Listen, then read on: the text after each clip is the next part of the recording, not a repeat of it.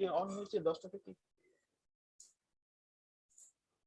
আচ্ছা হ্যাঁ আপনারটা একটু হ্যাঁ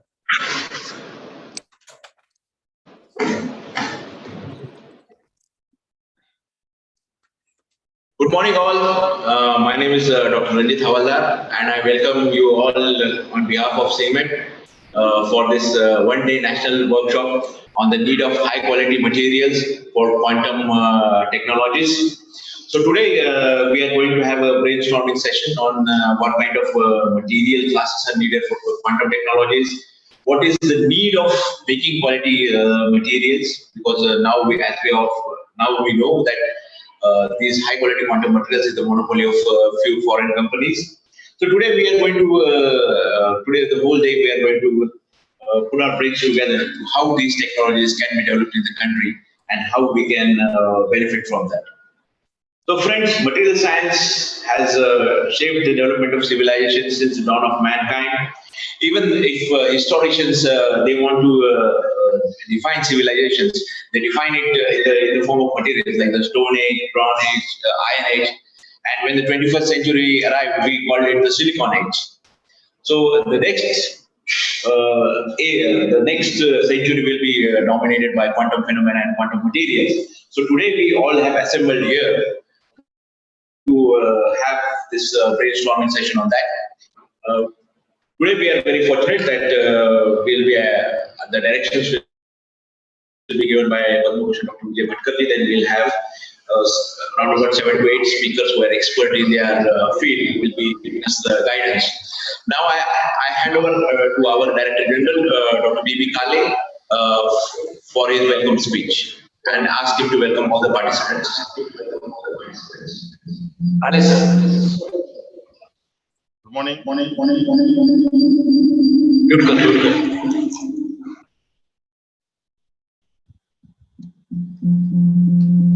Hello. Good morning. So good morning to all and welcome to all our speakers and some noise is coming around.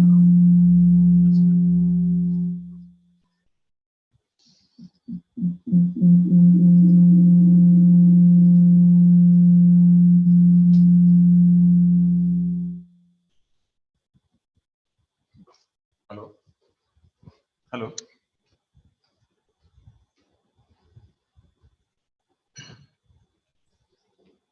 I think the noise is gone, sir. You can continue. Yeah. Okay. So I just welcome to all our speakers as well as our participants. Especially I welcome to today's our chief guest, Dr. Bhatkar sir, who is presently the Chancellor of Nalanda University. And everybody knows that who is behind the supercomputer of our Indian supercomputer research. He's always gives ideas about the materials to us, and he is always encouraging how these new materials can be utilized for many devices. And he also now involved in the Neutrino Energy program, and we have in collaboration with the Neutrino Energy Group in Germany and CMET. So he's helping now in this Neutrino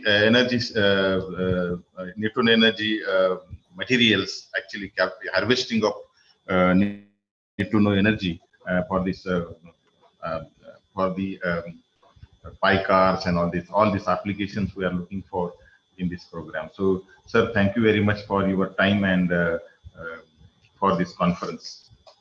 I also welcome our collaborator, Professor Animesh Jha, who is actually he's associated with CIMET last 30 years, and we had many projects together. Now, currently, our one project is going on Royal Society UK on water purification. Sir, welcome and thanks for your time, as well as our Dr. Sandeep is also welcome to Sandeep, because he is also available today and he has given time for these conferences. Then we have a very well-known speaker today, Professor Anil Kumar from IISc Bangalore, who is also looking after the MRI site activity, and he has given time for us. So thank you Anil Kumarji, Professor Anil Kumarji, for giving us the time.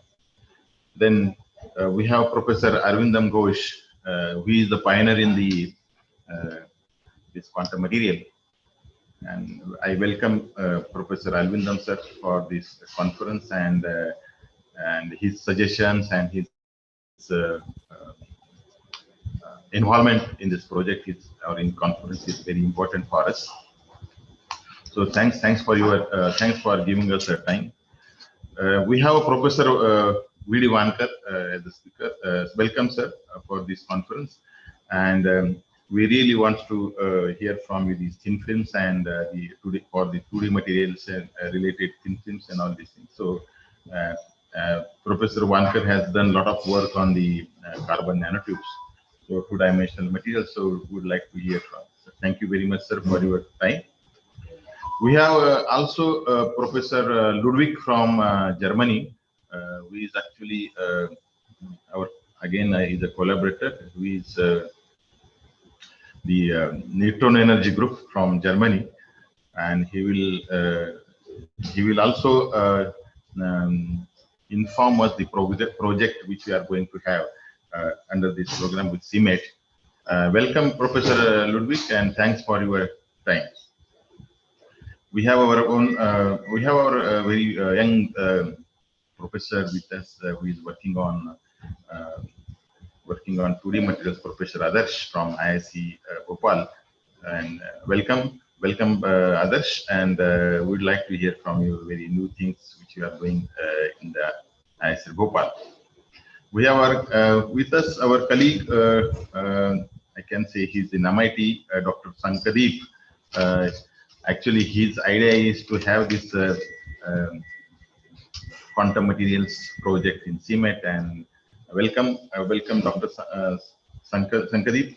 And I think your now today's program really will help us to formulate our proposal or direction to our activity of the quantum material. And thanks to all our participants we have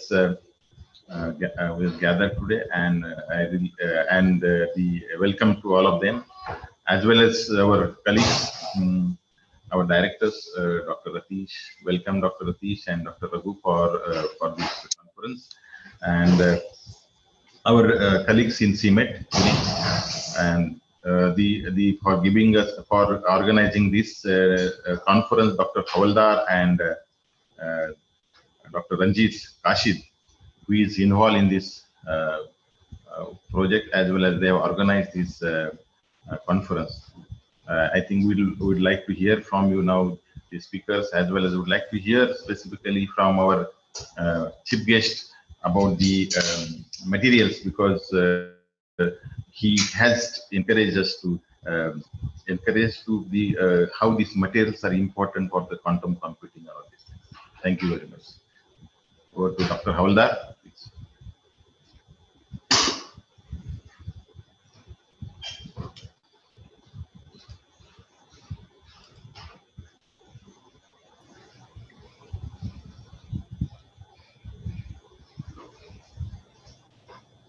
Dr. Havaldar?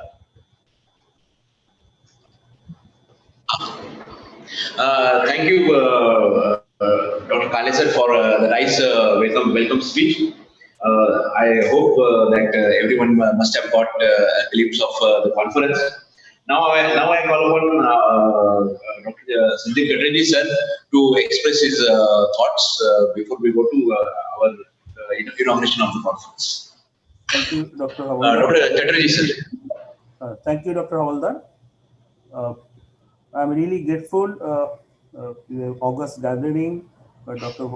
Bhatkar is there, Professor Jha is there, Professor Ghosh is there, and eminent experts from around the globe, my colleagues from CIMATS and METI. I'm very happy that CIMAT has organized this workshop or interactive webinar for a very important subjects, because we are talking about quantum computing. So if you can initiate from the material side of it, so our ministry is interested to create the entire value chain in the country. So it has been entrusted to CIMAT to initiate work on quantum materials, and this quantum materials would be challenging topic, I should say. There are lots of research is still going on in different parts of the country. And our job has been assigned as to create some application or develop some product on this metal. I know this is very challenging job. But we are very hopeful, because if you see the research in our country, for last 3 decades, we have created a good infrastructure in various research laboratories and academic institutes. Of course, we are now interested to create actually capability along with the startup. This change has come from last 2-3 years. We have been directed to involve startup company initiation of the project itself, so that we should have a different type of commercial and business idea around the research. Of course, I know the challenging subjects is will be difficult, but the culture of introducing startup at the beginning will definitely help. Otherwise, we may have developed many products in last 3-4 decades, but commercialization is a real challenge. So I'll be very happy to listen first, because I'm a person from materials, but I'm not an expert on this subject. So, and I'll be happy that CIMAT team can inculcate some of the good thoughts, will be sharing by experts around the globe, and come out a proposal which should be implementable and which will be really helpful for our country to kickstart such a emerging area. So thank you very much for organizing the this conference. Over to Dr. Havaldar. Thank you, Chatterjee sir, for your thoughts. And from CIMAT, I assure you that we'll definitely try to implement this program in CIMAT. Now let me take the privilege of introducing today's guest, Dr. Vijay Bhatkar. Dr. Vijay Bhatkar sir is one of the most acclaimed and internationally acknowledged scientists of India. He is Chancellor of the Nalanda University. Before that, he was the Chairman of Governors of IIT Delhi from 2012 to 2017. He is best known as the architect of the National Initiative on Supercomputing, which led to the development of India's first supercomputer, Param, in 1990, under the technological denial regime. Currently, he is steering the National Supercomputing Mission on developing exascale architecture for supercomputers. Dr. Bhatkar is widely known for bringing ICT to the masses through the wide range of path-breaking initiatives, such as the most celebrated GIST multilingual technology covering 22 official Indian languages with 10 diverse scripts that has dissolved the language barrier on computers once for all. MKCL's computer literacy program that a world mark by creating 10 million computer literates within a decade. Education to Home ETH initiative for bringing benefits of ICT to school education. In 1980, Dr. Bhatkar substantially contributed to the ushering electronics revolution in India. He is also credited with the creation of several national research labs and institutions, notably most among them being CDAC, ER&DC Trivandrum, Triple ITK, Technopark, MKCL, I2 IT, ETH Research Lab, and Multiversity. Dr. Bhatkar has served as a member of the Scientific Advisory Committee to the Prime Minister, member of the Governing Council of CSIR, and a member of the IT Task Force constituted by the Prime Minister in 1998. He has served as the chairman of E-Governance Committee of Maharashtra and Goa. Dr. Bhatkar sir has authored and edited over 12 books and 80 technical and research papers. Dr. Bhatkar has been conferred by many awards like the Krishi Bharat Ratna Award in 2017, the Padma Bhushan Award in 2015, the Padma Shri Award in 2000, the Maharashtra Bhushan Award in 2000, and a list of his humongous achievements. And if you decide to go by it, I think it will take more than 1 hour to tell you all about it. So may I now request Dr. Bhatkar sir to inaugurate this conference and deliver his talk.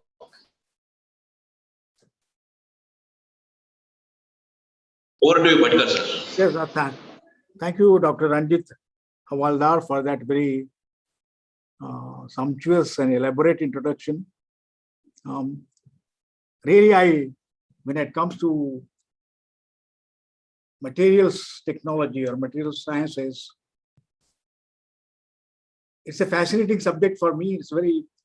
I can realize one thing. I like the very introduction Dr. Havaldar made, that the progress of the humanity for several millennia had really depended upon, if you go to the root level, on the materials that were made available to us. Many of the materials, as we know, have not naturally come from our planet. They have come from other planets, other stars, and we really owe to the entire universe, or the planets and stars around us, to have this progress. And that's why I think it was rightly said that when we are talking of different ages of civilizations like Iron Age or Copper Age or Bronze Age, I think we are identified first ourselves with the materials. So the civilizations are dependent upon the availability of materials. Such is the importance of materials. If we really look at ourselves, I remember in the field of electronics, and our laboratory here, CMAT laboratory, was created if we are to develop electronics really, from the root level, and we talk about Atmanirbhar Bharat, this one kind of thing. It is going to depend on really the availability of materials which will be required for the electronics technology, which are required and which will be required in the future. Today's workshop, we are talking about quantum materials for quantum technologies. And Dr. Havaldar rightly said, and we have been discussing with Dr. Khare on this, that if you have to make progress in future progress in electronics, like quantum computing is one application which we are thinking of. And right in this, next to this laboratory, there is now the CDAC laboratory, Center for Development of Advanced Computing, which is engaged in development of next generation computers. And the next generation computers, we are talking about quantum computers. Today in this laboratory, next to us, sitting here, we can see there, sometimes we can visit there, and we are also collaborating. I think it is going to depend upon now future thing on the quantum technologies. And we are talking about quantum computers. will take us next generation. I think today we are talking about now, we are trying to define the next mission of CDAC, particularly the supercomputing mission. And we came to conclusion, almost like came to conclusion, that next generation computers will be largely, perhaps would be and quantum computers, and we must understand quantum technologies. And we are talking about developing these computers, then we must understand quantum materials. What are these quantum materials? Where do we get them? How do you involve them? How do you get an entire value chain on these quantum materials to develop quantum systems, which will then create quantum computers of tomorrow? Not only quantum computers at every level, including sensing, including the communication, and of course the quantum chips which will be required. So such is the importance, and that's why I think I'm grateful to Dr. Kai for inviting me. I told him that we are all getting, and I'm very happy that involvement of such new workshops, introduce a lot of young people to new technologies, which would have not been possible otherwise. Even for a person like me, we're just getting introduced to what are the quantum materials. We are learning that process, and we are now, and today the challenge is not that you can learn step by step and then go on like we have done in the area of electronics. I remember in the 60s and 70s, when it started, 60s, when the Bhabha Committee report was first written at the initiative of Dr. Bhabha, how we should develop electronics in our country. And that report is really, even at that time, we were talking about in a very integrated manner, from materials to supercomputers, in an integrated manner. And when I look back that report, I think I see what was the vision at that time and how we have progressed. I think that vision has led us to several initiatives that we had not imagined before.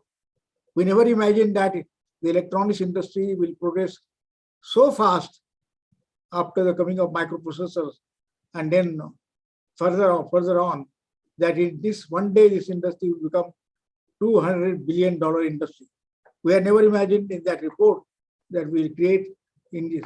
That's the largest contribution I think we have created in amongst all the technologies, that we have created such a large industry, such large employment, such large possibilities, and we are talking about it. It is in this context we are talking about the emerging technology of quantum systems, quantum computers, which will, I think, completely transform what is electronics today. I think we are understanding some of the things which are before us. And CIMET has taken the right step. I think he's been working on quantum dots and quantum materials, and now taking a major step to come out with the next generation system which will be required. I'll request Dr. Kare and some of the many distinguished people whose names, not all names I know, but I know that some very distinguished people have come for this one-day workshop here. But I think this is an area of great collaboration. Many of the labs must work together because they are interdisciplinary systems. I think it's not that one lab can work on that. Like in materials technology, CIMET is taking the lead, and I'm very happy about it. And we'll be making some major, I hope, I'm looking forward to some major breakthroughs. When we are developing next generation computers, we are talking about technologies that are a few nanometers semiconductor technologies. I remember we started from micrometers and we have come to nano scale technologies right here, right in this laboratory. I remember the early days when CIMET was being conceived. Dr. H.J. Patil and Dr. Phadke and a lot of people, initially people who were involved with a lot of far-sightedness. And slowly and steadily, we try to know this from scratch. I think today CIMET is we have seen, we have participated, our secretary has addressed, and many of the distinguished people have addressed how CIMET has made, I think, a quantum progress in this field. And you see that it's a quantum progress because it has been slow and steady, and and a lot of effort from the initial people, initial teams, but suddenly we seem to make some progress in electronics. And we are talking about today going to 3 nanometer technologies, which we had not imagined that it will be possible for us to. And today we are trying to incorporate, but the question will be not just incorporate those devices, but actually build those devices. I think that is the challenge. And this was visualized by even Dr. Bhava, that will not only develop systems, will not only replicate what has been done earlier, but we'll have to make breakthroughs, and fundamental breakthrough as a materials level was even recognized at that time. And I remember one of the chapters being devoted to electronic materials. And that chapter and that initial vision has translated into CMET, a laboratory called CMET, Center for Electronic Materials Technology. And we are sitting here because of that. There are so many parts. This is one technology I'm looking forward to. Is of course the next generation thing will have to be quantum materials based, quantum devices based, and which we'll have to learn. On higher level, in CDAC, we started from understanding the quantum technology itself, quantum materials itself, and how they can be used to build next generation systems. Systems level, I think we already started on simulators and actually building systems, but the foundation, the building blocks are going to be quantum materials, and which we have to understand. And here we are recognizing every stage now that the major breakthroughs will come out of fundamental breakthroughs and understanding the structure of these materials, the properties of these materials, the kind of amazing behavior they exhibit. And here we have to understand it. So I think there are a lot of young people who are invited for this workshop, who are participating in the workshop. And I think our thing is, of course, the veterans and the senior people will should guide and think. But we have to depend on young people, because they have to absorb these technologies, and they are never before we had seen these kind of behaviors in materials. I think what we are looking at now is one. So they will have to contribute enormously. I'm very happy that a lot of PhD CMET has become a laboratory where a lot of young minds who are doing their PhDs are exploring these new fields. I've seen in supercomputing that why young people are required in supercomputing or in software development. Why India has made such progress? Because it could attracted, and I think we started creating new generation manpower. I remember people could not even define what software was when we began. I think what is IT? The word IT was, I think, coined at that time. I think from that, learning the very terms to now technology to the systems, and we are recognized as of some way a superpower in the information technology game. But now the time has come to make major fundamental breakthroughs. Software we understood. We are writing software for the world. Software for most of the major world companies are depending on India's software development. So that was thing. But now we have to go at the fundamental level. What we are talking when we are talking about Atmanirbhar Bharat, that we have to develop the materials. Here I want to tell that our founder, Mr. KPP Nambiar, who was the chairman when I was in Trivandrum of Keltron, and of course who started electronics some way, must be credited with actually, he insisted that we must develop this technology, not only at the system level, we know how to use them or how to apply them, but at a very fundamental level. I remember how the initial materials were created in Trivandrum level, ERNDC, which is now CDAC, called CDAC thing, because we started at fundamental level. He insisted that, no, you have to make it. We didn't know anything. Things like that, these materials, you will have to make them, whether they are capacitors, whether they are inductors, whether they are any resistors, they were fundamentally actually made from the materials which were available at that time. And slowly we made progress in the field of electronics, but much remains to be done. I remember how we were ahead in some time back at that time ahead of Korea, because I was comparing Korea, because Korea had come for collaborations. This one from Keltron or ERNDC Trivandrum, that we want to understand how this is being developed. How are you doing it like this kind of thing? So they really went on that path, and we know rest is history, how Korea has made tremendous progress in this. I'm just referring to Korea's case, because they had come to get technology from us. And such was the vision that we could make those things available to them, and we exported at that time. So I think in this context, we have to understand that there are major breakthroughs to be made, and that the nation which will address the challenge of really building materials technologies from fundamental level, from very beginning, that will dominate, I think, the future progress. We have seen that happening. We don't have all the materials. I think many of the materials are not available to India. China has laid significant stress, and they have abundance available, in a sense, very noble materials, I think, which are not there with us. But then we'll have to find ways and means how to collaborate, how to go ahead. It is in this context Dr. Kale referred to, and we are collaborating with other countries who are ready to work with us, like Germany. For example, we are talking of electrical vehicles. EV technology is not going to depend upon the current technology for mobility. They are going to be next generation technology is a materials technology, is a chemistry.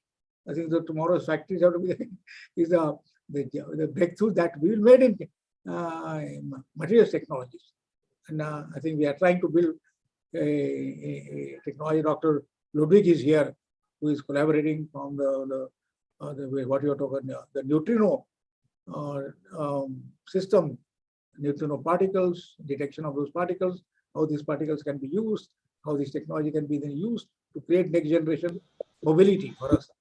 So such is the major break, such is the possibilities in this field, and I'm very happy. For me, it's an opportunity to learn, to participate. Dr. Kale on such thing is that what are quantum materials, what are quantum technologies, what are the challenges there, and it's also a great opportunity for collaborate. I know that we cannot develop quantum computing without understanding the foundations of this one, and then of course building the systems around it. I appeal for strong collaboration between CMET and CDAC, and of course there are many other laboratories which are involved to take forward these breakthroughs, so that we have now that I always argue that it is now no more the game of one nation. So many nations will have to collaborate. If somebody believes that one nation can progress like we did earlier and had to dominance, whether it's Russia or the US or other countries, tomorrow we'll have to collaborate across the world to make these breakthroughs. I think we were the other day reading the neutrinos, the whole project, how it's been. 26 labs will have to come together to take this technology forward, only at detection level. Then, so we have to get ready for these collaborations across the world, and there's a great opportunity for young people, because only young people can learn faster, and they should be involved, and they should have very ambitious. We should think of not only, I think we are to think very big way, like Dr. Bhabha thought at that time to build the nuclear reactors, or Sarabhai thought of building rockets and missiles, and Dr. APJ Abdul Kalam. And we could actually build, when we imagined, we could actually build such systems in a very short time. And we have seen that how breakthroughs we have made, that what other advanced nations could not achieve, we have achieved. Particularly, we have seen in nuclear and space technology, and also in information technology and other areas. Kind of thing. So I will appeal for through this workshop that let us think, let us take these challenges which are never taken before. And I know that kind of thing. The secretary the other day was here. He was speaking to us on some workshop like this, and he was very happy that in a very short time, CMET has made a significant progress in a very short money, and the very, very scarce resources which are given to this CMET has shown results in, I think, and this is very encouraging. And particularly, I'm very encouraging because these changes can be as the game changers for us. So CMET can play a game-changing role, like IT has played. The materials can play a game-changing role, because there are many challenges here. So I thank you very much, and I think I'm very happy about the FABs. It's a good. Such workshops will show, create a direction, and enforce, or not enforce, but put together different laboratories which are never worked, which are not worked so far together, and make some breakthroughs, which will be direction changing for not only for India but also for the world. So thank you, Dr. Kari, for inviting. Thank you all the people who are involved in shaping this workshop, which will show us new direction and bring a new hope for our field and our nation. Thank you so much. Thank you, Bhatkar sir, for your inspiring words, august suggestions, and your comments that we should collaborate with other labs, and we should take up these challenges and try to build up this new kind of material science, so that we realize the dream of Atmanirbhar Bharat. Thank you, sir. Thank you very much. So, all participants, now the conference is inaugurated by Bhatkar sir. Now let's begin the conference. So the first speaker for today is Dr. Ranjit Kashid, who has recently joined CMET, and he is going to speak on his experience of measurement of these kind of quantum devices that he has done. Dr. Kashid has done his PhD at the University of Pune. Then he was a postdoctoral, DS Kothari postdoctoral fellow at IISc Bangalore with Professor Arindam Ghosh. And then he went to NIST US, where he has done this on qubit measurements on silicon material. So Dr. Kashid will enlighten us what are the results, what are the hurdles, and how we can go about this program. So over to you, Dr. Ranjit Kashid. Yeah, thank you, Dr. Havaldar.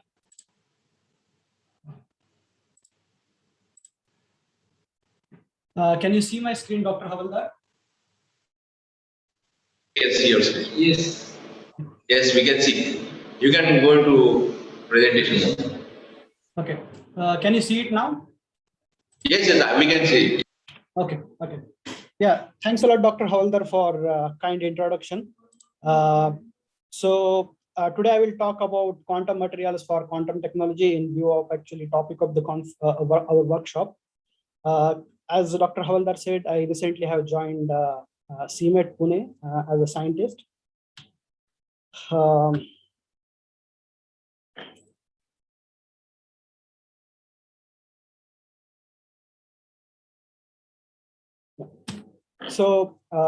This is outline of my talk. So there are actually two parts.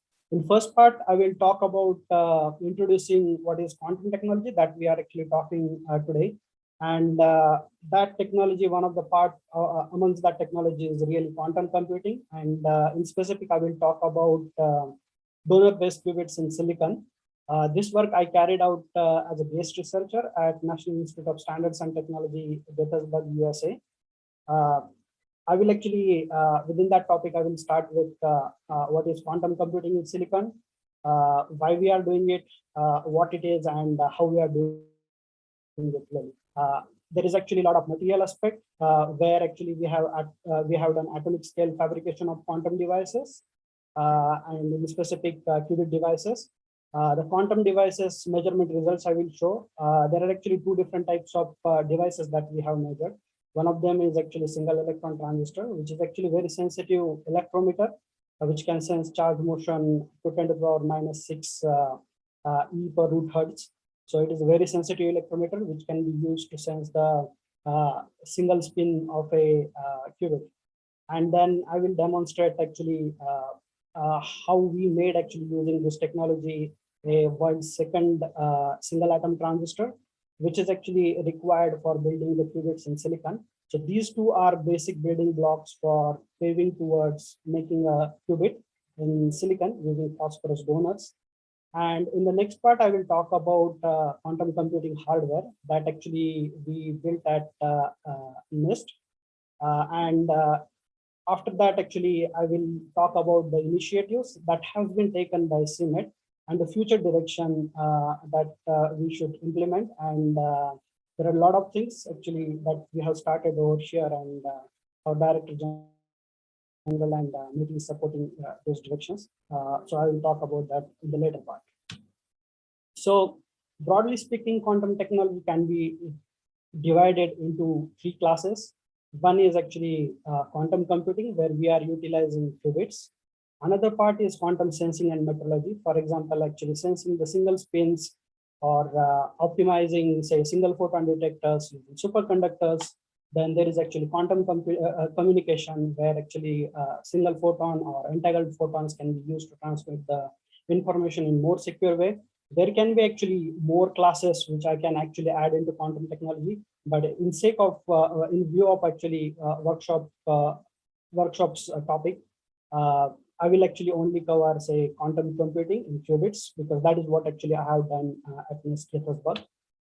So first question obviously arises, what is actually qubit and how it is different than a transistor? So in classical computer that we have actually, we have logic gates that are actually basically based on whether actually transistor is on or off, or in crude language, I can say whether in binary language, I can say actually whether it is 0 state or 1 state. Based on that, actually, we can build a logic gates. By using logic gates, we can perform operation, and by performing operation, we can scale up that for making computer or supercomputer. So that is actually sort of a nutshell of what transistor does in terms of our classical computers. But the bottleneck is actually now we are in the brink of technological revolution, that our gate oxide thicknesses are reducing.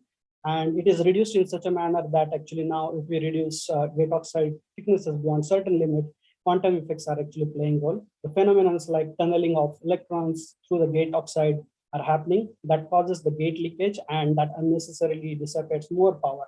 So that is actually sort of a technological bottleneck, and people are actually working on it. But the parallel aspect to that is actually, what if we have actually, instead of transistor, like say, which has actually zeros and 1 state, what if we have actually a whole plethora of state in between 0 and 1? But in order to implement that, we have to use quantum mechanics, because quantum mechanics have something like a concept which is called as a superposition concept. So what is superposition? Basically, if you have 0 state and 1 state, you can use actually this basis of 0 and 1 state and do a linear combination of them. And then actually you can have actually different states in between, which can be actually superposed states. That way, actually, we can increase number of available states that we can use for the computation. So this is how actually we can build up the computing power as well and do actually operations much faster, which are actually very difficult to do. Say, for example, in cryptography, we have RSA encryption, which is based on basically on the prime numbers. So solving such problems is actually difficult on quantum on classical computer, which takes actually multiple years actually if we decide to do that. There is a factorial problem. There is a famous traveling salesman problem. For example, if a traveling salesman wants to visit 30 different cities and get a proper business, then he has actually different number of factorial combinations that he has to do. Solving such problems are difficult on classical computers, but with quantum computers, actually, we can increase the computational power exponentially and we can solve these problems at much faster pace. That is the reason actually the big players like Google, Rigetti, IonQ, Intel, and there are actually many more startups and many more companies jumping into this business to make actually quantum computer into the reality. There are actually ongoing efforts. Actually, just a week back, I read news about Google making 127 qubit processor. So people are actually pushing this technology as much as they can. So next question is actually what we can use as a qubit. So I'm a physicist and a material scientist. So I can think about, say, using the polarization of photon, using electron spin state, or using nuclear spin state. So within the material context itself, we can have 3 different types of qubits. If we take a material, we can have electron spin, we can have nuclear spin, or we can have a charge. We can have a charge qubit itself. So all these we can actually make using materials itself. So within that domain, actually, there is a whole plethora of qubit materials that we can utilize. But I will actually restrict myself towards, say, semiconductor quantum dots. Within semiconductor quantum dots, we all know that technological giants like Intel and others, they have already years of actually R&D that has been done in silicon. So that is actually one of the effort community wants to push in terms of silicon, because there is already known processes for silicon. So within silicon, actually, there are different types of quantum dots that has been explored, like silicon germanium type quantum wells, where you can host the qubits. Then there is actually phosphorus in silicon. This is actually a beautiful system, because silicon, when you do phosphorus into silicon, you get one unpaired electron, and that electron is like a solid state hydrogen atom, which you can actually really utilize to do any spin manipulation in order to do quantum operations. Then there is actually whole qubit, which can be hosted in germanium, and then there is a gallium arsenide type systems. But the most gallium arsenide is actually one of the famous systems that physicists like for doing the experiment. But the main problem with the qubit is operation time. So in simple language, if I want to say, for doing an operation, we need to have actually something called coherence time that has to be actually as large as possible, so that I can do my operation in reasonable time manner. But what happens actually when we host actually qubit? So for example, we can host qubit of say phosphorus unpaired electron in silicon, and if silicon nuclear spin has nuclear spin is non-zero, then it actually interacts with the qubit itself and decoheres. So basically, it reduces the coherence time. The isotopic purification for say 4-6 is possible. It has actually stable isotopes with zero nuclear spins, but that is actually a problem with gallium arsenide type systems, that it doesn't have actually stable isotope with zero nuclear spin. So that is actually one of the reasons people are actually not pursuing in gallium arsenide, but still actually there are efforts going on in order to improve the coherence time in gallium arsenide, because there is always some chances that people think actually they can push. Then actually at NIST, we were working in phosphorus donors in silicon-based approach. So we were using something called hydrogen depassivation lithography, which can be done with STM in ultra-high vacuum conditions. And this effort is actually pursued by NIST. Before us, actually, UNSW Australia is one of the leading pioneer in this direction. And I would like to mention that there are only leaders in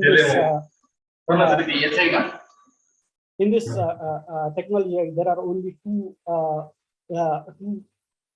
team players like NIST and UNSW who can successfully make this kind of devices. There is the Sandia National Laboratory, Xivex Laboratory, UCL. They are actually in collaboration with us, but they are not actually pursuing towards qubit. But Xivex is actually, we are helping us Xivex to do the industrial processing of these type of devices so that we can make it into reality. There is LPS also, which is actually pushing boron qubit type structures in the same direction. So these are actually some of the glimpses.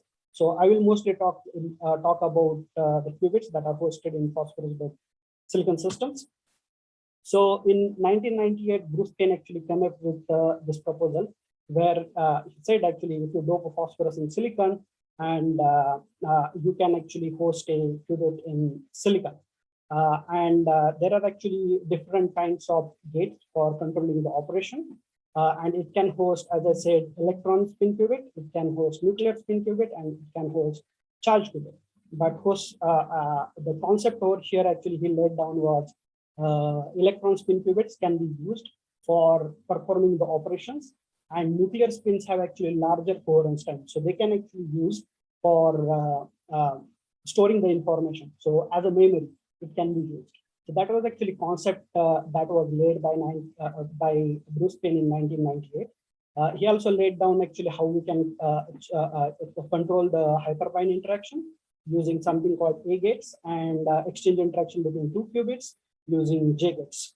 But if we really look into the details of quantum computing, I just talked about the material aspect and device aspect. There are actually really a lot of layers of quantum computing. It is not just device, material and devices.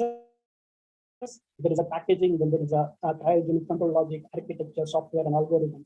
So it is not actually just, as Dr. Bhatkar has said, correctly mentioned, it is not just one man's job. It needs actually a lot of laboratories to contribute and work towards the goal. Like in UNSW, they have actually multiple universities coming together and pushing this technology ahead. And they have actually now companies that are actually aiming to build a quantum computer with silicon phosphorus type devices. I would like to mention that packaging is one of the first area of CMET, which really we can contribute.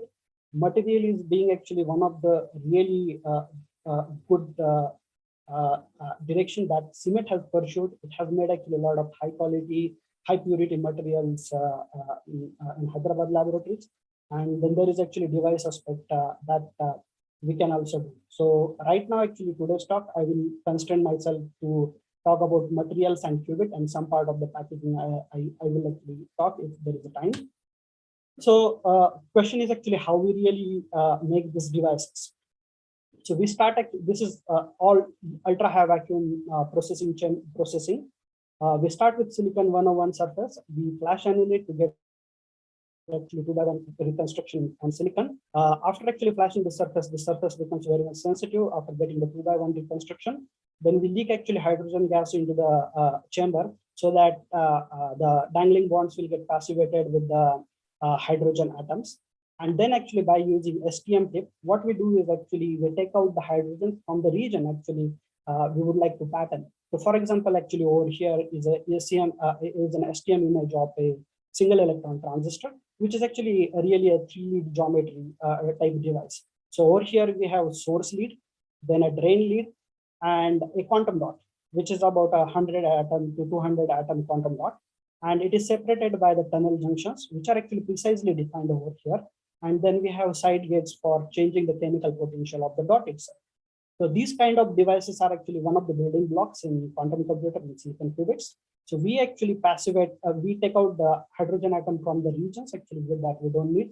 And then we leak actually phosphine gas into the chamber. So phosphine is actually very reactive even at the room temperature. So it gets absorbed on these sites.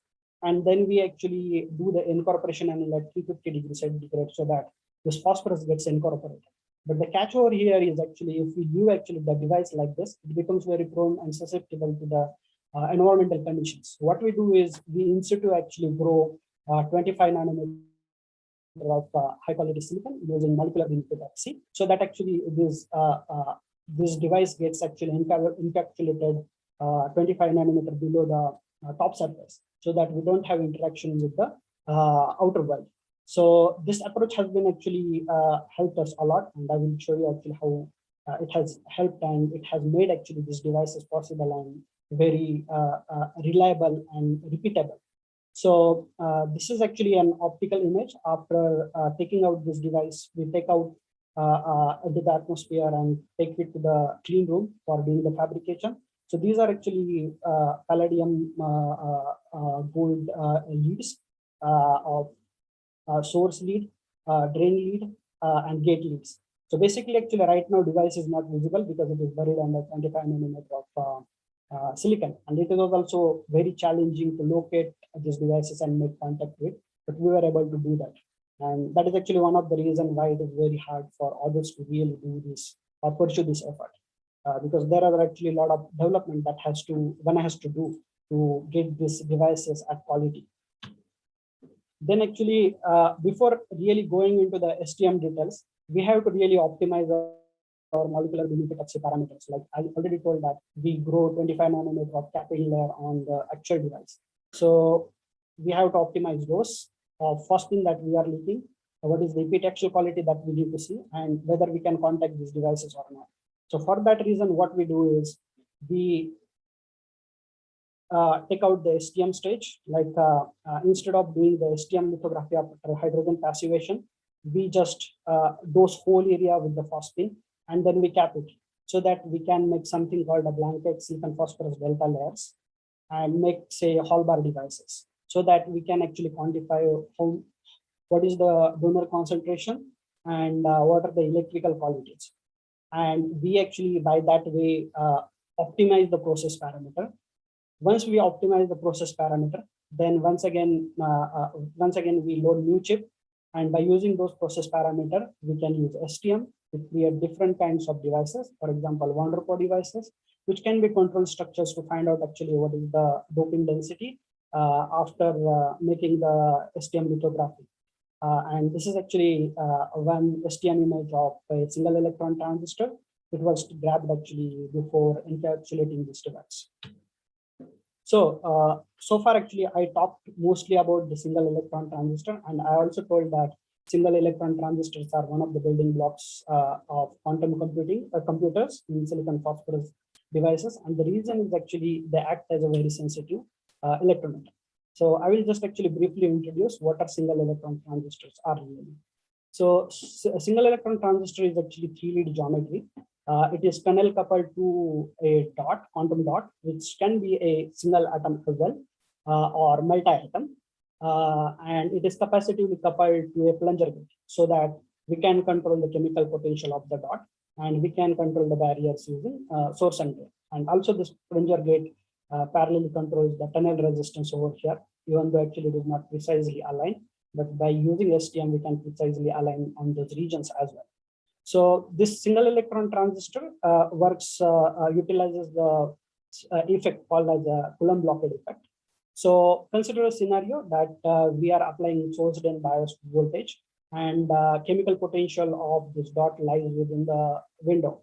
Then electrostatically, there is a favorable condition that electron will tunnel from source to dot and dot to drain. But the catch over here is actually, if you see, there is a tunnel barrier existing. So once actually electron tunnels over here, it actually loads the dot with an extra electron.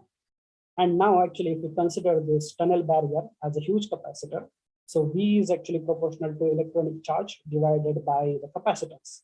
And in our case, actually, we are making this dot so small as possible that it has capacitance in the range of attofarads, 10 to the power minus 18 farads. So the capacitance reduces, so voltage built up increases.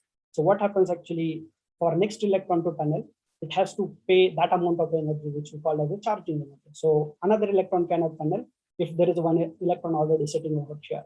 So that condition we call as a Coulomb blockade region. So if we repeat the same experiment at different source drain bias voltages as a function of gate voltage, which controls this chemical potential of the dot, we get actually something called charge stability diagram, and we get actually this diamond type of regions. The white region is where there is a tunneling is not allowed, and gray regions are the part where tunneling is allowed. And if I take actually line cut across this line, then we get actually something like this peak type behavior, where wherever there is a peak, there is actually tunneling is allowed. So electron can tunnel actually, and whenever it tunnels, actually it shows peak in the current as a function of gate voltage. This is all about, say, making a sensitive electrometer. But actually now we want to move towards making a qubit. So in order to host a qubit, we need actually single atom or few atoms, so that we can actually manipulate the spin state or nuclear spins of that atom. So what we do is we make actually single electron transistor over here, and then we tunnel coupled that to a few atom or single atom island, so that actually whenever the chemical potential of a SET, donor dot, and source drain leads are aligned, then actually there can be spin up or spin down electron that can be actually tunnel in presence of magnetic field on single electron transistor, and that way actually we can sense the motion of charge or motion of a spin state. And that is actually one of the logic that is being utilized so that we can do these experiments by sensing the spin and utilizing sensing the spin. So whenever actually there is this motion in electronically, what happens is this is a gate voltage as a gate voltage, which is actually on the side of SET, and gate voltage knob on the side of dot. We get actually this charge transition line or breaks in the charge transition line, so that we can do loading and unloading of electron across the region. So we made actually this kind of single electron transistors, and as I shown actually the schematic diagram over here, we are able to actually reproduce the charge stability diagram, and we get actually very clean diamond features over here. And the charging energy is something actually electron has to pay if it has to tunnel on the quantum dot. So that is about 13 milli-electron volt. So that is the reason actually we can measure these devices even at 4 Kelvin and this current measurements are done at 10 millikelvin, but we can actually do these measurements at 4 Kelvin as well. And I will show you. But the next question comes is actually how much stable is device before really using it as a qubit, actually how much stable these devices are. So what we did is actually we swept the gate voltage over the period of time so that we have actually repeated Coulomb blockade oscillations, and we actually tracked down the peak position so that to find out actually how much stable they are. And what we have found is actually they are very much comparable in terms of charge motion, like how much actually it is deviating from the initial point. And we found it actually it is very much comparable to all silicon-based gate-defined quantum dots. It's very much comparable. So we decided at this point that we can use this as a qubit. But the question comes is actually why they are this much stable. So in order to actually find that out, what we did is we did actually transmission electron microscopy studies. Here is actually a overgrowth on silicon substrate, which doesn't have phosphorus layer. So we can clearly see the quality of epitaxy. Then actually what we did is we actually take SEM, transmission electron microscopy of a delta layer. And we can clearly see there is actually 25 nanometer of epitaxial layer on top of it. So quality of interface is really good. And second thing, as I mentioned, actually, these devices are very much isolated from the environment by the capping layer itself. That is one of the reasons why these devices are so much stable. But the next task actually we had was, as I said, actually, we have now a very sensitive electrometer, but we need to couple a qubit device that can be a single atom or multi-atom device that should be coupled to our single electron transistor. So the question is actually, can we make a single atomic device or can we make a Q atom device? And with STM, actually, it was proposed that yes, we can make this kind of devices. So we actually gave a try. Theoretically, it has been proposed that in order to incorporate one single phosphorus donor into the silicon lattice, we need to actually take out hydrogen from 3 dimer patches so that we can incorporate one single phosphorus atom. We did that lithography and incorporated phosphorus, but at that time we were blank that whether actually it is single atom or not, because it was actually first this kind of experiment that we did. But in order to actually verify actually whether it is a single atom or not, we decided to actually just simply put a leads to this device and really measure it. The charge stability diagram is actually shown over here. And I would like to actually mention over here that this is actually source band bias as a function of gate voltage. And once again, we see these diamonds over here. The ionization potential of phosphorus donor in silicon is about 50 MeV, 50 millielectron volt. So when we actually did this measurement, we found out actually that the charging energy of this device is about close to 50 millielectron volt. We did this measurement at 7 Kelvin. And there are actually these notations, D plus, D0, and D minus. What it really means is D0 is a charge neutral state, D minus has actually extra negatively charged electron state, and D plus is fully depleted state. So I can clearly say that we have actually single atom transistor, which has charging energy close to the ionization potential of single atom. We can actually deplete this device clearly because we don't see any other transition in this side of the region. And the beauty of this device is actually this has been measured at 7 Kelvin, provided the fact that it has so humongous charging energy. And that is actually one of the reason that people are also interested in silicon, because there is a possibility of hosting hot qubits. That means superconductors needs actually temperatures lower than 100 millikelvins. But in silicon, actually, even if you elevate temperature, still you can host qubit.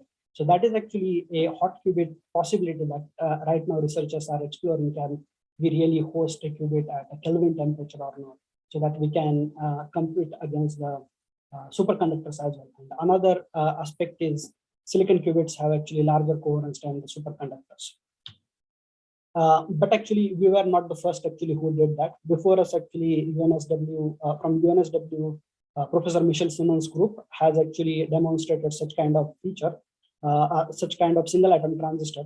But after her, actually, no one was able to reproduce this. But we were able to actually reproduce such kind of single atom transistor. And till date, actually, we are only 2 groups who can do STM lithography at such precise length scale, which is actually atomic scale doping. So next target was actually, question is actually, that is fine, like we created actually single atom, we created single electron transistor, but how nicely we can control these tunnel gaps. So what we did is we did actually several sets of single electron transistor by varying the tunnel gap between single electron, between drain lead and a quantum dot. And what we found is the tunnel resistance as a function of gap distance is plotted over here. We found actually the exponential dependence, which is actually the red and green dots over here are actually experimental tunnel resistances that are actually extracted from charge stability diagram. And we actually simply did a WKB fit, which is actually a reasonable fit, not actually very great fit, but we are actually able to model this really, or really see that behavior, exponential behavior, when we vary the tunnel gap distance. So after doing this experiment, actually, we were in the confidence that we can actually really vary the coupling between the drain lead and the dot from strong region to the weak coupling region. And this is actually one of the important parameter, because one of the parameter that we are actually we need is what is the tunnel time between a hosted qubit to single electron transistor. That time is very crucial, because that decides actually how much fast operations we can do based on that. And it should be actually within the experimental parameter space, so that based on the instrumentation that we have, we need to actually, we should be able to do that. If it is too fast, then it is a problem. If it is too slow, then it is a problem. So we have to be in optimal region. That's why actually the optimization of tunnel gap is very so much crucial. But we were actually able to also demonstrate that we can actually control that using STM lithography. So this work was actually carried out. This is actually our group effort. This was led by Professor Richard Silver. Over here is actually my senior colleague, Dr. Pradeep Namboodir, who actually leads the nanofabrication part of it. These are actually STM fabrication leads, and I was mostly looking at cryogenic measurement and growth of MBE. We utilize actually dilution freeze of Zimmerman. He is also collaborator, and we have Kerry lead Garnet Brand. And we have also effort of growing silicon 28, which is done by George Pomeroy. So that efforts are also done at NIST. So this is what actually I really did at NIST. But this is all pushing the quantum dots, using the quantum dots for doing the quantum technology. Here at CMET, actually, we have, as I said, actually, we have a lot of material expertise, and we can grow very high quality quantum dots. For example, actually, there was actually a project with ISRO where we needed to provide them glass, which has actually precise optical cutoff filters. And Dr. Kali's lab actually was able to grow CDS quantum dots, CDSE quantum dots, and embedded them in the glass matrix itself, which actually this technology is ready for the transfer. They also did actually Bi2SE3 quantum dots, which were embedded in the glass matrix itself. And this has actually a lot of proposed applications are there in terms of optical current sensors, optical isolators for laser machining.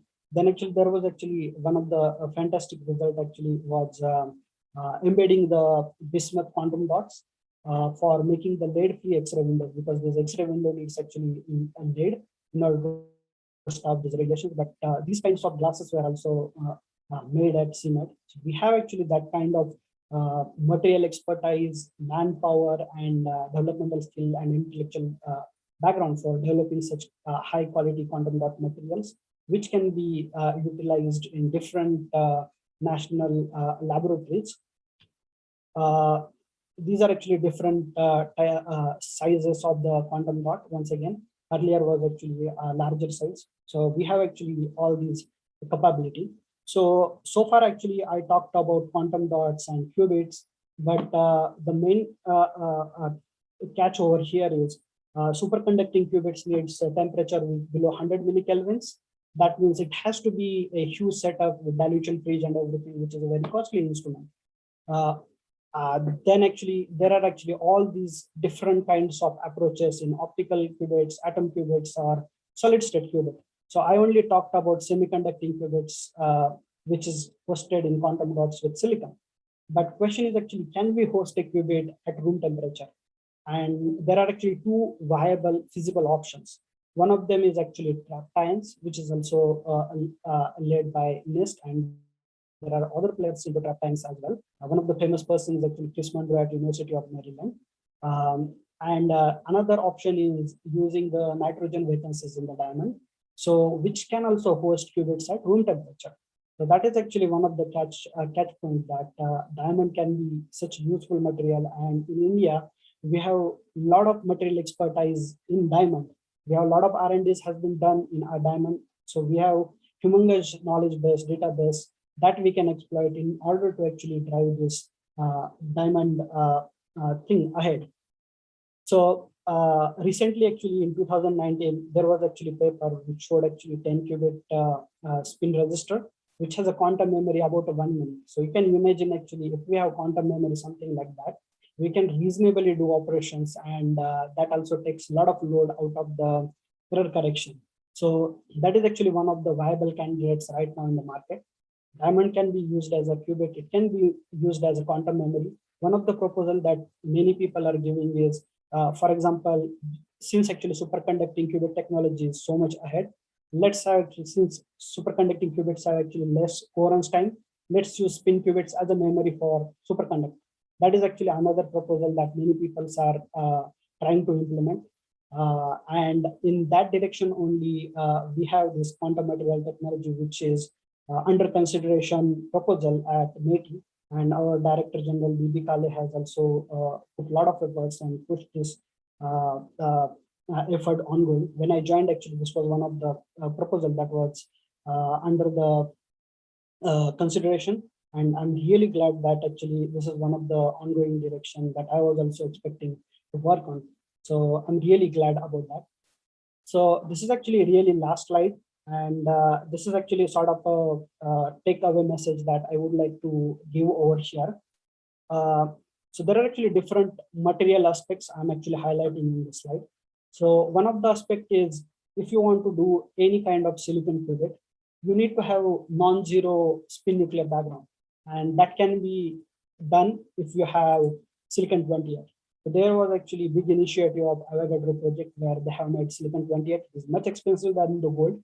But thing is actually, there is a community who makes silicon-28, but whether it will be available for us to make it or not is a question.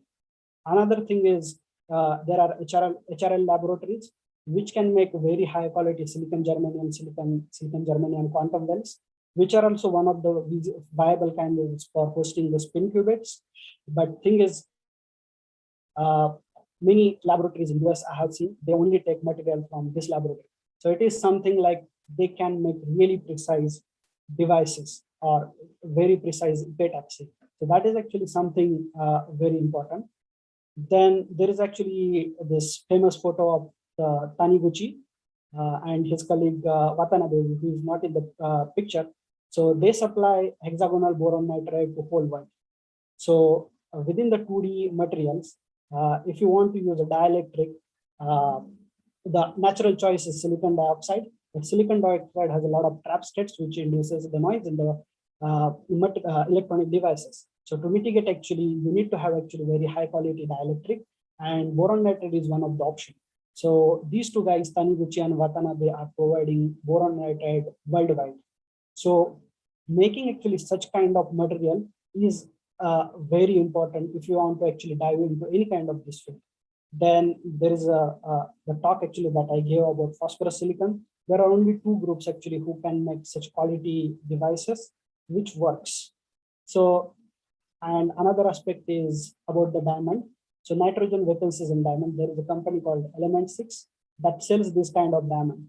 But if we look at the silicon chip shortage and other issues, there will be time when actually we should really learn from the history that as we had actually denial of supercomputer back in 80s, there can be one more anecdote we might get actually. If we don't have material, we can't really make good quantum technology even. So material is really the basis. We have to put a lot of time and a lot of effort in order to build the material aspect of it. And I just would like to actually stop my talk by just giving one more example.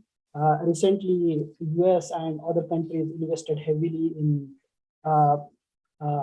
development of vaccine, and they were the first countries who received the dose, and the other countries did not receive the dose because they never invested in it. So the first come first serve, actually they get more.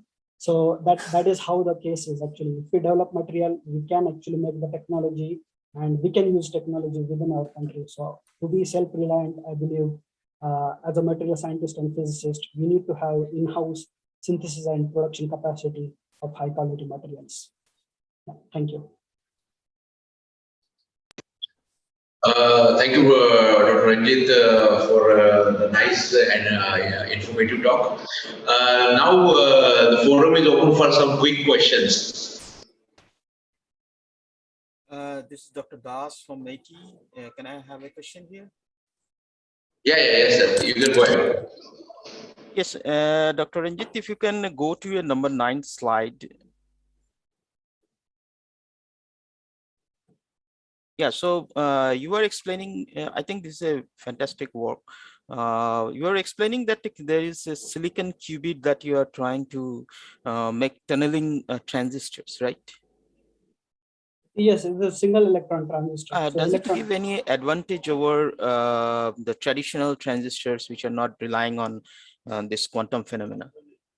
Oh, okay. So as I explained, actually, our traditional silicon transistors, the gate oxide, in order to make actually them faster and speeder, we have to reduce the gate oxide thickness, which is actually putting the quantum effects into the picture. That is one thing. And second thing is here in the single electron transistors, as I said, we can really control the motion of electron to a single electron state. Once you have that control, you can actually, you have actually control over the operation itself. So that gives actually much more leverage than our traditional silicon transistor. Yes, I was looking for any thermal advantage it provides as compared to 3 nanometer node technologies. Could you please repeat that question again, sir? I was looking for any thermal advantage it provides as compared to 3 nanometer nodes. Yeah, maybe actually that part, I'm not actually very much, I don't know how to address that question. Okay, fine. So any plan for the future? Can you take it? I think this is TRL1, you're prototyping. So any plan to take it to the TRL4 or 6 and beyond at this moment? Yeah, we are actually, as I said, actually, we are pushing towards quantum technology in diamond right now, because that we can host at a room temperature. And that is actually one direction that we would like to actually pursue, because for silicon, you need to have dilution fridge, you need to have 100 millikelvin temperature, which is technologically a bit challenging right now. Okay, so in order to go to a higher TRL, you need to bring it to higher temperature. Could you please elaborate what is TRL? Technology readiness levels. Okay. Right. So you're saying that in order to take it to a higher technology, you need to take that phenomena and demonstrate at a higher temperatures. Yes, that's correct. Okay. That's correct. Is it viable? Because if you add thermal energy, your transport will be still be the same?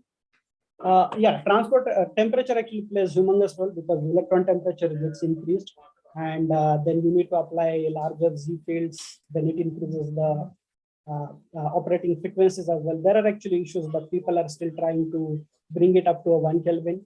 Up to 1 Kelvin, it is fine, but beyond that, it's actually a bit of a problem. It's difficult to implement. Right. Anyway, thank you. Thank you. Any more questions, Dr. Ratish, Dr. Raghu, sir?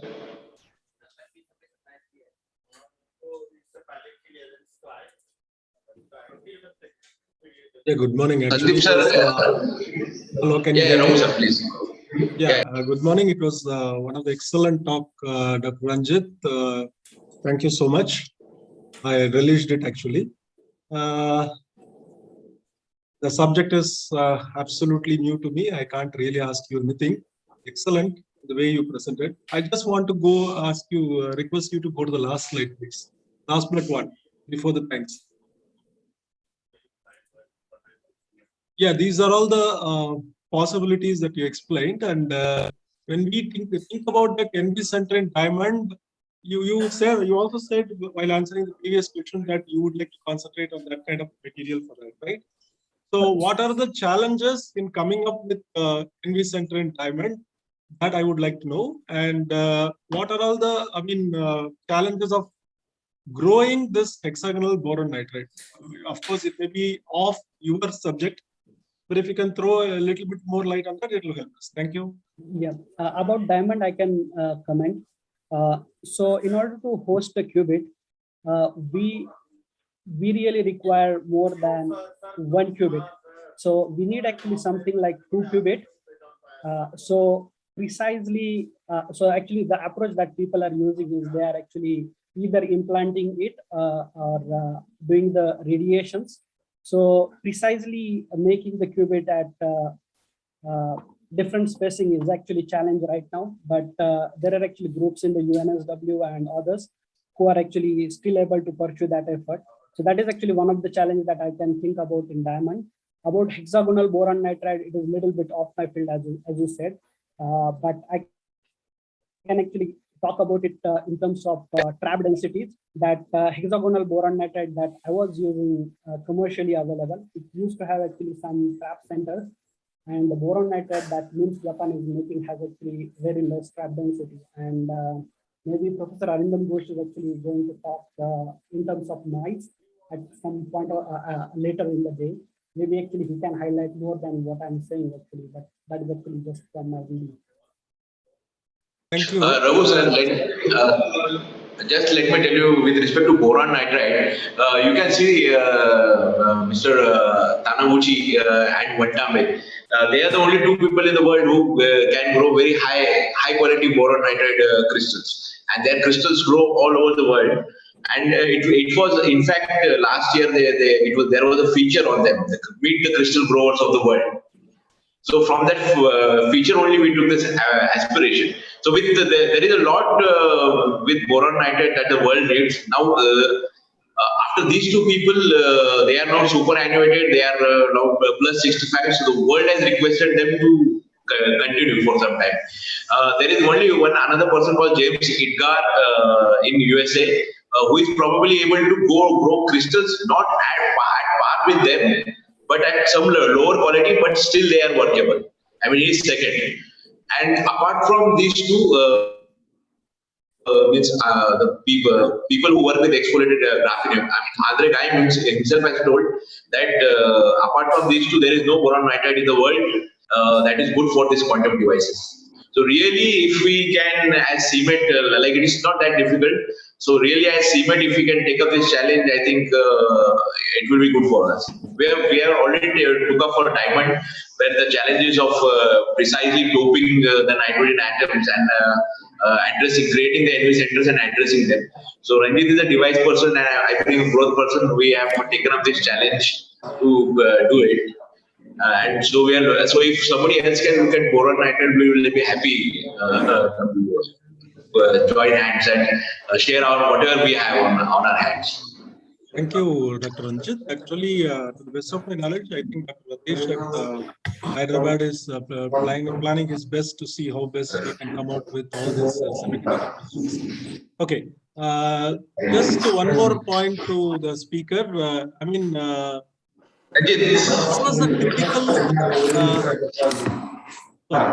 what was a critical challenge that you faced in coming out with this silicon phosphide based phosphorus based device? Can you highlight that point? Yeah, it's actually one of the critical bottleneck is STM lithography itself.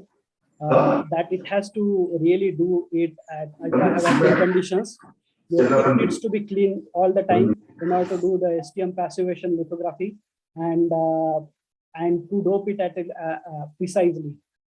Getting actually cleaner device is very difficult if STM kits are actually unreliable, and still it is a really open question. Like many times we make a device and it doesn't work because we had actually bad fit. So making this device is actually that way very challenging.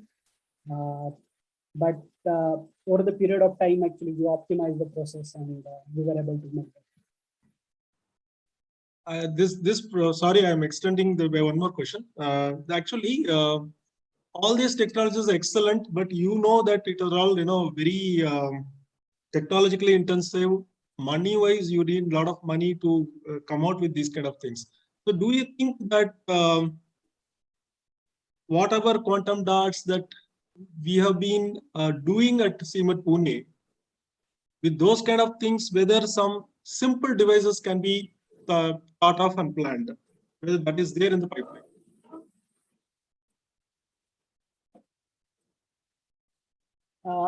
Maybe actually I need to actually a little bit explore more about what has been done in the more context. But it needs to be have actually extremely clean quantum dots that we can put leads around it, and it should be scalable. That are actually something challenging. Thank you. Sorry, I've taken too much time. Yeah, so I'm Ratish here. Dr. Ranjit, thank you so much for the excellent or scintillating lecture. You know that we at CMET Hyderabad, we are working on many semiconductor materials, right from silicon carbide. We have semi-insulating silicon carbide wafers. We are also into semiconductor materials like germanium, gallium, and all. Definitely, we'll try to support you with the necessary materials requirement, as Dr. Raghu was rightly pointed out. Definitely, we can think of boron nitride also. Very good, excellent lecture. Take it forward. All the very best wishes from our side. Thank you. Thanks a lot, sir.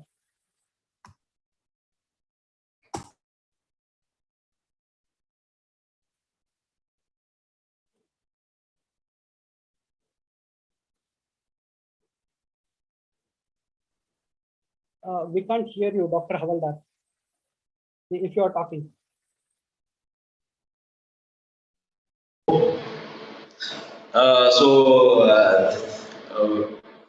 I thank the speaker for his very nice and scintillating lecture.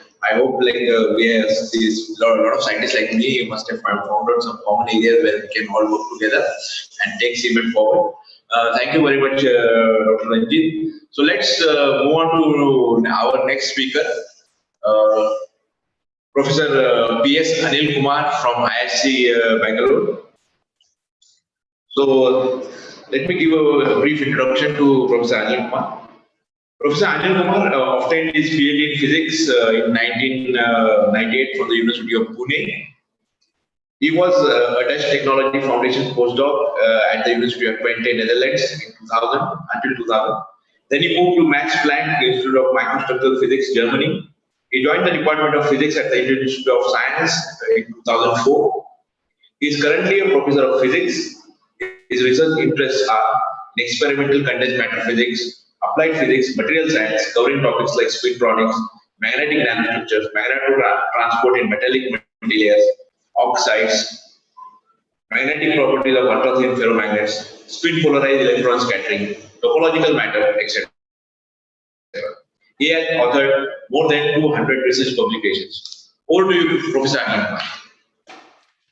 Thank you. Am I audible and my screen is visible? Yes, sir. Your audible and your screen is visible. Yeah, thank you. Thank you very much. Let me first thank Dr. Kale for inviting me here for this meeting. And, let me just start where Dr. Ranjit has stopped. He said that there is a need for an in-house synthesis and production of high quality material. And in this talk, I'm going to illustrate how we can grow good quality quantum materials and some of the associated physics along with that. So the title is Quantum Materials. So I will go into the details. And the work which I'm going to present here is depicted in some of these papers. And some of you know that I work on magnetism, spintronics, etc. So for the last 4 to 5 years, I started working in the area of quantum materials from a spintronics perspective. So our work in this quantum materials in this particular area is for the last 4 or 5 years, and these are some of the publications in this particular area of quantum materials. And this work is carried out by several PhD students, and 3 of them completed, and this person just submitted the thesis. And these are the 2 undergraduate students who did their bachelor's and master's project with me. And Abhinav is continuing for PhD. Dr. Ganeshan is my collaborator from the department. And the funding is predominantly from Nanomission of the Department of Science and Technology. And we also heavily use the National Nanofabrication Center supported by MIT at IISc. So let me just give a quick introduction to quantum materials for the people who are not in this area. So if you look for a definition of quantum materials in Wikipedia, this will cover almost every material in the condensed matter physics. So in that sense, it is not a restrictive one. But the more interesting things are the ones which shows exotic electronic properties due to the reduced dimensionality, quantum confinement, etc. So the materials in this particular class is graphene, which many of you are aware of. Then topological insulators is the one which I'm going to introduce to you today. Then we also work on wild semimetals, we work on spin liquids, etc. My group is not working on graphene, but the other 3 materials we are working on. And topological insulator is the one which I'm going to introduce to you, and I'm going to demonstrate how we can make devices out of topological insulators and how good these devices are. So what are topological insulators? So just an introduction. So topological insulator is a kind of a semiconductor which is insulating in the bulk and it is conducting at the surface. So it's a new kind of semiconductor. So for example, if I take a one way to demonstrate this is imagine, not exactly what I'm telling, but if you want to imagine how it is, you imagine that you take a wooden block, and then you cover with a copper foil. So you know that this wood is insulating and the copper foil which you cover is conducting. So that is 2 different materials I brought together to get a bulk, that means interior insulating and the surface conducting. But topological insulator is a material which is intrinsically in the bulk insulating and the surface is conducting.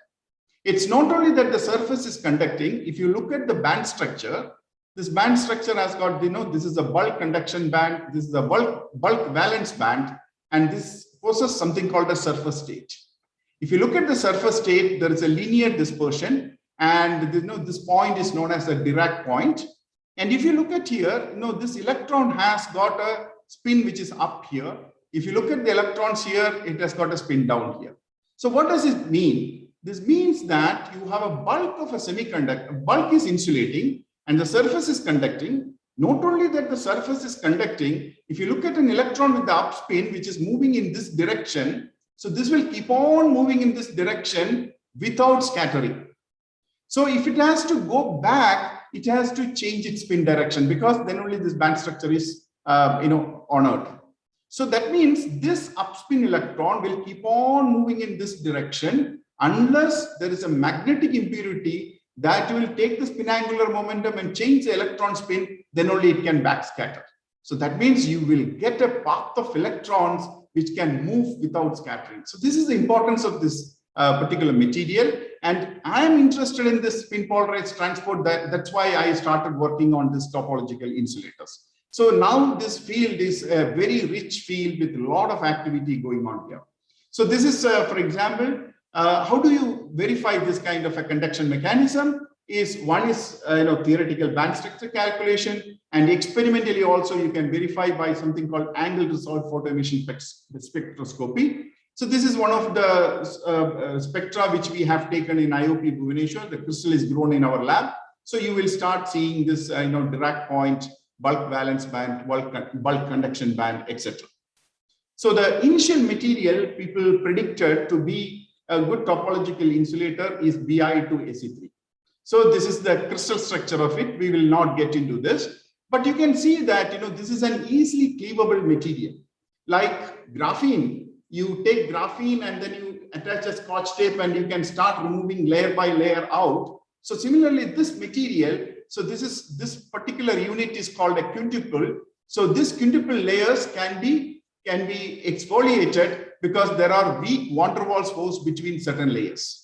So this is the material, which was a very, very fascinating material. And we also made the single crystals, and like everyone else in the world, we also face challenges in the sense, if you really look at here, the Fermi level is here, whereas the Dirac point is here. So that means the Fermi level is already into the conduction band. So this tells me that though ideally I wanted a material which was bulk insulating and surface conducting, my even bulk is also conducting because of the self-doping. Because when you make Bi2Ac3, there could be selenium vacancy in these crystals. That selenium vacancy gives a self-doping. Because of that self-doping, the bulk starts conducting. So this material, though, theoretically, this was a good material as a good candidate for topological insulator, because of this lack of our ability to make extremely stoichiometric Bi2Ac3 crystal, the bulk started conducting, then the surface conductance is masked with this bulk conductance. So you will not get the desired property. Then people thought that, there is a way out, because bismuth selenide is a self-doped N-type material. Whereas if you take antimony telluride, again, that is a self-doped P-type material. So the people started thinking, can we just get bismuth, selenium, antimony telluride at the appropriate ratio so that you can bring this Fermi level into the band gap? So this is what we also tried. We also started doping in place of bismuth with antimony, in place of selenium with the telluride. And this is a particular composition that I'm just discussing today now. This is a single crystal grown by Bridgman technique. Please understand, each of this growth takes approximately 15 days to grow a good single crystal. And we have at least made 10 to 15 different types of crystals. And finally, we have locked onto this crystal.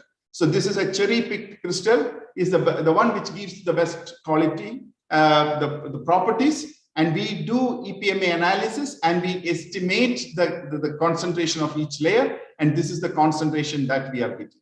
We again went back and did angle dissolved photoemission spectroscopy study. And we find that, now I don't see the bulk valence band and conduction band here. And this Fermi level is within the band gap. So this is an ideal material now to look at the topological properties. Imagine it took more than 1.5 years to zero down to this particular composition. So if you just take this crystal and then if you start doing XRD, you will get single crystal nature, all 003 peaks, like 00L peaks, like 3, 6, 9, 12, 15, 18, 21. So it's a crystal, and we did Laue diffraction and found that it is a single crystal. So once we have such a good quality single crystal, so let us start making devices and see how it works. So what we wanted to make is a transistor.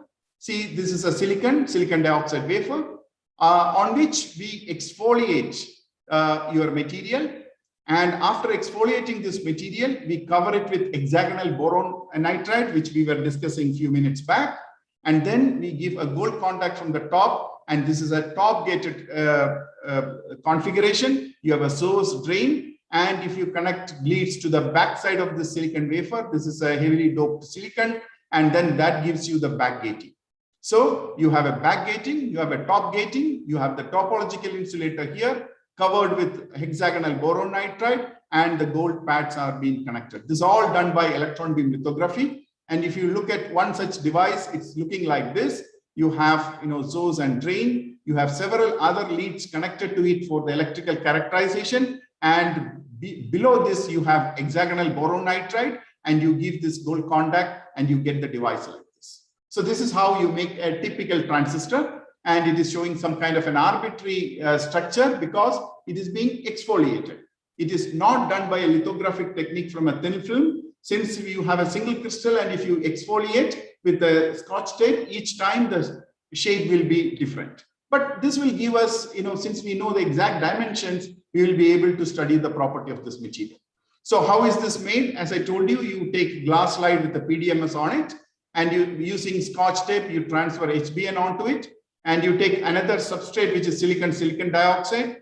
With again Scotch tape, you transfer this BSTS, this is bismuth, antimony, tellurium selenide, you transfer, and then this is on glass, so you can look under a microscope, and then you can align this top structure with the bottom structure, and then if you bring them close to each other, and then, I mean, we have in situ, in a glove box, we made this device so that you can bring them close to each other, and then you heat it up to an appropriate temperature. Then there will be a release from, the glass substrate to the silicon wafer, and this all done in a glove box under a microscope with these stages which we have in situ fabricated. So now I told you that, if you have a crystal, all this exfoliation we do inside this glove box, because glove box is not giving you any moisture and oxygen. So that is within the tolerable limits, so that you do a fresh crystal exfoliation, and then you cover it with HBN, and then this stack you go for, take it for lithographic processes. This is how we make these devices. So now if you look at this, we make different kinds of devices. The importance of this kind of study is that you need multiple devices to make sure that you have repeatability, reproducibility, and all sort of things. Then only you can really say that what you observe is the fine physics out of it. So that, but if you look at different devices has got different shapes and sizes, that is because of this exfoliation which I was mentioning in the beginning. And finally, we give the contact with the 5 nanometers of chromium and 70 nanometers of gold, and that gives you very good ohmic contact to this system. Now, then what we do, so we have this kind of a structure, and then we will mount to a chip carrier, and we do the wire bonding. And the wire bonded structures we mount to the chip holder in a cryostat, and then we start doing the measurements to understand the properties of this material. So let us now quickly look at some important results here. If I measure the resistance of the sample as a function of temperature, you see that when I go from 2 Kelvin, and if I start increasing the temperature, the resistance increases, it reaches a maximum, and then it starts decreasing. And the second device also, if you look at it, it starts increasing, then it starts decreasing. So here I can say that, look, this is a topological insulator. This should be bulk insulating, and the surface is conducting. So if you look at this high temperature part, this is the dominant bulk part. So as you reduce the temperature, the resistance increases. But at the same time, this has got a surface state also. The surface state is metallic, and the metallic surface state starts conducting, because this is a combination of an insulating bulk and a metallic surface state. So above a certain temperature, the bulk is dominating. Below that temperature, the metallic state is dominating. That's why you get a maximum. So if I tell you like this, you say, yes, probably this is correct. And somebody can ask a question, is it not an intrinsic property of a material like a metal insulator transition?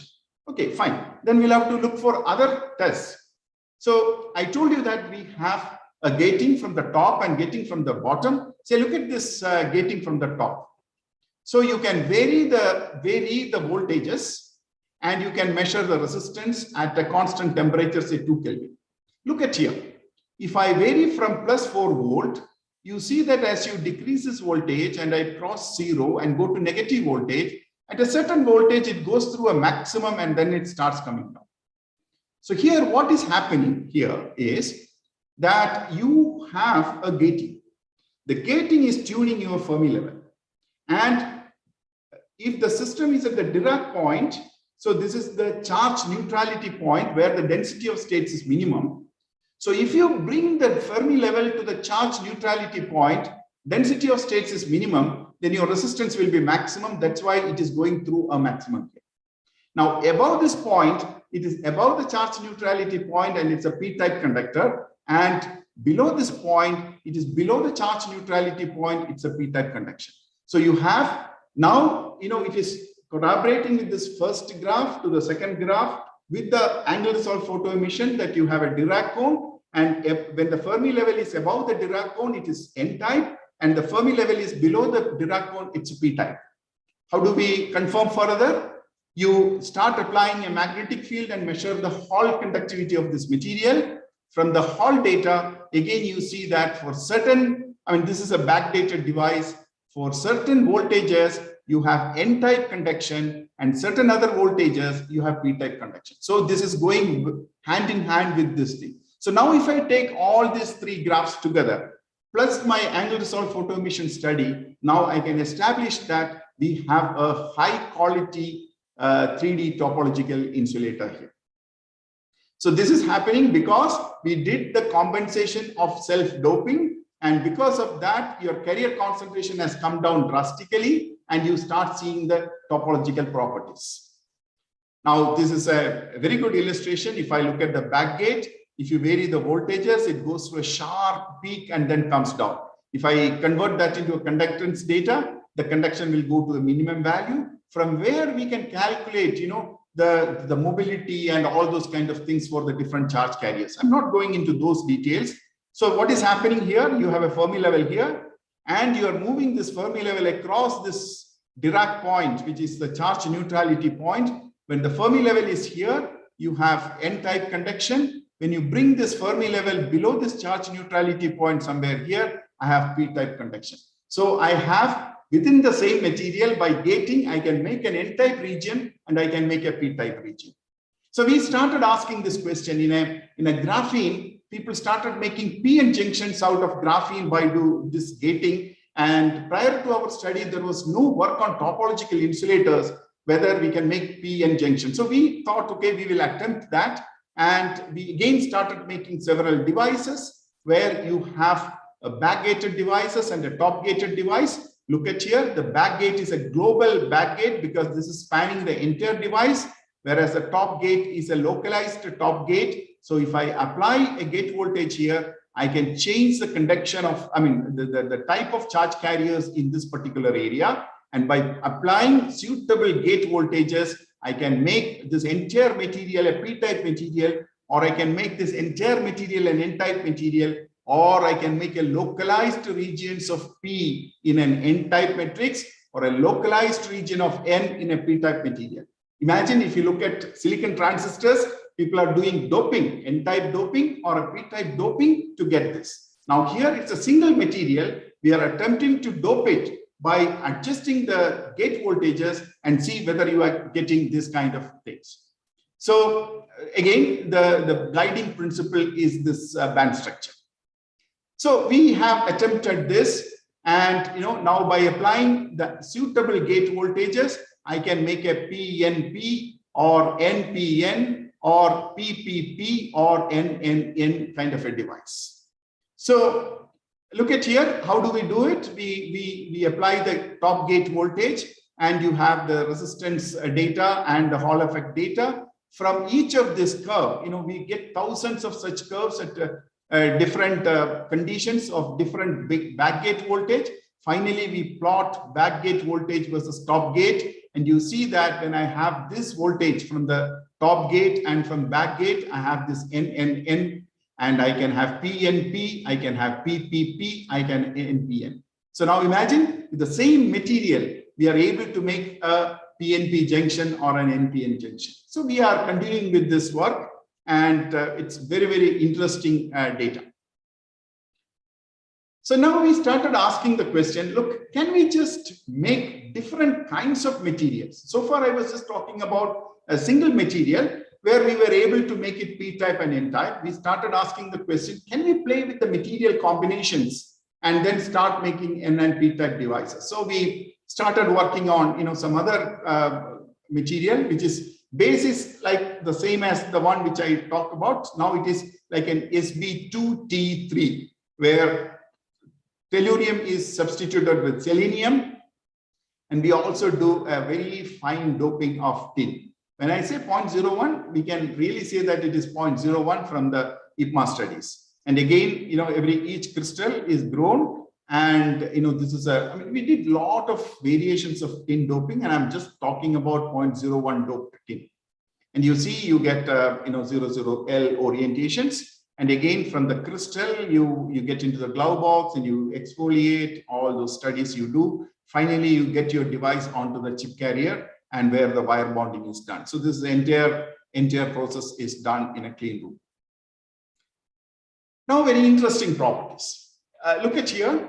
Here, I started measuring the magnetoresistance as a function of applied magnetic field in two configurations. One is that I take my crystal, this is a C-axis orientation, and I can apply magnetic field either perpendicular or I can apply the magnetic field in plane. Here, when I apply the magnetic field perpendicular to the plane, you see that the magnetoresistance started giving oscillations. Whereas if I apply in the plane, there is no oscillations here. So this is because, okay, soon you will come to that. So what I do is I subtract a proper background from here, and then I take this delta sigma, then I start getting these oscillations.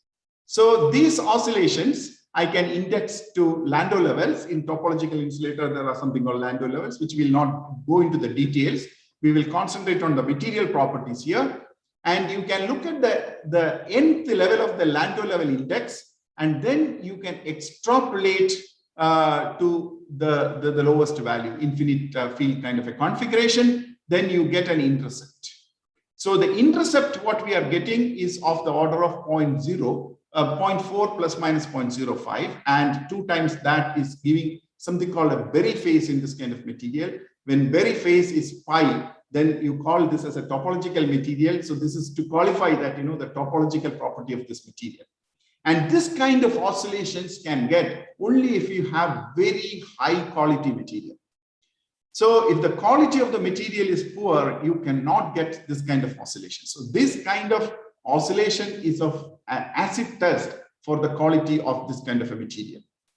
And this is about tin doped material. And if you take the base material also, we get these oscillations from which, you can carry, extract different parameters like the effective mass of electron. So it should be massless electrons, etc. So the effective mass is, only 0.12 times of this electron mass. And here also for undoped sample also, you get the pi Berry phase. This all tells you that you have a high quality topological material. It's not only that, if you look at this material, if you look at the Hall data, you see that this is an N-type material. And if you look at this doped material, it's a P-type material. Now, the earlier crystal, we are able to change the P-type to N-type nature by proper gating. Now we are doing doping and then making it from N-type to P-type.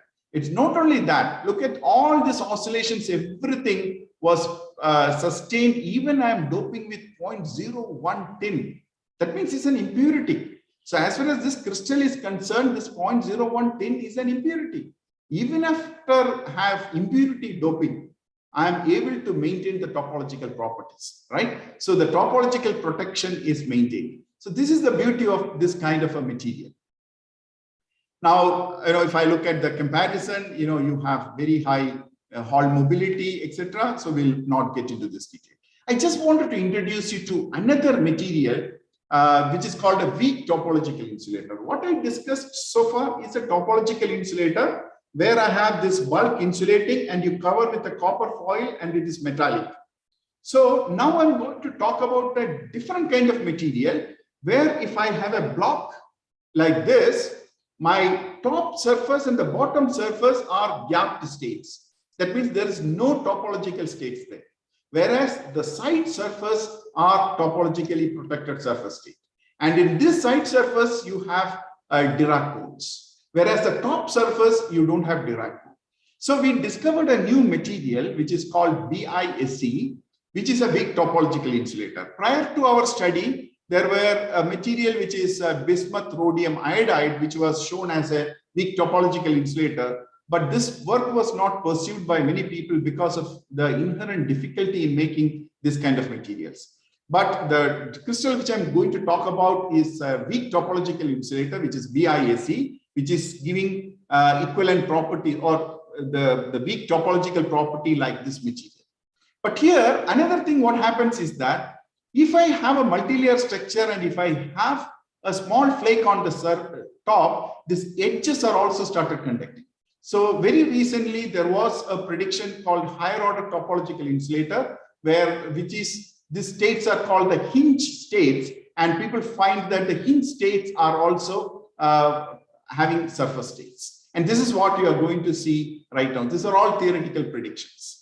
So the material that we have developed is a BIAC crystal. So here what happens is that this is the broad crystal structure, and it gives all this detail.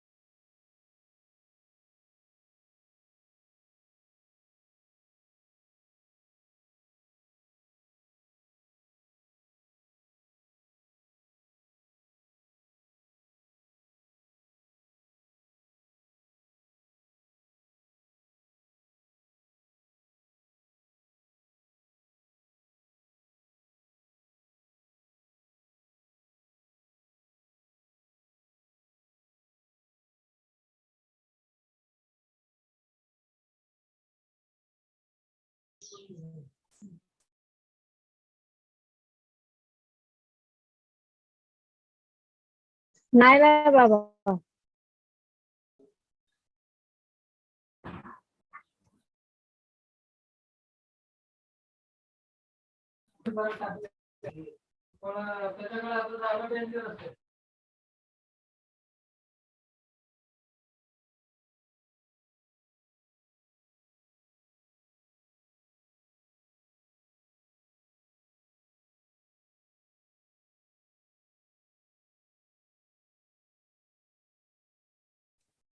I'm extremely sorry that my connection got lost. Am I audible now? Yes, sir. Yes, sir. You are audible. You can reshare the slides. So, am I back? Yeah. Yes, yes. Okay, I'm so sorry. So we get a single crystal of BISP. It's a new crystal. It's a discovery from from our side, and we did band structure calculation is done by Professor Umesh Vatmare, and it established it's a weak topological insulator. We do the angle resolved photo emission spectroscopy, and from there we established that it's a weak topological insulator. Now again we make devices like what I told you, but here the device is completely metallic. And if you look at the carrier concentration, which is 10 power 20, which is not an ideal situation. So we want a better carrier concentration, lower carrier concentration. So then, we again do this magnetoresistance, and from there we fit it to something called an Higami-Rakin-Nagaoka equation. From there, we can talk about the number of conducting channels and the coherence length, etc. in this material. And we find that we get around 300 nanometers of coherence length, and you get something alpha called 1. Alpha 1 means you have two different conducting states. And also we try to make, so these are all single crystals, and now we try to make thin films by laser ablation as well. So we grow this thin films at different temperatures, and we found that around 300 to 325 degrees centigrade, we get ideal film. So, and we are also doing AFM analysis, and we find that extremely good quality film from the property point of view here. And this is just to find out, how good your films are. So the Raman spectroscopy of a single crystal is here. And if you look at the growth, and you see that the proper growth is happening around 325 degrees centigrade of the substrate temperature, where exactly reproduces the single crystal Raman data.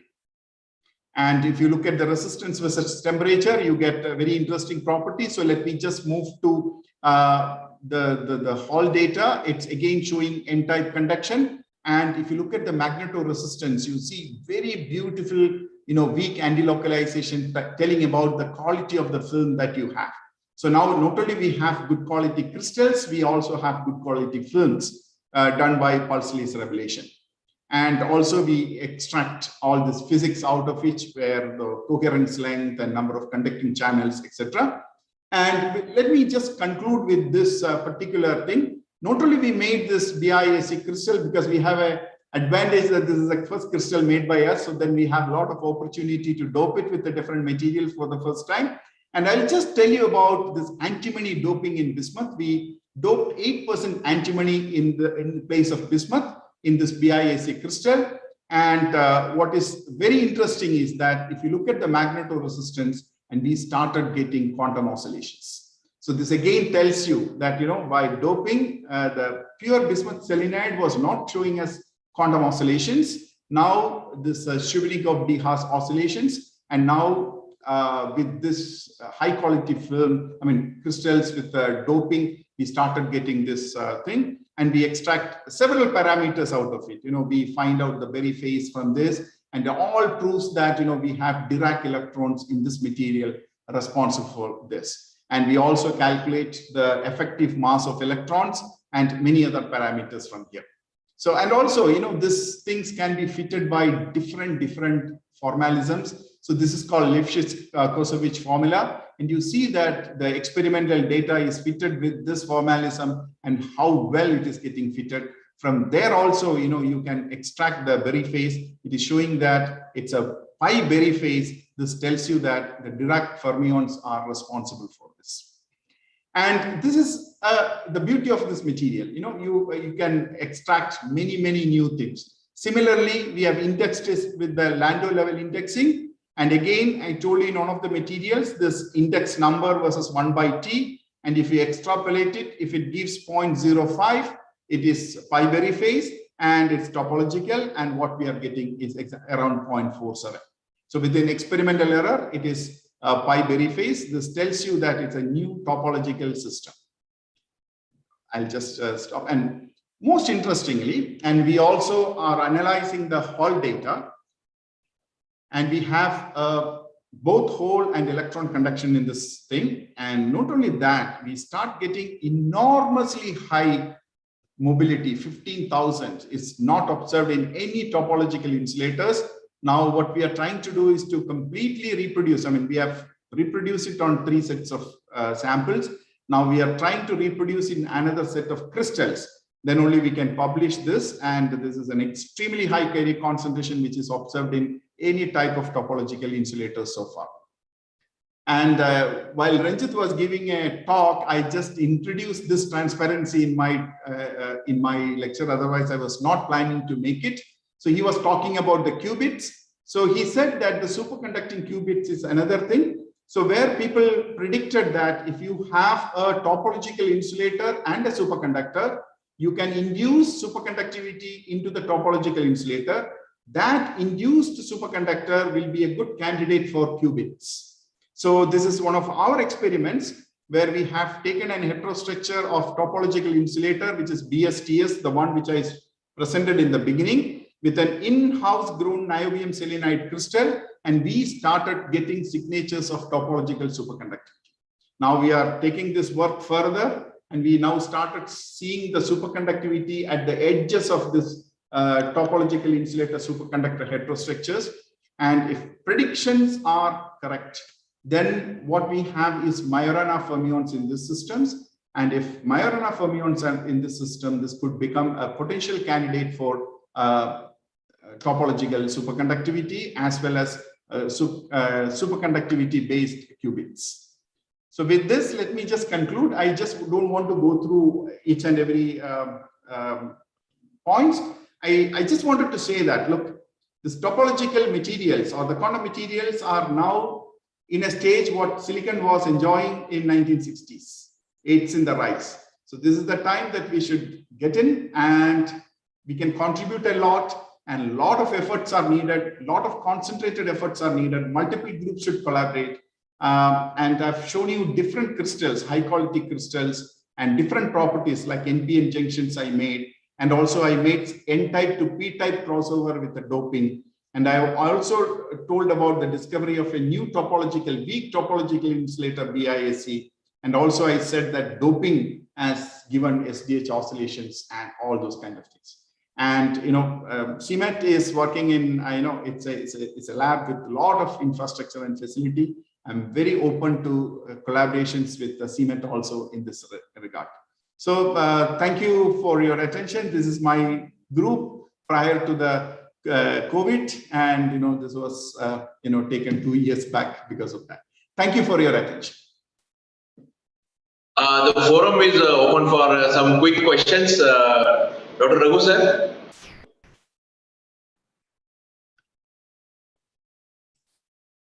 Dr. Anil, it was one of the excellent talk. Just how only, it is totally Greek and Latin for me to understand fully. Actually, one thing what I want to ask you quickly is, you explained that with the tolcogenides, by doping also you can convert from N to P and the reverse with the tin doping and other things. You also explained by controlling the gate voltages at different on the top and at the bottom, you will be able to make it N and P type. Okay, so when we want to finally come out with these kind of devices, which of the approaches you would suggest? Yeah. See, this all depends upon the need. If I need to make a PN junction within a same material, then I will go with the gating, local gating. And not only that, I told you, see, my interest here is from the spintronics point of view. This electrons has got a spin in it. So now we are exploring the possibility of the spin in this kind of a PN junctions. So we are trying to bring additional functionality because of this. Right. Now, suppose if you see why I made this P-type and N-type topological insulator separately, because we wanted to really make an assembly of P-type and N-type topological insulator and then look at the properties. Actually, we started with that work, but we were not successful in getting a P-type proper topological insulator. That we achieved after we got this result. Actually, my initial aim was P and N, two different materials, like what we did for a topological insulator and superconductor. I wanted to make a heterostructure and then study the PN junction properties at the interface. That's what my aim was. But it took more than 2 to 3 years to get me the right P-type crystal, which I'm getting now. Now we will start assembling this and then start looking at the interfacial property.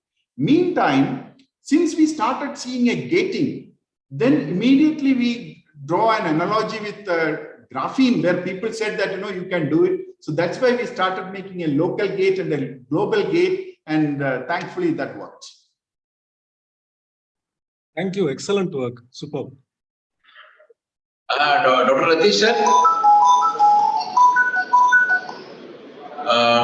Ratish sir, are you there?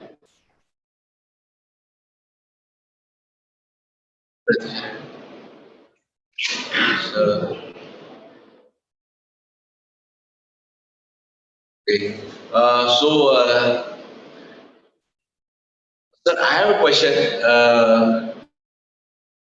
Before that, are you planning to make this topological qubits? See, that is all our dream. Let's see how far we can go. See, now we have started showing topological superconductivity. Now we are also started getting topological superconductivity at the edges. So now we are trying to establish that they are due to Majorana fermions. So once we establish that this is with the Majorana fermions, and look at our work is done at 2 Kelvin. So at 2 Kelvin, our superconductivity is around 4 Kelvin. So that means it's at the liquid helium temperatures. So if we can establish that they are due to Majorana fermions, and all theoretical prediction says that this is a very good candidate for qubits, superconductivity qubits. So we are also looking towards in that direction, but let me tell you, it's very, very challenging. The big players are, working for several years in this area. And, I would say, if not billions, hundreds of millions of dollars have been gone into these areas by big players like Microsoft and others. It's a big, it's not that a small game here anymore. We are also trying to get it. And what we are achieving now is good quality publications, but converting that into technology is not, that simple task. We can talk about TRL 4, 5, 6, 7, but it's not an easy task. Dr. Das, sir, any questions? No, thank you. Okay, with Dr. Kale, sir.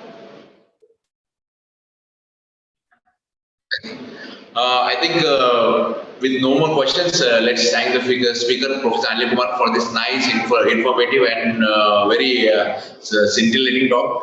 And by looking at his body of work in topological insulators, which is an interesting area where not many people are working.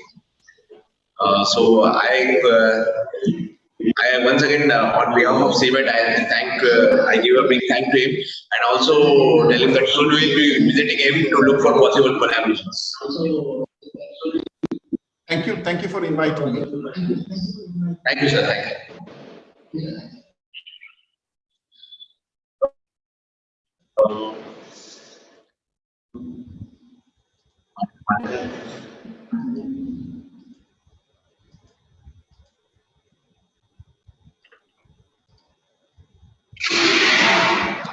We're just 5 minutes. We're waiting for the next speaker to join.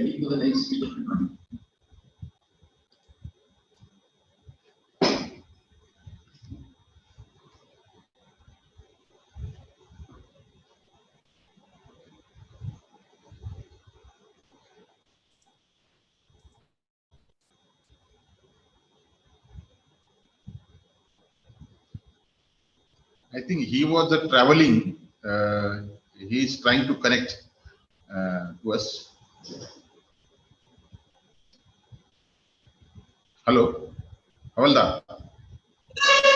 Yes, sir. So then let's have a break for 10 minutes. We again come back on 12:20. Yeah, I think that is better. Yeah. Okay, so all participants, we just take a break for 10 minutes, and 12:20 will be, as per schedule, we'll be assembling for the lecture of Professor Wankar. Thank you, sir. Thanks so much. Thank you.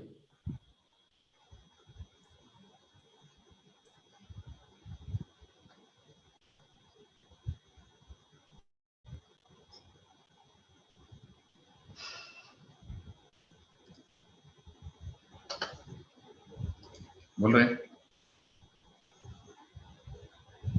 इधर से office में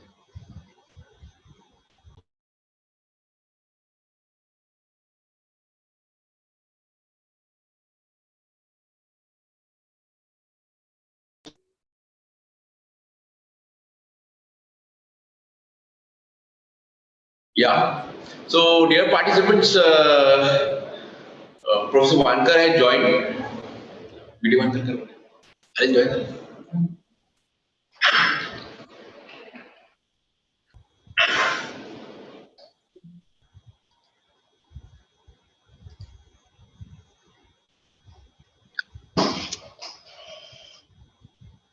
Dear participants, Professor Wankar, our next speaker, has joined.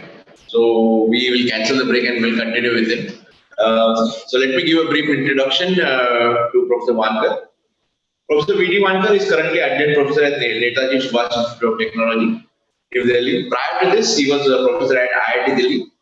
Over a period of time, he has worked in several experimental areas of condensed matter physics, starting with carbon nanotubes, diamond for plasma processing, diamond by plasma processing, ion beam radiation, thin film interfaces to quench metallic alloys.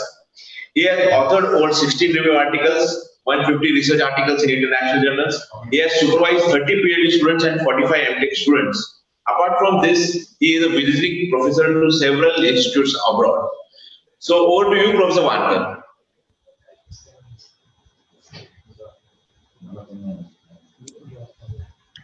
Hello, good morning, good afternoon.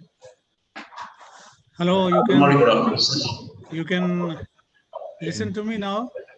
Yes, sir, yes, sir. We can listen to you. Okay. I have just returned yesterday night from Pune. and still we are getting set at home.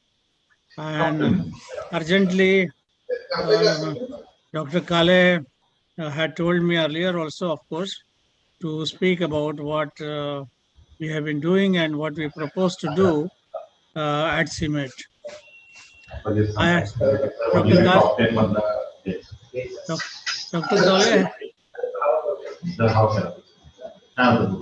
Kale has already introduced, given a nice introduction about me. I had joined IIT Delhi in 1976, and from there onwards, up to 2016, I was there as a professor of physics and material science. And after that, I joined here in Delhi, Netaji Subhash Institute of Technology. And I'm still there as an adjunct professor teaching BTech, MSc, and MTech students. During my discourse in IIT Delhi, I was basically involved in developing different sputtering processes, plasma CVD processes, which included the microwave CVD and RF CVD, DC CVD processes, plasma CVD processes, and also sputtering processes. In addition, hot filament CVD and normal CVD processes also we have been working on. Most of these equipments we have got made ourselves in the laboratory. Of course, the students were involved in doing all that. And we started working on basically on hard coatings to begin with. Then we moved to diamond films from hard coating point of view. And then we were making at that time polycrystalline diamond and nanocrystalline diamond. And then as we moved further, we started working on carbon nanotube as well. And when we were working on carbon nanotubes, so we were just studying both for diamond as well, the field emission properties of these diamond films. Initially, we were trying, when we started working on carbon nanotubes, we were trying to deposit by different processes, vertically aligned carbon nanotubes. We're trying to understand the mechanisms of growing vertically aligned carbon nanotubes and then study the field emission properties. And then we found out that because of vertical alignment, we were finding increased field emission characteristics, of course. But we also found that it was not necessary that all the nanotubes should be vertically aligned. We also found that even slanting nanotubes, carbon nanotubes, they were also giving good and almost equal to vertically aligned carbon nanotube, good field emission characteristics. In addition to that, when we were growing carbon nanotubes, then on those carbon nanotubes, we deposited and we functionalized these carbon nanotubes by different deposition, different metals. And the purpose was to enhance the field emission characteristics. And we got lots of interesting results using all the characteristic tools like electron microscopy, the high resolution transfusion microscopy, XPS, and FTIR, and Raman spectroscopy. We characterized those samples in great detail, and we published several papers. 8 of my students actually got PhD degree, and now they are working at different places, including one who is a senior executive at CIMET. Dr. Kale will, of course, introduce you. He must have introduced her also in this conference. And later on, we found that the carbon nanotubes which we were developing, when we were trying to functionalize these carbon nanotubes, and when we were trying to grow these carbon nanotubes in under certain specific conditions, we were getting very nice carbon flakes protruding, dangling, maybe we say, dangling from the carbon nanotubes. And we found that they also led to different kinds of field emission characteristics. Characteristics were different, of course. We were interested in knowing how much of the current we are getting and how much of voltage that we need to apply in these situations, and they varied quite a lot. The small flakes of graphite that we were getting on our carbon nanotubes, they were very small, nano-size flakes. They were giving enhanced field emission characteristics, of course, but we call them as nanoflakes. And the SEM pictures as well as TM pictures showed that they were all nanoflakes. But at that time, the graphene word was not popular, and therefore we never used the word graphene. We always called our flakes as graphite nanoflakes. But anyway, those things were going on, and after that, I started interacting with many industry people, and it turned out that a single crystal diamond was coming up in business. Since we had started to begin with diamond films, and we were making with hot film and CVD, and then of course RF CVD, and we developed the microwave CVD as well as magnetically enhanced the CVD process, ECR process that was made in our own laboratory, of course. And we were trying to deposit various kinds of films, including diamond like carbon and polycrystalline diamond, and polycrystalline diamonds, of course, with large grain sizes. And we were trying to control the orientation of the diamond microcrystals. We were quite successful in growing 100, 111, and 110, like few orientations, preferred orientations on single crystal silicon surfaces. As things were moving further, we were interested in growing epitaxial diamond on different substrates, and we found that there were many people all over the world, they were trying to grow epitaxial thin films of diamond, pure diamond, or dope diamond on different variety of substrates. The substrates that we were trying, many were trying, were of course silicon single crystal, silicon carbide single crystals, and so on.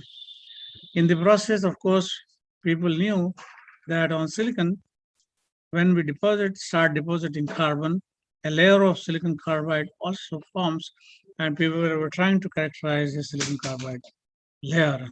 As you are all familiar with silicon carbide, it's very, very difficult to get very high quality single crystal silicon carbide wafers. So most of the people were interested in growing single crystal diamond and epitaxial diamond on silicon substrates. We were doing that, and we realized that using microwave CVD, people were trying to grow single crystal diamond for jewelry applications. So the focus all over the world, of course, was concentrated on growing a single crystalline, a single piece of diamond, large in size, typically about 8 mm by 8 mm, 8 mm cube, we may say 8 mm by 8 mm by about 8 mm cube diamond crystals. They were used after cutting and polishing for jewelry applications.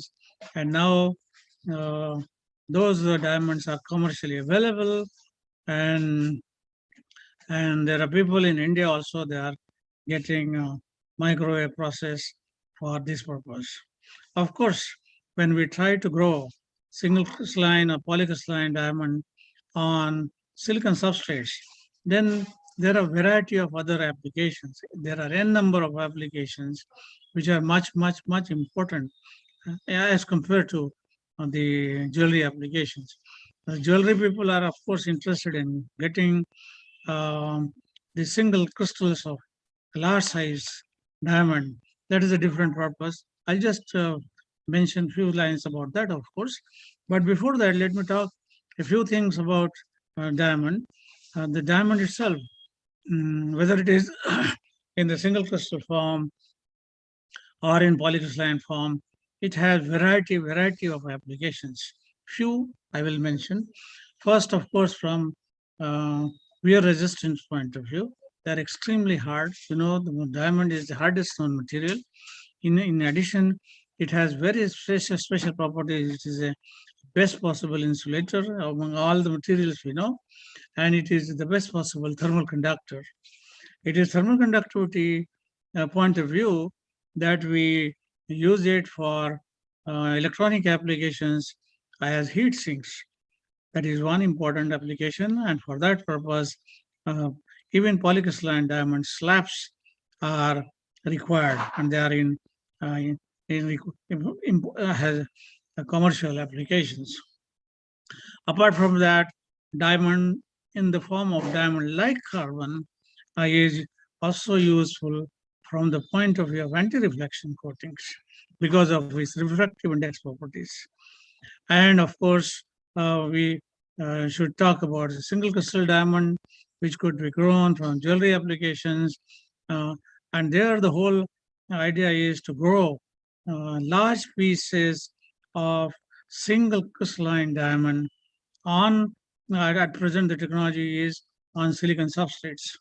People have grown by using microwave CVD process, about 8 mm by 8 mm by 8 mm size single crystal diamonds, and they are available nowadays as lab grown diamonds in market. But the issue there is the purity. The purity, of course, they have to be a jewelry grade, and of course the growth rate of these crystals. It takes about 7 to 8 days of continuous growth of these crystals, and the technology is like very difficult. So therefore, this process, the process microwave CVD process for growing single crystal large size diamond at high rate, of course, is a big challenge. So one more application, of course, we may say, instead of silicon, as we know of silicon technology today, there is a transistor we talk in terms of by making doping silicon. Doping of diamond has been very difficult. People have been trying to dope diamond with boron and phosphorus in order to make a transistor which could operate at very high temperatures like 600 to 700 degrees centigrade. So transistors like silicon transistors, which could be used at high temperatures, are possible with diamond. But with silicon, of course, we know that single crystals of silicon and the transistors which are made out of silicon, they are used only when the temperatures, surrounding temperatures, are typically about 25 to 30 degrees centigrade. But if you want to have a high temperature applications, then we have to go for diamond technology. That is something which is in a very nascent stage at this moment, and we are struggling hard to grow epitaxial diamond and doping of diamond, these things.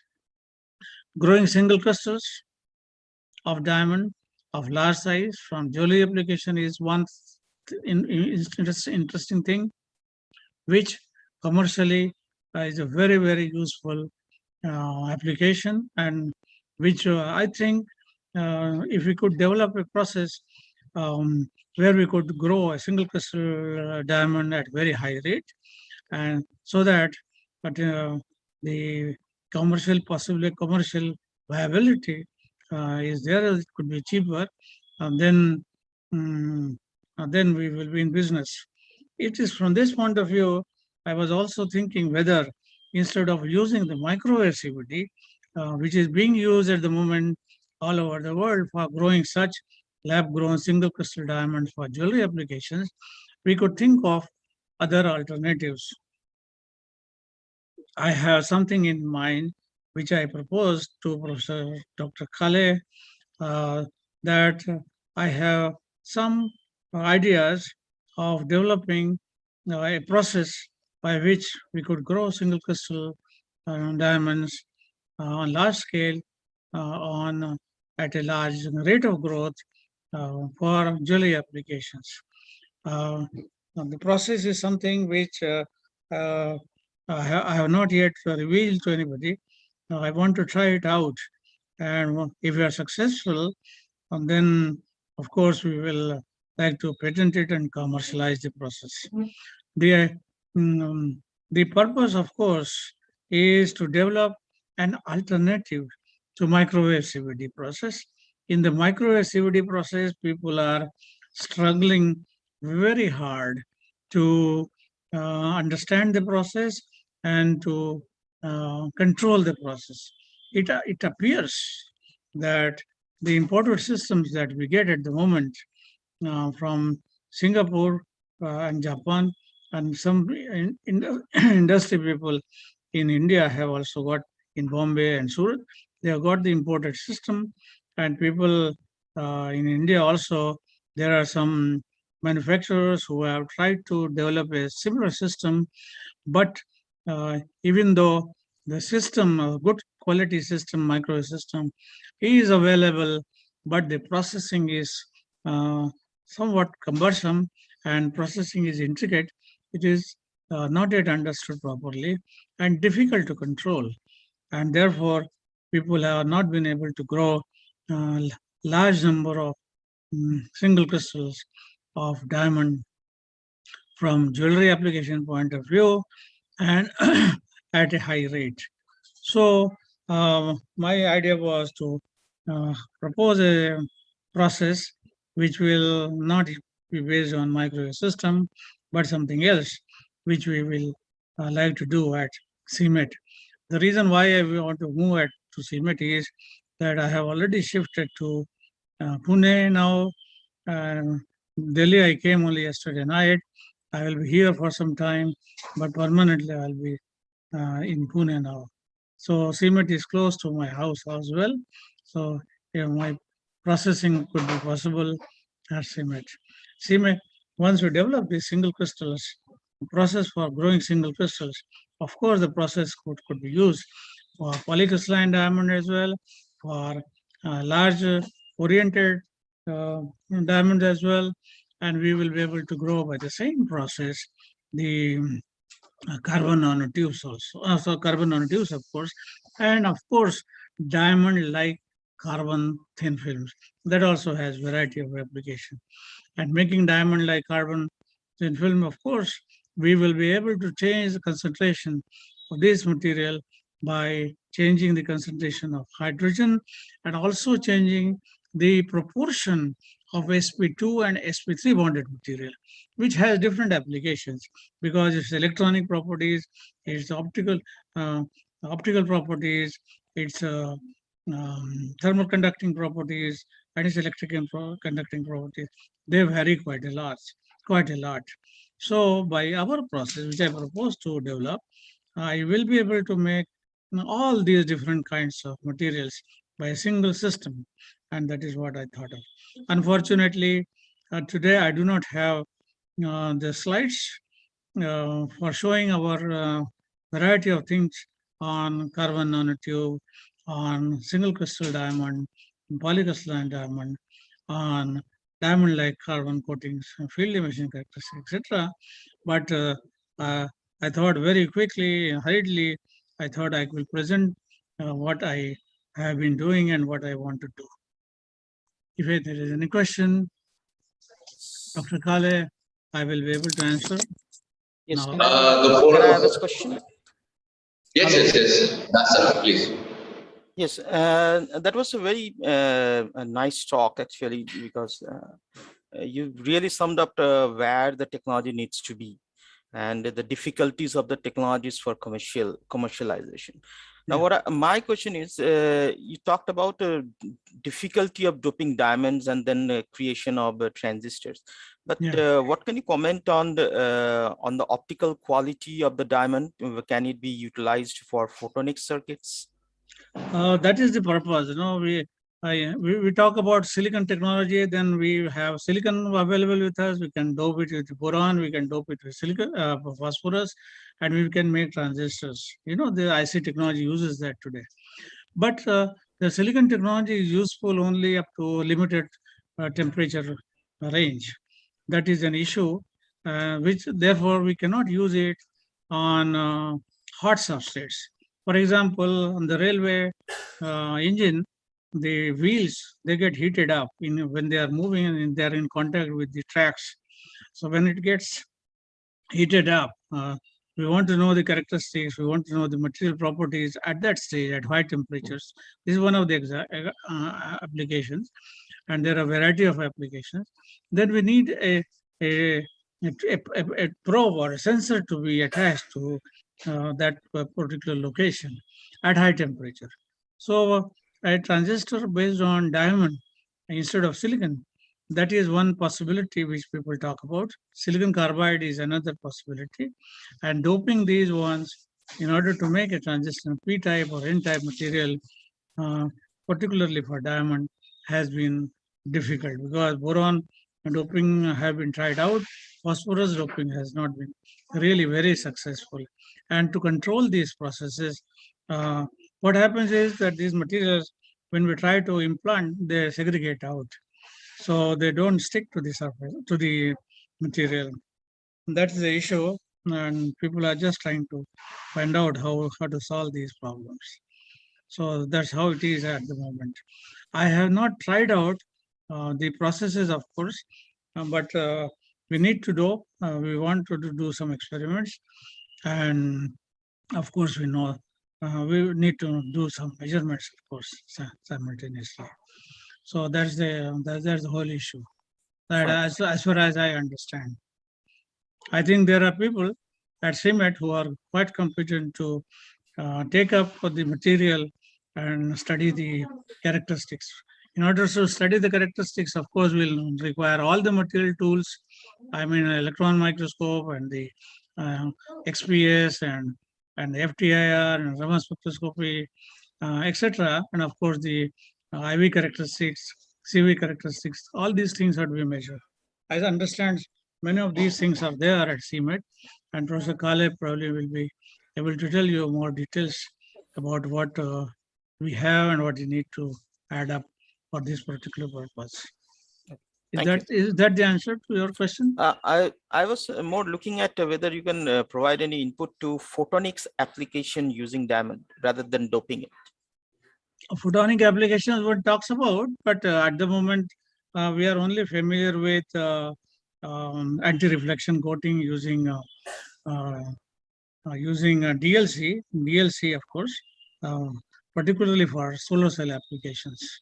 That is one thing which is, of course, is available.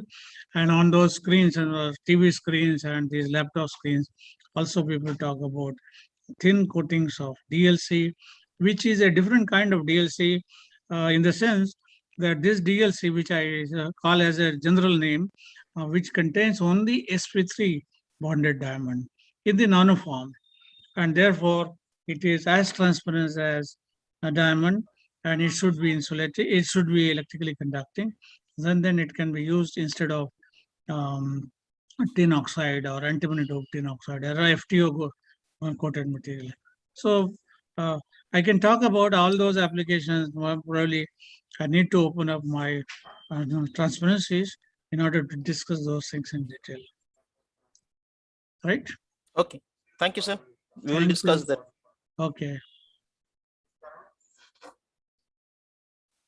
So I'm sorry, I don't have the slides to talk about it, but maybe No issue, sir. We will sometimes discuss later later we on. can, Yeah, sure. sometimes later. Sir, we'll keep, actually, CMET Pune is taking up this program in Diamond. So I think we'll arrange a separate Google Meet with Yeah. Shankardeep sir, and so that we can discussing deep on our proposal also, and Yeah. what kind of approaches. We are looking to make single crystal, nitrogen low single crystal diamonds Yeah. for applications in quantum technology. That is. So, We make the any system. more questions, Raghu sir? We are trying to make a system. We are thinking of making this CVD kind of system. But you say that you also have some system in your mind, so that could probably help us.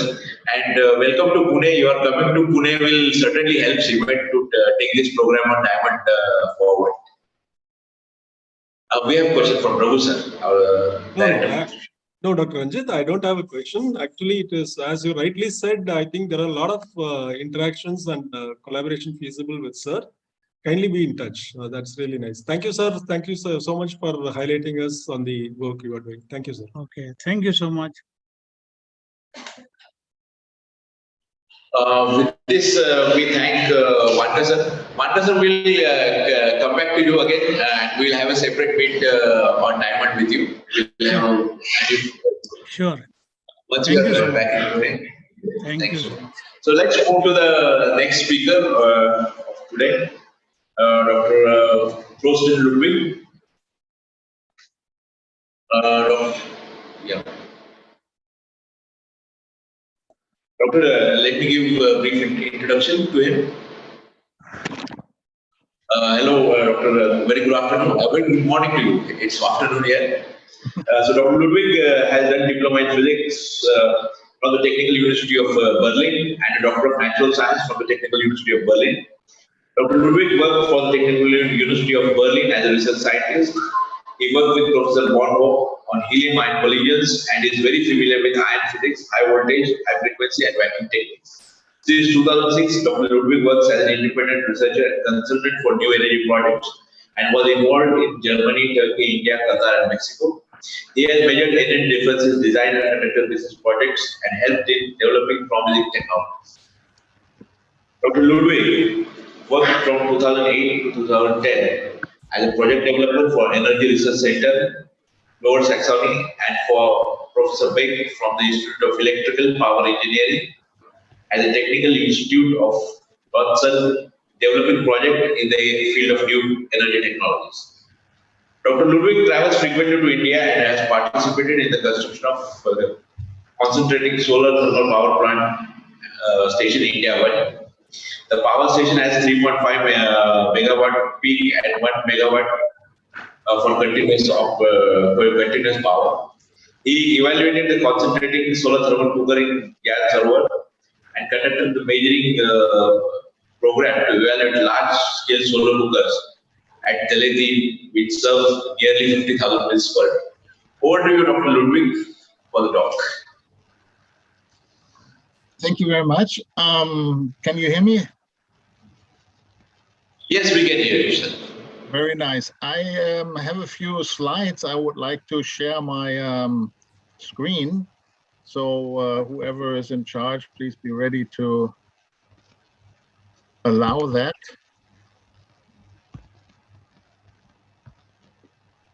Very good. So can everybody see? Yes. Yes, we can see your screens. Go ahead. Very good. Very good. Welcome. Since it's early in the morning, I didn't see the other great or just the last part of the previous talks. So I will jump right into the meeting. I think it's great that CMET is putting up this this little workshop, and quantum materials is really yeah, very nice and very good topic for the future, especially for energy applications, which is the focus of my talk. And you will see that there has been connections with CMET and the neutrino group. And so I was asked to talk about the neutrino foil and the project which is coming up. So it's an update from previous talks. So, but I'll have put in everything we need so that also the people who have not seen previous talks can understand the whole topic. So it's, I give a little introduction about the neutrino foil. Then I will give some also brief introduction into the context of graphene, the quantum material, and the neutrino oscillations, which are name giving also to the company and the foil. And then we'll talk more on how energy is actually gathered, collected by the graphene bilayers especially, and how that works. And then we come to the last part, the PICAR project. And we'll see some outlook, how we can proceed. So here's a sketch of this neutrino foil. So you see that it's a doped graphene multi-layer, bilayer on a substrate. And especially the doping and the way this multi-layer graphene is done, produced, is very important for the function. So the function is, as you see here, these, this could be neutrinos, it could be also other forms of photon energy or vibrational energy, thermal. There's a number of energies that can excite this this multi-layer graphene, and so the idea here is to collect that energy and make it usable. Here we see the Torsten Hogan Schubert, the CEO of the company, Neutrino and Company, and here we see also that the foil has been successfully demonstrated many times to power small applications like the calculator here. And I've also seen that it has been powered a motor. So somebody has a mic open and there's feedback here. So please close the mics. So so we get into the graphene neutrino oscillation. So from China, Dr. Wang has first published, or one of the first who published, on graphene and neutrino mass oscillations, which is like a combination of the mathematical properties, but there's more to it than that. So the graphene oscillations are like quasi-particles in graphene, and they can be described by the Dirac-Weil Hamiltonian for massless fermions. So we know that Weil Hamiltonians are very important for quantum materials, especially with special properties. So the neutrino oscillations, they can especially be studied in twisted bilayer graphene.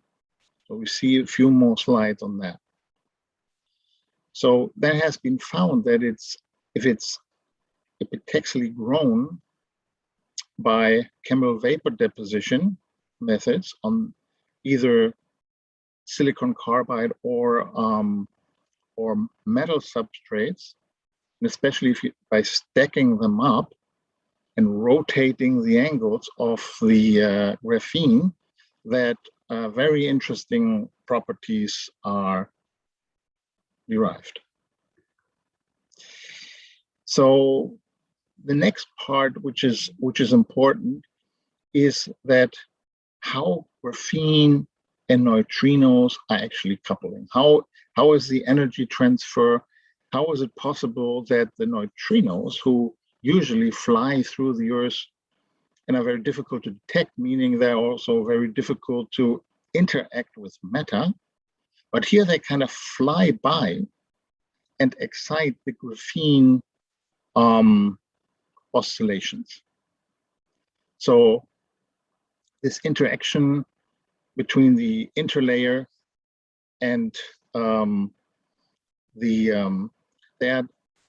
combination is like, it's because the neutrinos, there are 3 different types of neutrinos, and these, they are called flavor, the different types, so the different flavors, they are similar in mathematics and in how they vibrate to the graphene bilayers. So this similarity makes it possible that there is an energy transfer and that the energy is transferred and that the graphene is excited. So of course there's especially for the material science part, these are very important aspects. So another thing that is important to mention is the graphene energy window. So now on the right, you see the first Brillouin zone. And so if you're familiar with these graphs, you can see that there's a distinct energy window, and that it's also very dependent on the angles of the twist of these graphene layers. So the calculations show that the energy transport is especially dependent on the angle, and there are interesting windows here. So this has been covered by Nature even in last year, and so the whole idea is to tune these bilayers to the optimal angle and to make it possible to distract energy with graphene bilayers and these twisted structures, so that we have tunable electronic quantum mechanics. So here we have like a graph of this. The magic angle is a 1.1 degree. So it has been found that especially at this angle, the properties are most interesting, and this window is wide open. And so this groundwork has been done in several laboratories worldwide. And here is like a picture from the Neutrino company, which shows that you have now bilayer graphene on the top and bottom, and in between, that's where the doped atoms, they absorb energy. So there are different types of absorption possible, not just neutrino, even though that is very interesting, and it has such, the neutrinos have such a vast energy because there are such a large number of them that the outcome, how much energy is just extracted, it hints that the neutrinos play a major part, but it could also be ambient heat and other sources which are very abundant that could be harnessed here. Here's another University of Arkansas who's working on this as well, having a nice video out to show that if the graphene is oscillating between these two poles, that you can power a bulb or a motor. So this is kind of going up and down. So here comes more the ideas of the neutrino group, that is to use these foils and to power small devices, the central power supply, or the next large aim is to power a whole electric vehicle. And we'll talk a little bit more on that. So that's in the company, it's called PI Project. So, the idea is that the car itself, by using a large amount of the graphene quantum material, is actually powered by that own structure, by the material which is built of. So here we can see that. So that's a large, this is the aim of a material science project, to refine the nanomaterials and quantum materials in such a way that the structure of the car and the frame of the car, and also the sides and all the parts of the car are made of this quantum material and supply electric energy to a battery, to buffer the energy, and then to power the motor, so that we can drive around with that. So here we see a picture of the future cooperation with Dr. Bhatkar.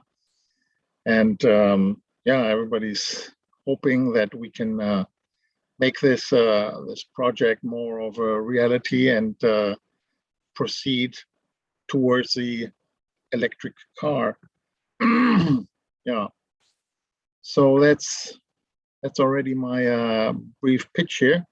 So so we've seen the possibility with this new energy technology using graphene neutrino foil as an energy source. Like I said, it has been demonstrated, and now the question, of course, is how to make it more, how to stack it, how to make it, especially the production of large amounts of this foil is, I think, the next challenge, because usually graphene, if it's easy to make it in small areas, it's much more difficult to make it in larger areas. And so this refined production methods, I think, is really one of the major things. But of course, also there's many possibilities in doping and the angle and the combination of the both. So there is still lots of room for further advancement of this technology. So there's a need for more research into the material to refine it, also interlinked with production and resource management and everything you need to make a industrial project out of it. So I see very great opportunities here for a new decentral local energy technology that can be used for many applications, for mobile phones, for cars, but also to power homes and wherever you need energy. This is a great way to go. So I'm open for questions. Yeah, the forum is open for questions. Any questions? Yes, I have a number of questions. It's a fascinating technology that I've seen. So one of the key things will be that in a renewable energy, particularly for solar, the energy is only available for when the sun is up. Yes. So how much difference do you get when see during the day or during the night? Very good question. Thank you. Very good question. I didn't mention that yet, but then especially the neutrinos, but also the other source like the ambient heat, they are not dependent on the sun too much. Yeah. Okay. Okay. Especially the neutrinos, they go through the Earth, so there's no difference in density if you're on the other side of the sun or if you are in front of the sun. The neutrinos, they go right through, so you have the same energy flux in both cases. So it's not dependent on daytime, which is a great. Yeah. So one of the biggest issues of solar, right? Yeah, this is a very good part of this whole graphene foil, that it works day and night. Right. So is it particularly the interaction of graphene, or other thin layer films can also do the job? Well, you can find out. I mean, okay. So is it particularly because of the graphene band gap that the interaction is there? You know that graphene has so many very interesting properties. You know, it's like a superconductor. It has many very interesting topics, and it's readily available. There's lots of coal, which we don't want to burn anymore to save the planet. Yes. So there's plenty of it. So I think graphene is really a very nice quantum material. I'm sure you can make it out of other things as well.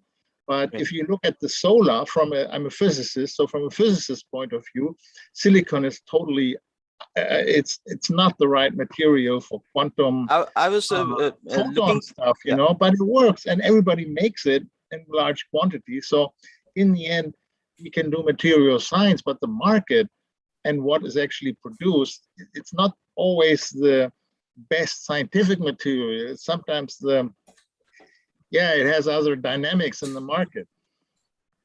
Right. So it's a neutrino photon interaction, phonon interaction rather than electron energy interaction.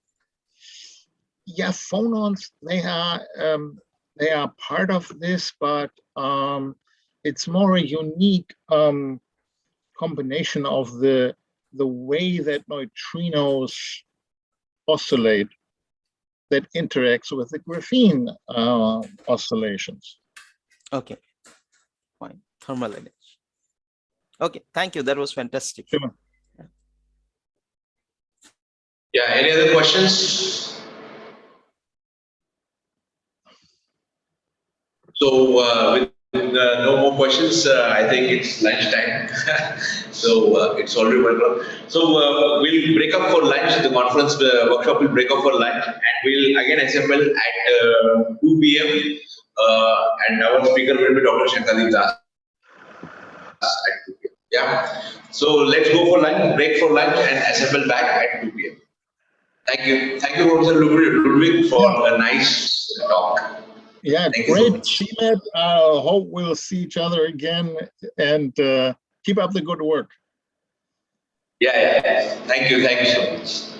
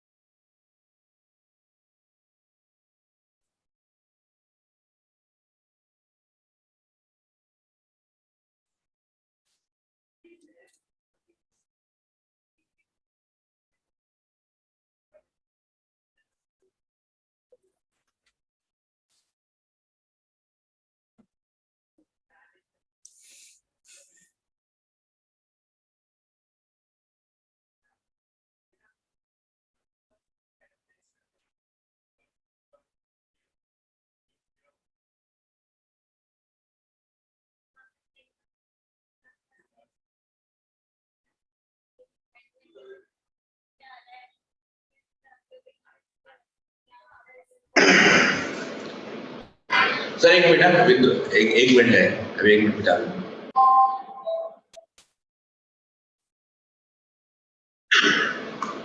Welcome friends for this afternoon session of one-day workshop. So we begin this afternoon session with a talk from Dr. Shankadev Das, who is our well-wisher, Siemens well-wisher. And he will throw us some light on MIT programs and also on the quantum materials program that we are trying to pursue. So let me give a brief introduction to Dr. Das. Dr. Das is working as a scientist at Electronic Materials and Components Division under R&D Electronics Group at MIT for last 6 years. He did his BSc Honours, BTech and MTech from the University of Calcutta and PhD from the University of Sheffield, UK. In last 15 years, his experiences with quantum material includes working on simulation, fabrication, and characterization of 0D, 1D, 2D, and quasi-2D materials like carbon nanotubes, indium arsenide, gallium antimonide, superlattices. His current interest in establishment of quantum material manufacturing in India with Indian supply chain. His current research interests are establishment of quantum materials manufacturing program in India with Indian supply chain through accelerated R&D, which can bring down the time from research to market. So with this, a brief introduction, I hand it over to Dr. Das for his talk. Thank you, Ranjit. Thank you, CIMAT, for opportunity to talk in this workshop. I hope I'm going to provide a perspective that everyone is looking for globally and what we need to do in India to achieve that perspective. So before I can do that, can I share my screen here? Yes, sir. Is it visible? Yes, sir, it is visible.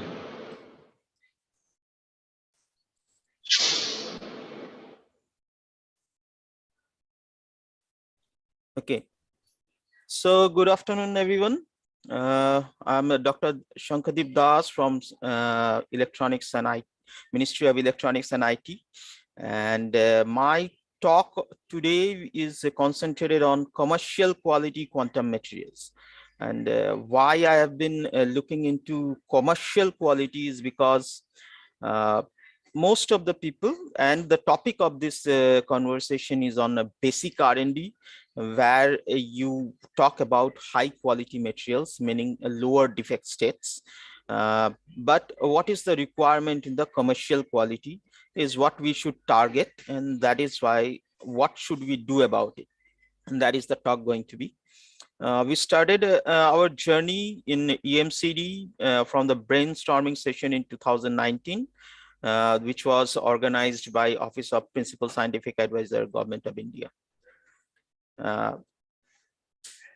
The reason for such a very big push for quantum technology is this: everyone is funding worldwide to achieve quantum supremacy. Quantum supremacy is nothing but quantum computers beating the largest or the highly computable supercomputers in the world by a lot. And mainly there are three players in the world. One is IBM, another is Google, and there is Chinese government. You can look at it as how much money has been poured in since 2019, when Google declares quantum supremacy. The total global effort right now is about $22.56 billion. India is at $1 billion has been declared by Ministry of Finance, Government of India, during 2019 budget.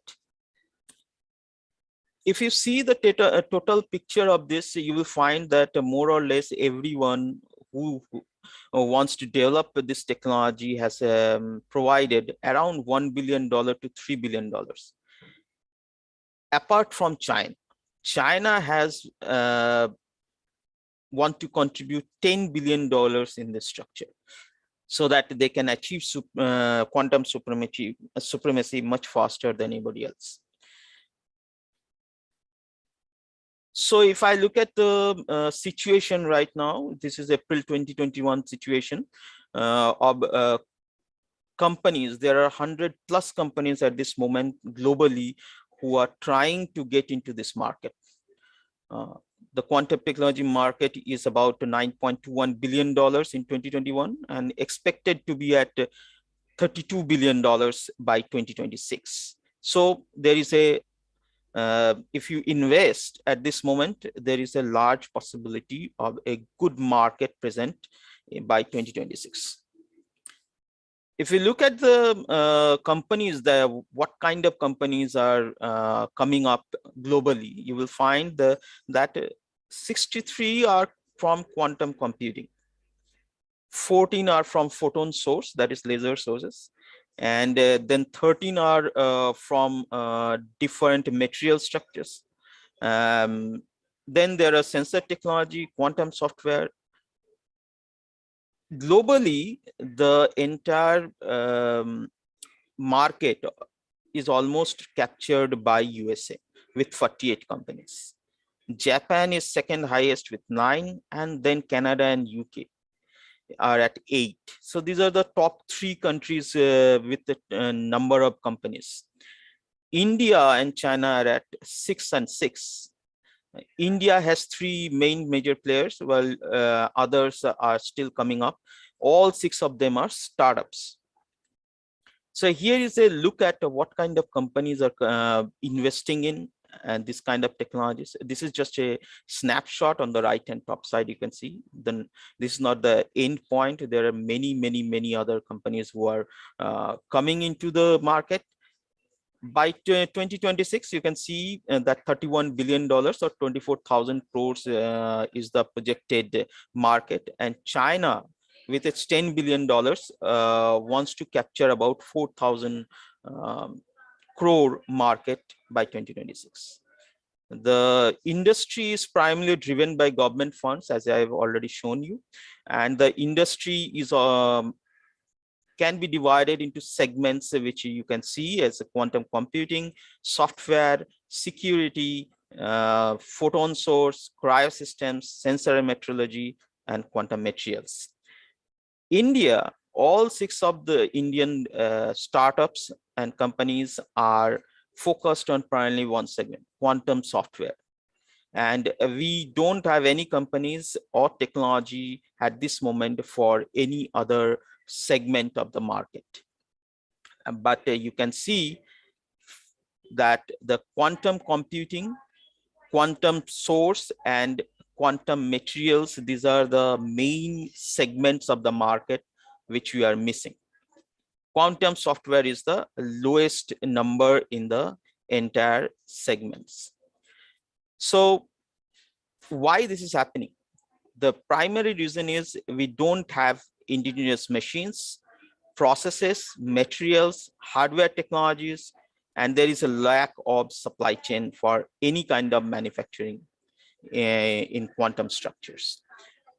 So whatever R&D that is happening, as somebody pointed out in the morning sessions, that R&D is expensive and it takes time. The primary reason is this lack of indigenous supply chain, materials, process, anything. And from global sourcing point of view, these are expensive and it's getting slower with the new procurement policy there. It's even getting much slower. So this has to be remedied somehow. So before going into the quantum material structure, I'm from Electronic Materials and Component Development Divisions, and we have been promoting the quantum technology development with different structures at the different institutes. Some of these examples are here. 2 I have identified. On the left hand side, you can see there is a Center of Excellence on photonics PICs, integrated circuits. And what the program is going to do is develop on a FPGA core, not FPGA, but FPGA core, which is a photonics programmable gate array for quantum technology applications and using silicon photonics. The time to market here is about 7 years, which I think is very slow, and we need to be much faster than that.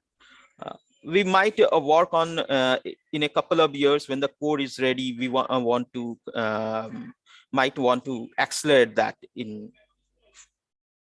under this project.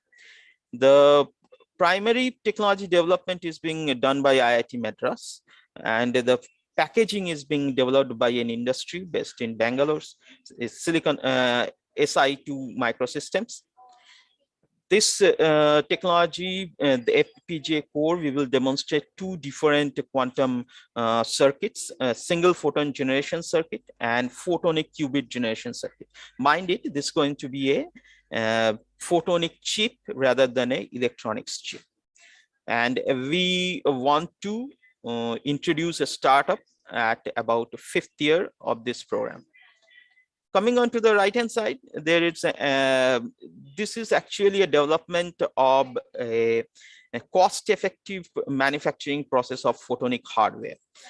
We want to introduce additive manufacturing based manufacture for optical chip and its packaging manufacturing. This is 2 different center of excellences, one at CMAT Pune, one at IISc Bangalore. The printing we have chosen is a DLP, digital light processing based additive manufacturing machines, which Indian company based in Mumbai, measures by JGR, is making.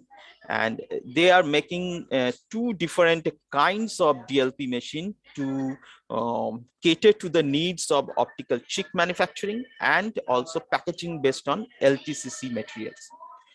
There is also the program will create 1 startup on it. However, I don't think this is going to be very useful to get only 1 startup. If we want to push the ecosystem, we need to create more startups in these programs.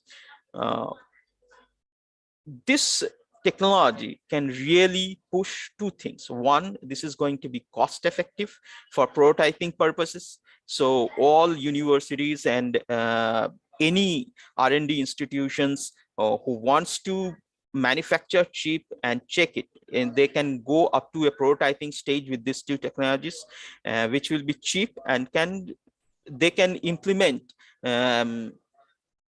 quantum algorithms for quantum technology applications. That research can be accelerated with this technology. We are hoping to bring these machines and materials in 2 to 3 years time in the market. So coming back to the our discussion topic today, is quantum technology has many segments, as have been identified by earlier speakers as well. We are focusing on now quantum materials.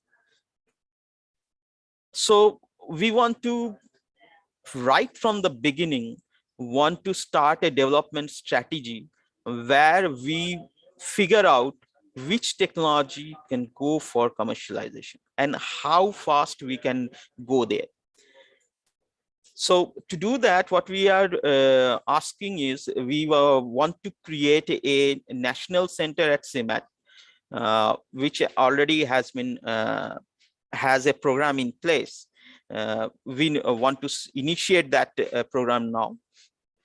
Evaluation has been completed.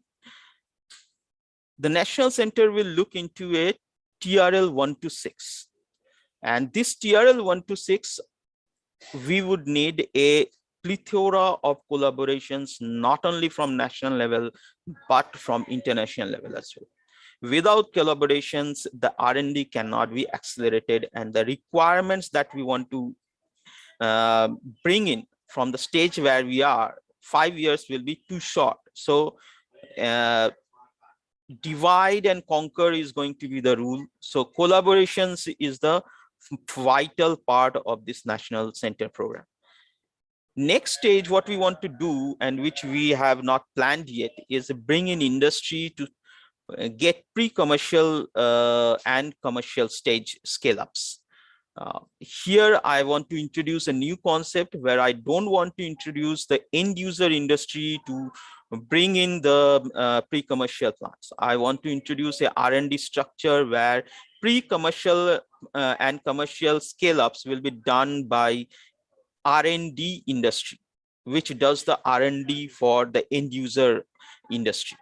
Also, not only scale up, but the standard testing labs needs to be there. And this is where your commercial quality is going to come from. If the standards are moving, then your commercial quality will be moving as well. And everybody should fixate at those standards. If those standards are not there, we need to bring in those standards with relevant structures like NPL or BIS, and then move forward. Obviously, the commercialization, there has to be a consultancy and hand-holding. This can be merged into the R&D industry, or it can be an industry by themselves. The program wants to look into how fast we can deliver the technologies for commercialization. My thought here is MVP, minimal viable product, or the generation 1, people call it nowadays, in 6 years' time rather than 10 years' time. Right? Indigenous machines and supply chains will be key for this. Unless your machines and supply chains are moving with your requirements, your market capture will not be there by just importing the machines, which will have a, let's say, 3 to 4 years time or time to give you some profit. The market speed is going to be for quantum computing is going to be more than the Moore's law. Moore's law is supposed to be that your number of transistors on the chip is doubles in every couple of years. Here it will be doubling every year. So the targets at this moment with the qubits are from setting up 53's 56 has gone. 53 was done in 2019, then it has gone to 56, I think July this year, and targets are going up to 128. Then the targets will be of 300, then 600, and so on. Google has ultimate 1 million qubits chip target in next 10 years. So where in this process is the material, and what kind of material? There was a concern waived by earlier speaker that there is going to be every solid state material is a possible material for quantum processes, because if you can detect the quantum process at low temperatures, then all of the materials are quantum materials in general. But if you look at the commercial trends, and this is the commercial trends that you can find out. This is a slightly old, about 6 months old slide, so there might be much more progress on this right now. The system are superconducting circuits, trapped ion circuits, silicon systems, quantum light systems, diamond systems, and atomic vapor systems. Out of the 6, only the silicon is in the prototype stage. Other has been commercialized in some form. Most of them are selling it to R&D. Whatever the commercial products are, they are selling it to R&D. Now, if we want to dive into this picture, then we want to trace back from this systems to components, components to materials and machines and processes. So initially, we want to focus on the MATI wants to focus on these blackened cells that you are looking at for diamond, superconducting, and quantum light structures. This green dot is for those photonic circuits that I have already mentioned. We are already working on. The program that we want to look at is the indigenous technology development, all of them, machine and process and a supply chain. We may target 60 to 80% initially, and then cover up the whatever balance localization requirements are over time, over generations of products. And we want to validate those from those materials and components, which means collaborations are needed. We will make the material, give it to you, you make the components, and we will validate. That will get the validation. And this is going to be the R&D model of it. And also some of the components will be made by CMAT, like qubits, right?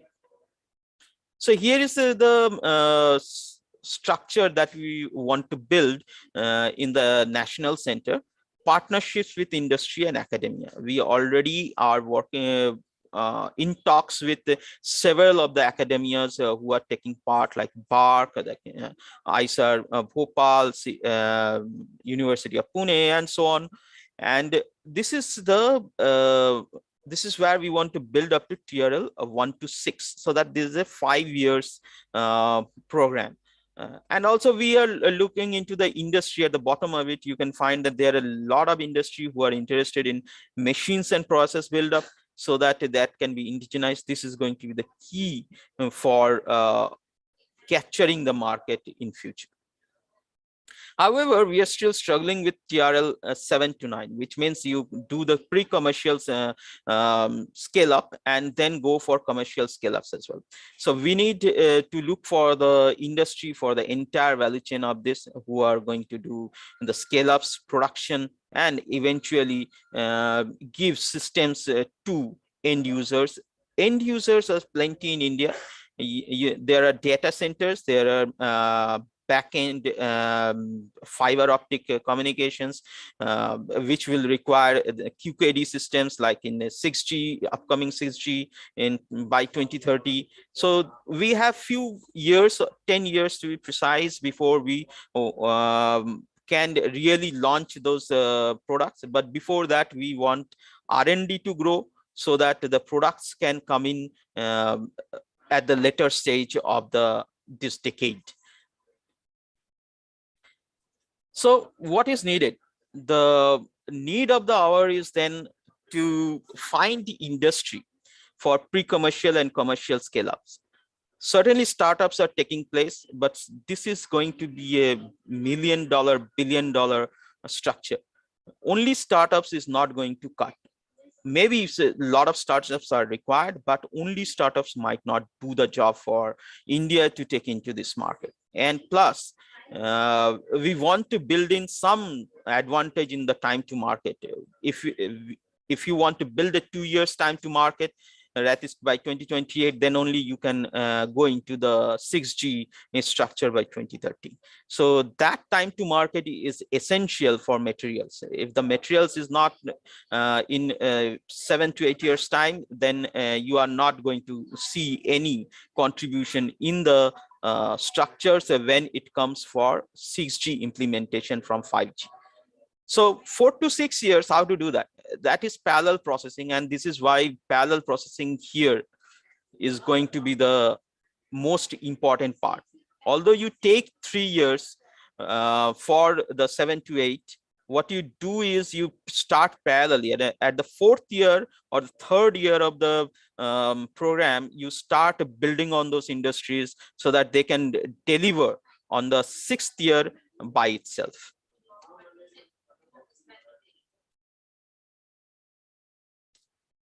So here is our program. This is the National Center for Quantum Materials Technology. And this has been in principally approved by Secretary MIT. And in the phase 1, you can see what is there. We have created a roadmap of up to 10 years in 3 phases, but we want to accelerate. The phase 1, there will be R&D output, there will be R&D infrastructure building, the enablers that I've talked into the strategy, and then there will be manpower training. This is absolutely important. China has recently introduced quantum computing manpower training at the school levels and beyond. And then there is a national policy by United States in 2020 to bring up a manpower in quantum computing. Because if you want to set up industry, and if you don't know what is quantum computing or the quantum technologies are, then you will not be able to do anything about it.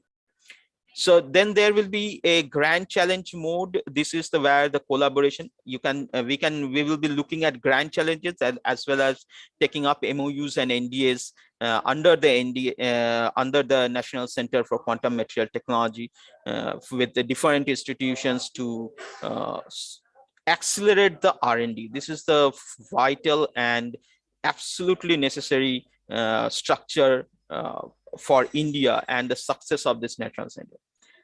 Road mapping activity, this is a yearly structure that will be delivering yearly roadmap reports. The reason for this is, if you want to commercialize, you need to understand what technology is coming through and what can go through in terms of commercial. That means when you are planning from TRL 1 to TRL 9. Is there any possibility what people are looking at, what will be suitable for Indian commercial houses, especially for SMEs? Because if you look at this, on the right hand side, technology development program, this is for SME scale. So you can bring down the billions of dollars requirement to only few crore rupees if you are looking at how to do it. At this moment, the plan is 18 products in the phase 1. These are material products, not the devices.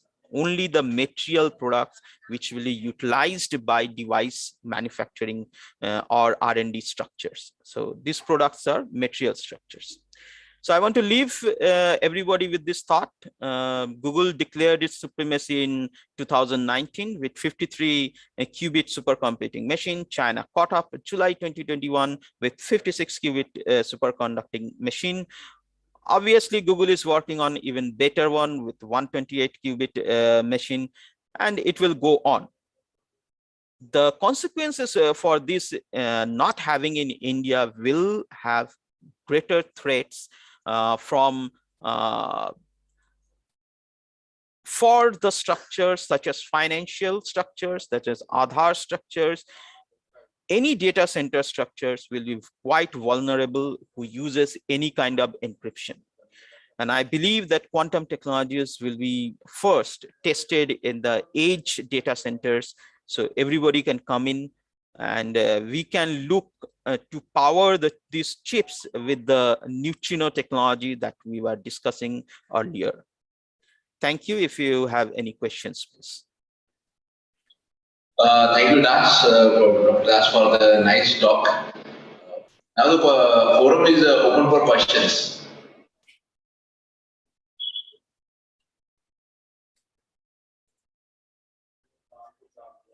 Prabhu, sir?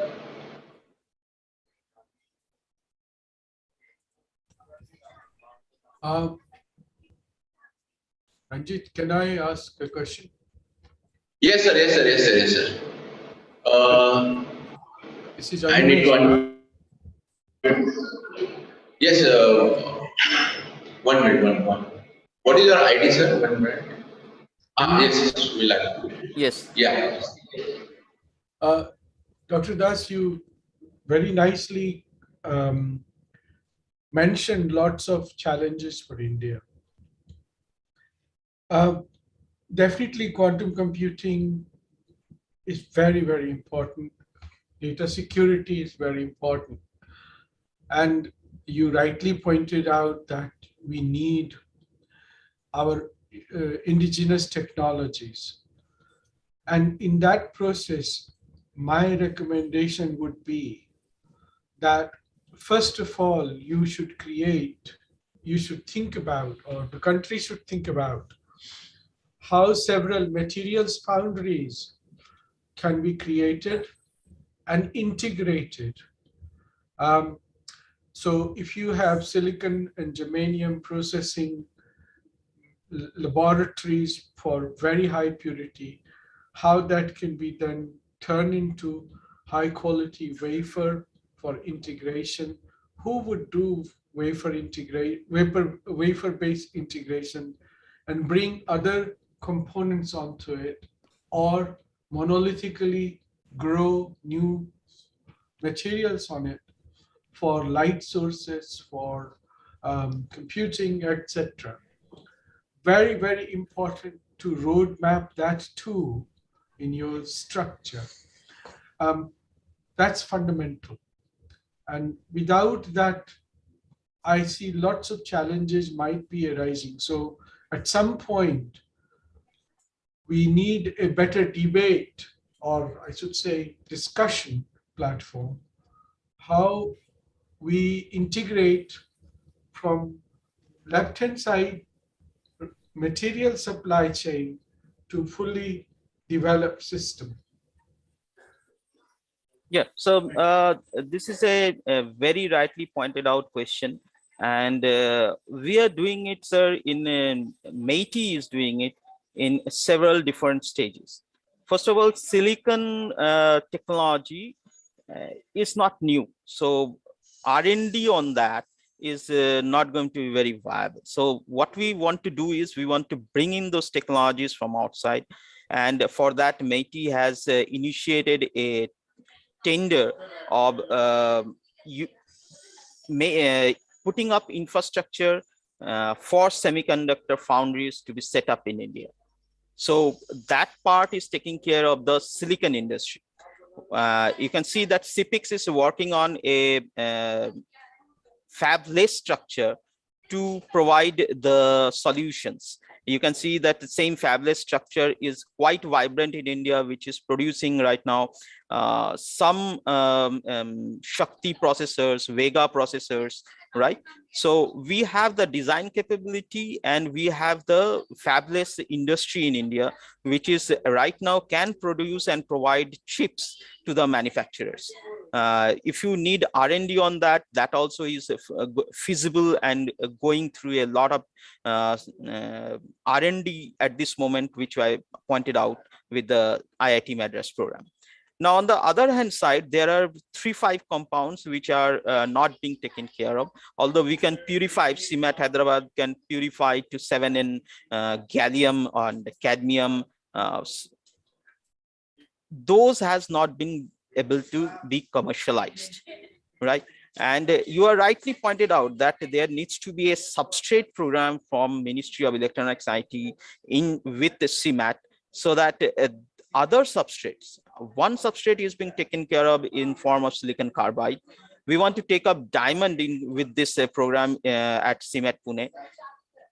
There are a lot of more substrates which are required for not only for quantum technologies, photonics technologies, power electronics, then normal electronics, low power electronics. Everyone requires the substrate program to start. But at this moment, we are doing in small batches of amounts because the cost for this establishment of R&D is very large.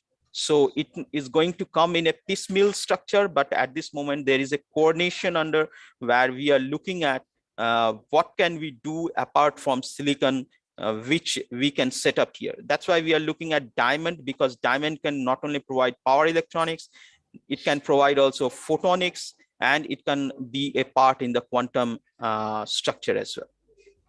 So this kind takes care of the structure, and absolutely so that going from material to components and then to the system. The system part is right now being taken care by Office of PSA. They are coming up with the requirements of the defense forces, requirements for the communication side, data centers and 6G, 5G, what are their security requirements, and also the defense part of it, which is what is required. We want to bring in the material and feed into that system so that there can be a synergy into the structure. We are in talks with the Office of PSA. We have carried out a couple of interactions with them, and we are sure that if we can produce the material product, we can fit into the endpoint of a system. That's why we are looking at only material development structures under CMAT. Thank you. Thank you very much. That's very useful. Yeah, I have a simple question. It was a good talk. And why only silicon and other materials? Why not perovskite kind of materials, which are also promising? Yeah, sure. The list that I have shown you is what commercially is being done. Okay. And it's not, the commercial means it has only started about a couple of years ago. So it has not settled into the entire structure of what will be produced and what segments will be coming up, what materials going to be used. So you see, it's only 100 companies right now globally. I think it will reach 500 to 600 companies by 2025. So once that happens, then it starts converging on those segments.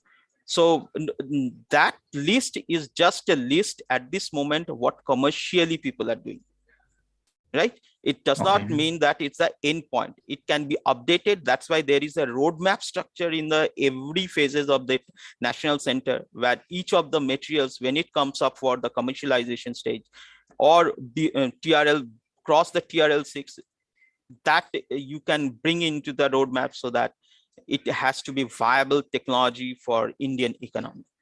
That we will put in there, right? Okay. Okay, thanks for this information. Thank you. Yeah, so with this, we thank the speaker, Dr. Shakhadeep Das, for his nice lecture and very informative lecture on the funding agency's perspective, how they are looking at things and how they want to promote programs. And the most important thing is that from machine, it's not only materials technology that we are developing, that it is from machines to materials to technology. So everything is trying to be taken care of. So with this, we switch on to the next speaker, Professor Animesh Jha. Professor Animesh Jha has been a well-wisher of CMET, and he has known CMET. He has the understanding of CMET programs from a long time. Let me give a brief introduction of Professor Animesh Jha. Professor Animesh Jha is a full-time professor of material science at the University of Leeds. One of his main areas of research is photonic materials and devices, energy harvesting, and photothermal energy conversion. Professor obtained his BE in Metallurgy in 1979 from University of Roorkee, then ME at the Indian Institute of Science, and PhD and DIC from Imperial College of Science and Technology, London. He has over 30 years of experience in rare glass materials processing and their applications in lasers and amplifier engineering and laser tissue matter interactions. He has authored a textbook on inorganic classes for photonics, which discusses extensively spectroscopic properties of rare earth ions in the range of inorganic classes. Between 2012 and 2013, he was elected as an international expert for participating in rare earth critical materials tri-nations workshops between US, European Union and Japan, and contributed to the policy-making decisions of the European EU Parliament for raw materials security and supply. In 2012, he was appointed by the US Department of Energy as an expert for evaluating the bids for setting up Critical Materials Research Center, which was owned by Ames Laboratories in Ames, Iowa. He has published scores of research articles in clean technologies for rare earths and critical materials. With this brief introduction, I hand it over to Professor Animesh Jha. Good morning. It's morning here in UK. I'm in Leeds University. As mentioned, that I have been here professor for more than 25 years. So my presentation today is going to focus on this topic, photonic materials for light source for integrated circuit using ultra-fast pulse laser and implantation, deposition, whatever we want to consider.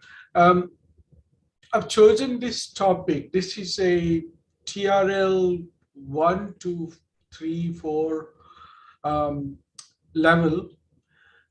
Extremely important topic to create bespoke structures where MBE, etc., might not be able to deliver you the way you want to functionalize on a scale that would provide quantum properties, quantum level properties.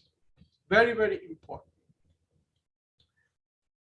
So in a plan for building the capacity for materials, whether you want to grow materials on silicon or germanium, or you want to grow materials on high purity silica, you want to utilize silica for integrated circuits. Very important part of that is laser processing. Without advanced laser processing, you may be limited. I convinced our government here back in 2005, 2006, and we had a very large program. And we continued to develop that program. Some of it you will see today, how we have brought together. I'd also like to thank Professor K.V. Adarsh at IISER Bhopal, with whom I collaborated to grow MOS2. And I think countries like India should consider MOS2 or other dichalcogenides, which may be for which the materials may be available in India. So part of this presentation, I want to also emphasize, whatever strategically you want to develop, you must consider whether these materials are also available in India and whether there will be a synthesis and purification program for that. That's very important. I think I would also like to thank, well before my presentation, to Dr. Bharat Kale and his team, not only in CMET Pune, but also in Hyderabad, for providing me an opportunity to see facilities, what things are available, etc., within the CMET capabilities and how we can set up international collaboration. Last but not the least part, I would also talk, don't limit quantum technologies to ICT sector, which is information computing based technologies. I think quantum technologies has much more to deliver. Think about imaging, for which you also need light sources, sensing, photothermal, and photocatalytic. Very, very important. When India is on the brink of agreeing to sign at post-COP26 an agreement to control and achieve net zero by 2060,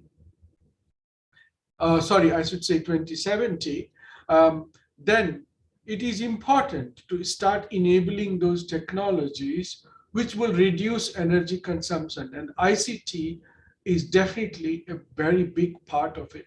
And some of these technologies you can utilize in integrated circuits as well. So with that, I would start my presentation. It should not last more than for 35 minutes. So photonic materials for light source for integrated circuit using ultrafast laser, ion implantation, deposition, both I would talk about. So what you have in this plan for research is you have to have either a femtosecond pulse laser source or a nanosecond pulse laser source, which could, femtosecond pulse laser source with high repetition rate and low repetition rate. And I'll explain why it is important. You got to understand plasma ion dynamics, and for femtosecond pulse laser induced plasma and multi-ion implantation is only possible when you understand plasma dynamics, which is dependent on the energy input you have when you start ablating a target.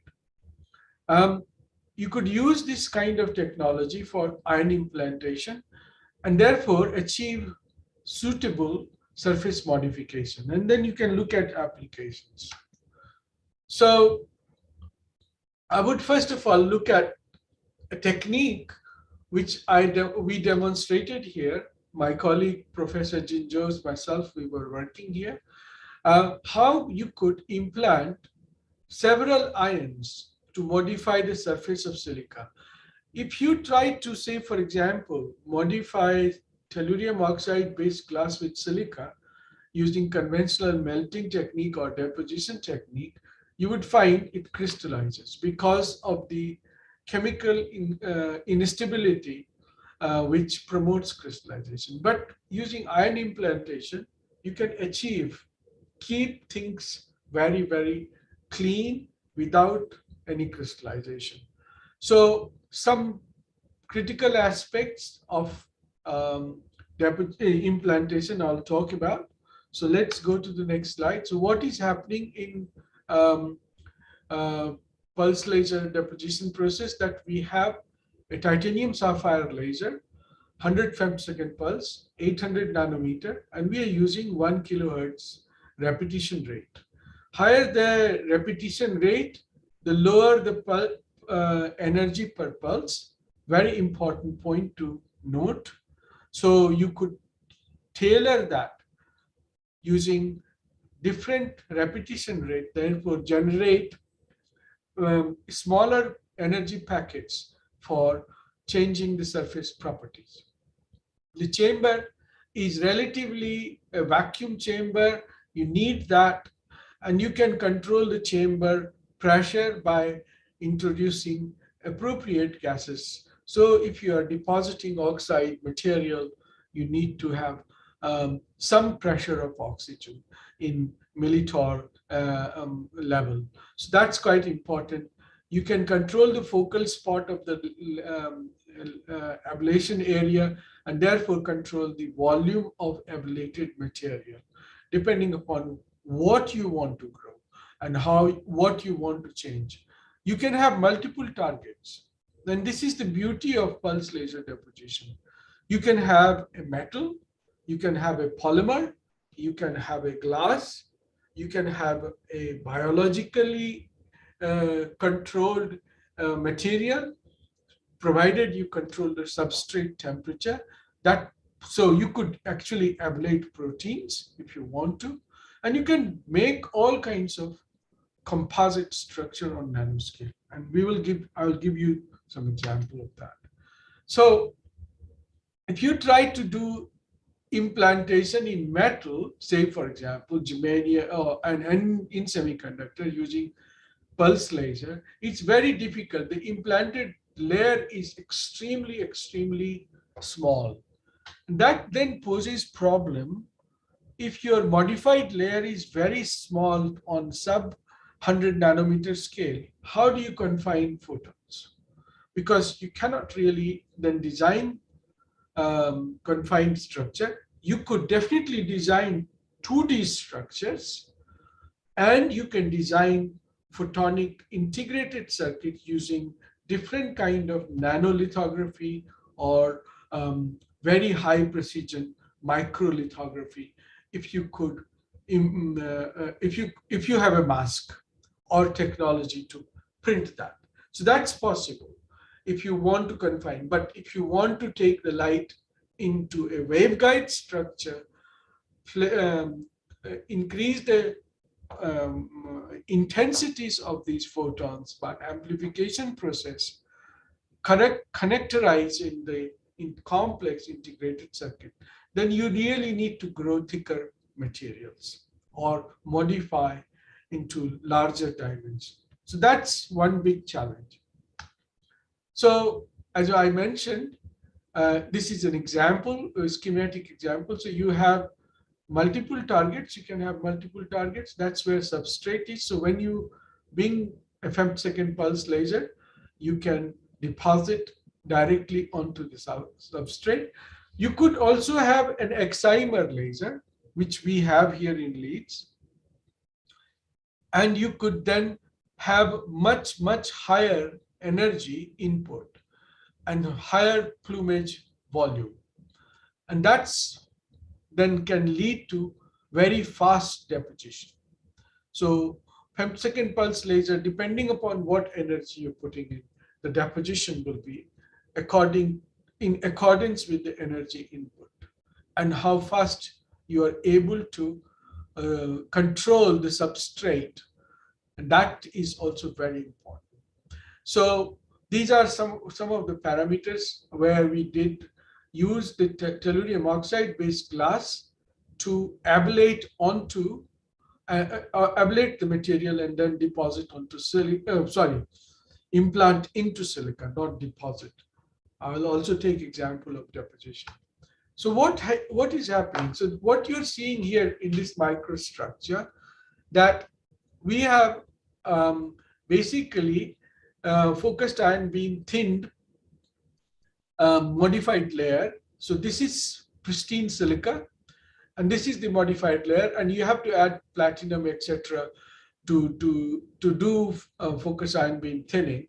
But this is the thickness. So you can see this is on a scale of nearly a micrometer, and that has been achieved using 63 microjoules of laser energy, 500 hertz, and we have, say for example, target to substrate distance 70. We heat treated the glass up to 700 degrees centigrade, and within few hours you get this kind of modification. So you have a waveguide structure which shows that you can completely change the property, chemical property, and produce very high refractive index change. And that too is in a step function. Very important if you're going to do waveguide engineering. And you can see here very clearly from the map, elemental map, that's for the silica substrate, then for tellurium oxide, very sharp interface. And you can also see from the elemental profile.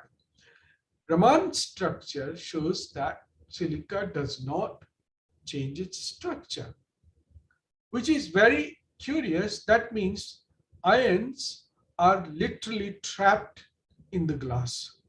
They are not producing an interconnected structure with silica. And that's extremely fascinating from fundamental material science of glass and thin films. So basically you are freezing the ion. And we have done all kinds of parameterization. So you could see how the waveguide depths are changing as a function of repetition rate, laser energy, and deposition time. So you could tailor that, and you can control the refractive indices that way. So that's just a schematic. What is happening is your band, the band gap of silica is 8.8 electron volt, and your basic, sorry, not band gap, the bond energy of silica is 8.8 electron volt. And when you bombard, this bond breaks and allows ion to get into the glass structure. But if you are doing at higher temperature, the glass layer, modified layer, is also softening. Because of the bombardment, the structure is breaking and the network is opening more to receive ions from the laser-induced plasma flow. That's quite important point to remember. And that's how the surface modification is taking place. So you could adapt this kind of technology to other materials as well. And you will see that how we do that. So just for people who are fascinated by the glass structure, this is the silica glass structure when you, crystalline quartz glass structure when you make glass, silica glass. That's how the structure looks like. When you start putting sodium ions in glass, like your window glass, the bonds start breaking. So what is happening when materials like tellurium oxide, which has this kind of large bipyramid or pyramid structure come in, they get trapped into highly viscous matrix. They have no mobility and therefore remain trapped. And that's how they modify the surface structure of the glass. Viscosity, as I mentioned, changes. And as you're breaking the bond, the viscosity is going to change. So 700, you're coming down in the viscosity curve quite rapidly. And that's where basically your say, for example, in germanium, that's what the viscosity will be. Silica viscosity is here. So you can see you have at least more than an order of magnitude of decrease in the viscosity. Okay, so this is very, very fundamental. So there are different energy scales for doing changes within the structure. So if you have 1 to 10 electron volt, it's typically that's been used for surface cleaning, 3D film growth. 10 to 40 electron volt, surface defects will start forming, voids will start collapsing. You have enhanced atom mobility, etc. Much larger energies start changing dramatically the structure. And Rob Eason, in his famous book on pulse laser deposition of thin films, has discussed this quite a lot. Again, if you look at the fundamentals, relaxation time, your dwell time is 100 femtoseconds. This is beyond any, this is much, much faster than any chemical reaction. So when you have these short pulses, there are various things which are happening. You have plasma, but plasma's relaxation time is extremely short. But post-plasma, you have also thermal accumulation, and that needs to be dissipated. And that's where then you start entering into kind of sub-pico regime, and then into sub-nano regime, where basically chemical reactions start happening. So you have very complex relaxation process in this technique. We characterized optical properties, and we have systematically looked at the transparency of silica, very, very high transparency. Okay, definitely in silica we have shown that. You could implant not only tellurium oxide, but you could also put phosphates. You could add germanium oxide. These things are possible. Okay, later on you will see how we have done MOS2. And this is a famous transition in erbium doped glass, because our entire optical comm system, land-based comm system, work on erbium window. And you can see how you could tailor the bandwidth of amplification window. And if you have amplifiers and lasers made out of it, and you could do polarization control, because we are talking about quantum technology. So coherence is very important. And if you can control the polarization, then you will have high coherence. And in amplification process, if you can not only amplify light, but also maintain the phase coherence, that is extremely important. That's where you would see the purity of the light, and you could then exploit that property for quantum technologies. That's quite important. And that's where deposition of materials onto silica, on silicon would help you.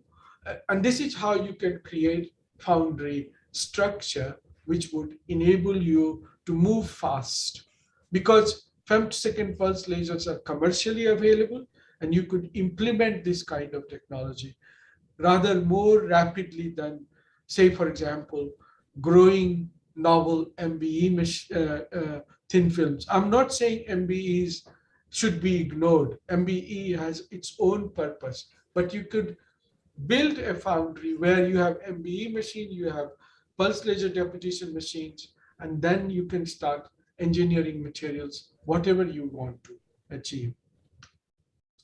We have also taken these materials, by the way, and written a waveguides using femtosecond pulse laser. So now this is a material which is ready for optical integration. So this is a next level of manufacturing. So you started with pure silica, you have implanted ions into silica, and then you have written waveguides.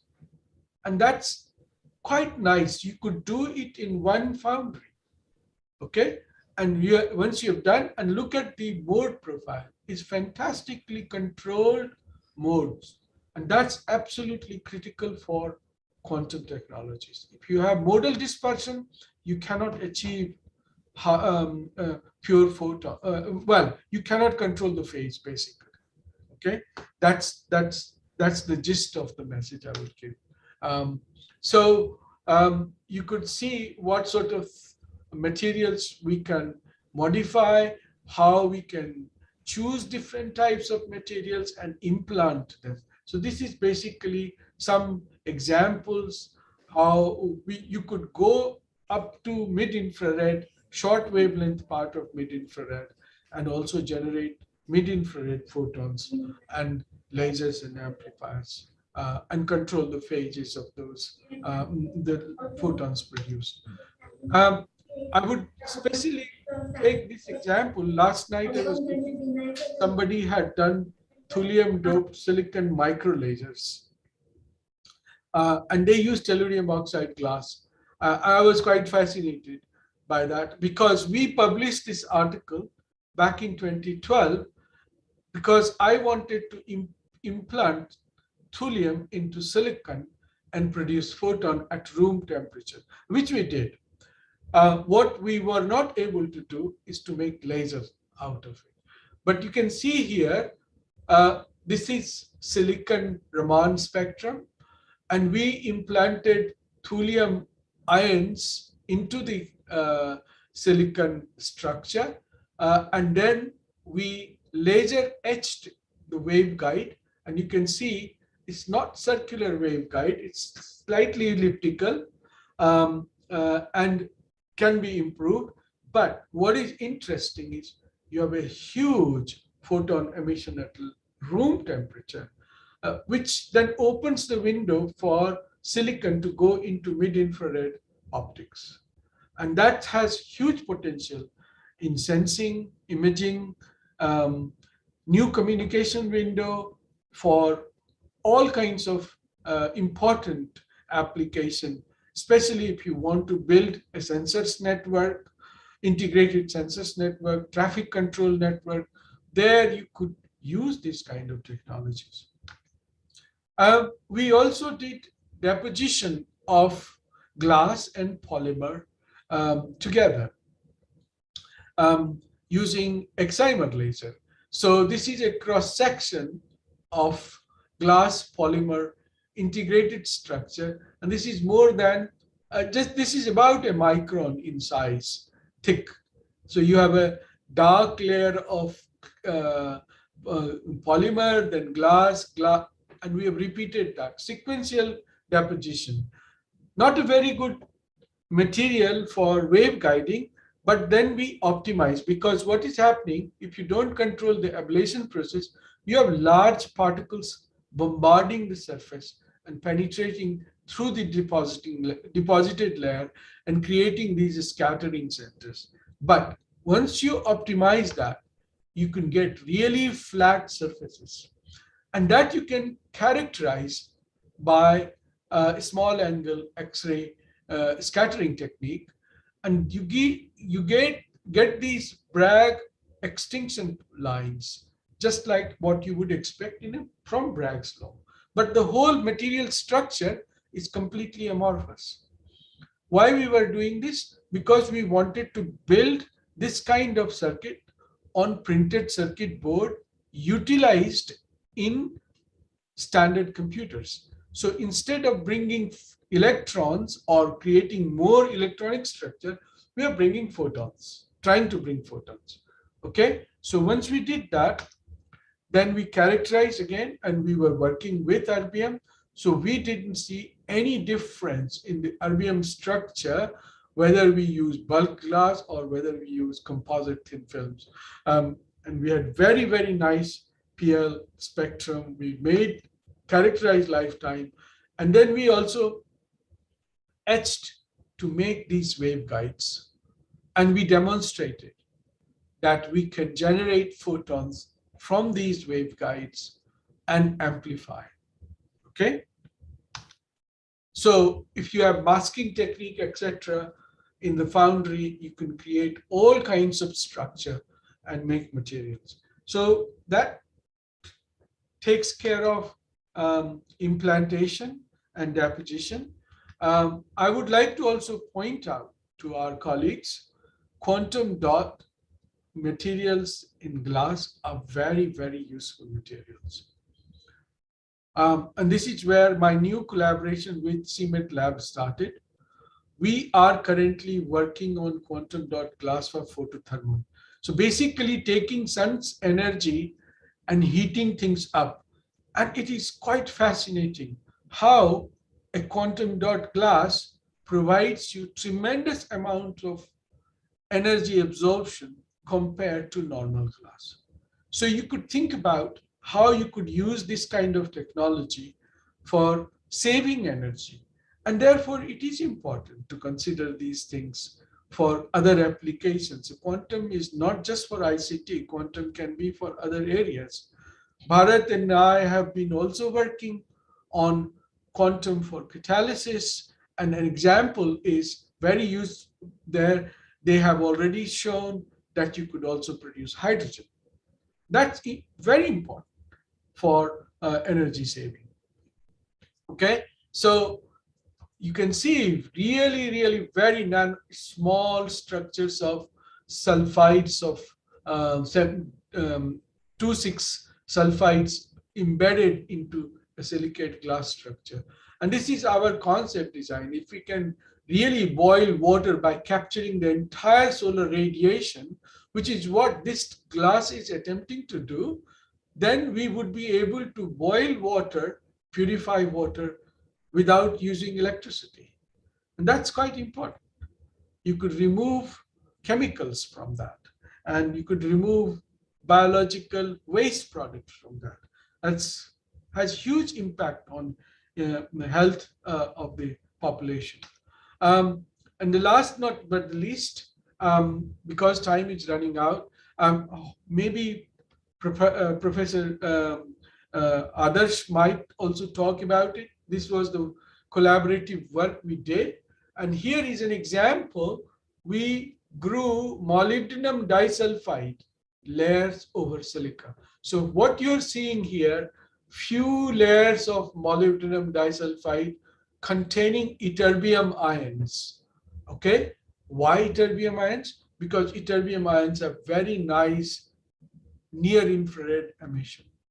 So this was one of the first results on rare earth doped molybdenum disulfide producing only few nanometer thin molybdenum disulfide producing photons.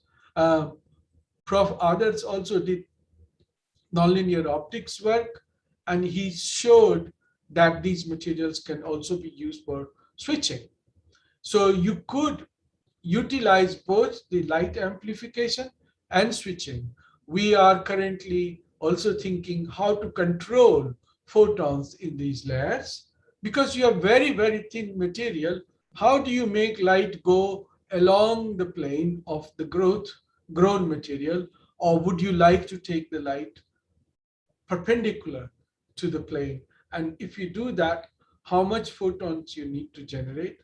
How do you amplify signals? These are very, very fundamental challenges which would then help in building new kind of light sources, very controlled light sources we think is possible in these materials because of the way the materials offer you to excite the states that yield photon much more efficiently. So to conclude, I've given you very quickly the way we can produce different types of waveguide structures for integrated photonic circuit. I also very, very briefly talked about quantum dot materials for photothermal, photocatalysis, etc. Very, very important area. And very briefly in last slide, I talked about metal dichalcogenides. And I think this is a the last category of materials is really low cost material, has to be high purity. And I think India can afford this kind of materials development program. With that, I thank you all for listening to me. Thank you. Thank you, Professor, for the nice talk. Now the forum is open for some quick questions. Yes, can I have a question? Yes, yes. Yes. Can we go to that 2-micron? I cannot hear you, Dr. Das. Yeah, yeah. Can you hear me now? Not so well. Okay, now you can hear me, I guess. Yeah, yeah, sure. Yeah, so can we go to that slide where you have shown some 2-micron PL? Yeah. I mean, is this good for quantum technologies? The communication from ITU is 1.55, and is it at around 2-micron? Will it be very useful for quantum, or we stick to the 1.55? I think 1.55 is getting very crowded, to be very honest with you. So you have two windows, because what has happened, Dr. Das, silica transmission line, the loss has really decreased. Yeah. So if you can afford, but it's not absolutely flat loss across 1000 nanometer to 2000 nanometer, because the shape is like, it's a V shape. Okay. So this is where if you could amplify signal anywhere between 1000 to 2000 nanometer, you have a source and you have an amplification medium. Yes, then it is a very useful window. And I think thulium in silica, thulium holmium in thulium in silicon and thulium holmium in silicon will give you anything from 1800 to 2200 nanometer bandwidth. That's a fantastic amount of bandwidth, to be very honest with you. Yes. There is a second part to this question, because what ITU is looking at is in the other direction, in the visible region for the 6G. Yes. So my question here is, can you shift this spectrum from the, instead of going on the right hand side on 1.55, on the left hand side of 1.55? Yes. So we have been doing what, ytterbium is a good candidate for that, because it gives you 70 nanometers bandwidth in silica and phosphate materials. Right. But we have been doing work, and I have just published recently work on samarium, and that really helps to combine 1000 nanometer bandwidth with 1100 nanometer bandwidth. So you have definitely that bandwidth. If you want can we have anything other than samarium? We don't have samarium sources. Indian supply chain, there is no samarium sources. You could use quantum dot there, because the work which we are doing with Bharat, we could tailor quantum dots there. Right. But that's very fundamental research. And if you can amplify that by reducing the amount of rare earths in it, I'm pretty sure you may be able to get that. In visible, you have loads of transitions from rare earths, and that is definitely possible. But you cannot do that on silicon, because how cost effective is this as compared to when you are doing on an MBE? Oh, MBE, you require clean room. Yes. In pulse laser deposition, you do not require clean room. You have PLD you can do just with a normal, You do need clean room. You don't need dust there, but you can have integrated chamber. Yes. And you can move your material. Yes. So it will be, running cost will be anyway cheaper. I think MBE machine is much more expensive. I think 10 times more expensive than PLD. And Yes. I think India makes PLD machines. So Yes. it might be very good the supply chain for if we can move the frequency instead of on the right hand side to the left hand side, then the quantum technologies on that might get fit into 6G of ITU. Yes. That will. I think it is possible. So we need a source. Definitely, we need a source technology. This could Yes. well be the source technology that we are looking at. So you are asking me that question? Yes, sir. So you can have sources from the left-hand side of the erbium spectrum going down to visible region using rare earths. Okay. Okay. Okay. You could have sources. So can I send you a list of rare earths which is easily available from Indian sources, and you can tell me? Yeah, I can tell you that. Then which one we can use so that it can be pushed into a Indian manufacturing structure or not? Yeah, that's definitely possible. Fine. So we can do a techno-economical analysis of this technology for viability from the standpoint of Indian manufacturing. Okay. Okay. Yeah, Thank you, sir. I'll be delighted to comment on those points.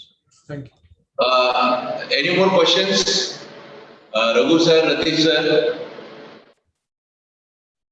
Sir, excellent lecture. I have a question. I am Ratish from Hyderabad. Sir, in the molybdenum disilicide Raman spectra, I could see a ZO mode. Can you please throw some light on it, where from it is originated? Other than LO and TO mode. Sorry. Yeah, in the deconvoluted. Exactly, sir. This slide, what? Yeah, right, sir. Yeah. You know, other than LO and TO mode, there is an structure which is coming from ZO mode. Where from it is originating? No, I'm not able On the to left hear side. very well, Dr. Ratish. The picture on the left side, sir. Yes. The bottom left, yeah. So platinum and iridium No, are sir. used. No, I'm talking about Raman spectra, sir. Raman spectra. Oh, Raman spectra. Yeah. So these are basically the fitting. Correct. Of the Raman spectra. So you have, we are fitting the peaks in the Raman spectra to calculate how many layers are there. Yeah, correct, sir. I understand that. And the LO longitudinal and transverse mode, I could understand. But I just want to know that what represent the ZO mode. No, I'm not able to hear. You're saying? Sir, actually, we can see both the longitudinal and transverse modes there, which is represented as LO and TO modes. Apart from that, deconvoluted spectrum, we could see a ZO mode. Where from it is originated? That's a question, sir. Oh, these are all taken from the literature. So you got transverse optical, transverse longitudinal optical, and I think ZO was reported in the literature. Okay. Professor, others, do you want to comment on that? No, actually, I'm sorry, I don't know much about this ZO mode. Okay, because I'm also hearing first time. That's why I asked that question. Longitudinal and transverse is okay. But ZO mode, I got confused. That's why I asked. Probably that time we could see like 1T phase also there and 2H phase also there. Maybe it's a mixture of these two things. Yes, that's right. So it's not just 2H, but there's some mixture of 1T as well. Okay. Yeah. Fine, sir. So that may be coming from the 1T mode, 1T structure. Okay. And there is also an in between 1T and 2H. There is also a third variation in these materials, which is not exactly a direct band gap semiconductor. Fine, sir. Thank you. Okay.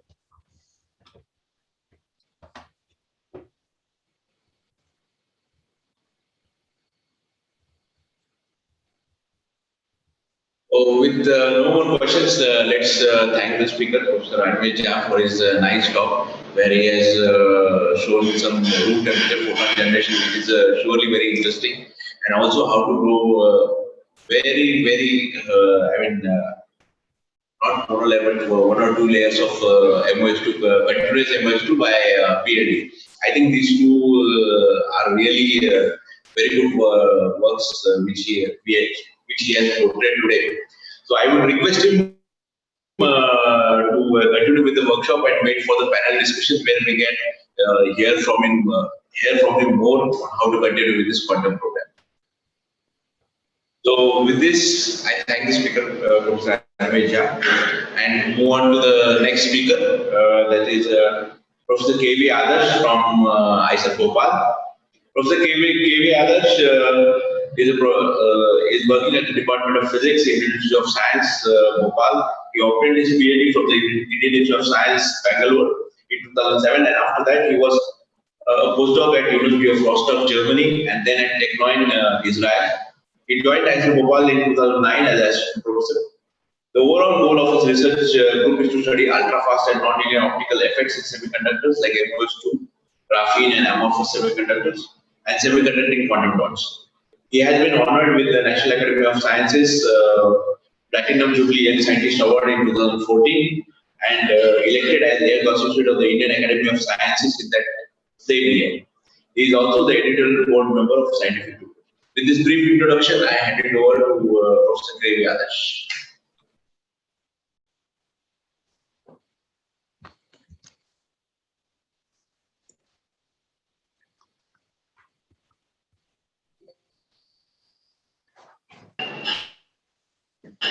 Adarsh, we can see your slide. You can start. Yes, you are audible. Okay. And we can see your slides also. Okay. Good afternoon, and thank you very much for giving me this wonderful opportunity to give my talk on this place. And I also thank Professor Animesh Jha and Dr. Ranjit in our collaborative work. Some of the slides I'm showing the same thing, and probably I hope you'll not be bored with that. So I'm going to talk about, I'm a spectroscopist. I'll be studying the light-induced effects in using ultra-fast laser. So basically, the light-matter interaction in femtosecond timescale is my area of research. And probably I will not be talking much about the material system. We collaborate with different groups to get the materials, and some of the materials we will fabricate in our group. So with this, let me get into the presentation mode, mostly dealing with the physics portion of it and the spectroscopy portion of it. Probably I'll show that what kind of applications can come out of these studies. Maybe one such effect is that lacing, maybe a qubit kind of things. With this, let me begin my talk with acknowledging the people who worked and collaborated with me for this work. First, let me thank Dr. Hanyu Sang. He has provided the wafer scale 1-layer and 3-layer MOS2 films over a large area, roughly 1-inch area, which is continuous without any islands or cracks. Then Professor Animesh Jha for working with me for ytterbium doped molybdenum disulfide and a lot of other collaborations and discussions about quantum dots, and especially rhenium sulfide kind of materials. And then Professor Maxim Kovalenko from ETH Zurich for providing us the quantum dots in perovskites, metal halide perovskite quantum dots. And then Dr. Ranjit Havaldar for providing me rhenium sulfide samples, which was grown by CVD. And Dr. R.P. Singh for giving high quality single crystals of rhenium sulfide, which we use to exfoliate rhenium sulfide monolayers or few layers. And these are the students who worked in this project. I'm not going to name them. And these are the funding agencies give enough financial support for our research. So let me give a brief outline of my talk. I'll give an introduction about the kind of materials, it means the quantum materials which I am working. Basically, I'll be talking about the spectroscopic properties of that one. I broadly classified these quantum materials into 3 categories. One is that transition metal dichalcogenides. Basically, I'll be looking at atomically thin MOS2 in the sense that I'll be looking at monolayer and 3-layer MOS2, and then rhenium sulfide is roughly around 3 to 6 layers. So in MOS2, we could tune the optical properties, basically the exciton energy more than 120 milli-electron volt, and we can tune the lifetime by 2 orders of magnitude larger than anything. It is a new method we adopted that we can tune the exciton lifetime, which is very short, from few picoseconds to more than nanoseconds. And the photophysics shows us that the excitons behave more like atoms. We can see a Lennard-Jones type potential kind of behavior. In the photophysics of RES2, what we showed that the RES2 has 2 excitons. These are called anisotropic excitons. So the valence band is the same and conduction band is slightly different. So the energy between the 2 excitons, these anisotropic excitons, are very small. So what we can do, you can see the quantum beats. And quantum beats, it is difficult to get it in MOS2 kind of system because the energy separation between the 2 excitons are different. Plus the valence band is not the same. So it is very difficult, but still people could show some kind of effects in TMDC, MOS2 and WS2. Then I'll be discussing more details about metal halide perovskite quantum dots. In this, I'll be talking about CSPB-BR3. And here I'll say spin selective biexciton. The advantage of this biexciton is that it can be used for quantum information processing. In the sense that the biexciton means I have 2 excitons, which are bound together, like a hydrogen molecule. So the idea here is that the biexciton will disintegrate by luminescence emission, and this emission is polarized. So that you can use it for making a matter qubit, which can be used to store the data, and then a flying qubit, the data in the matter qubit can be transmitted to other components very easily by using the photons. Basically, you can make a quantum information processing where you want matter qubit or flying qubit, both can be made from the metal halide perovskite quantum dots. And second idea here is that it has a high photoluminescence quantum yield, which is of the order of say around 70 to 90%. Sometimes it can reach unity also. Whenever we talk about monolayer TMDC, the photoluminescence quantum yield is not more than 30%. Now you see that this quantum yield is coming close to unity, means it is highly luminescence.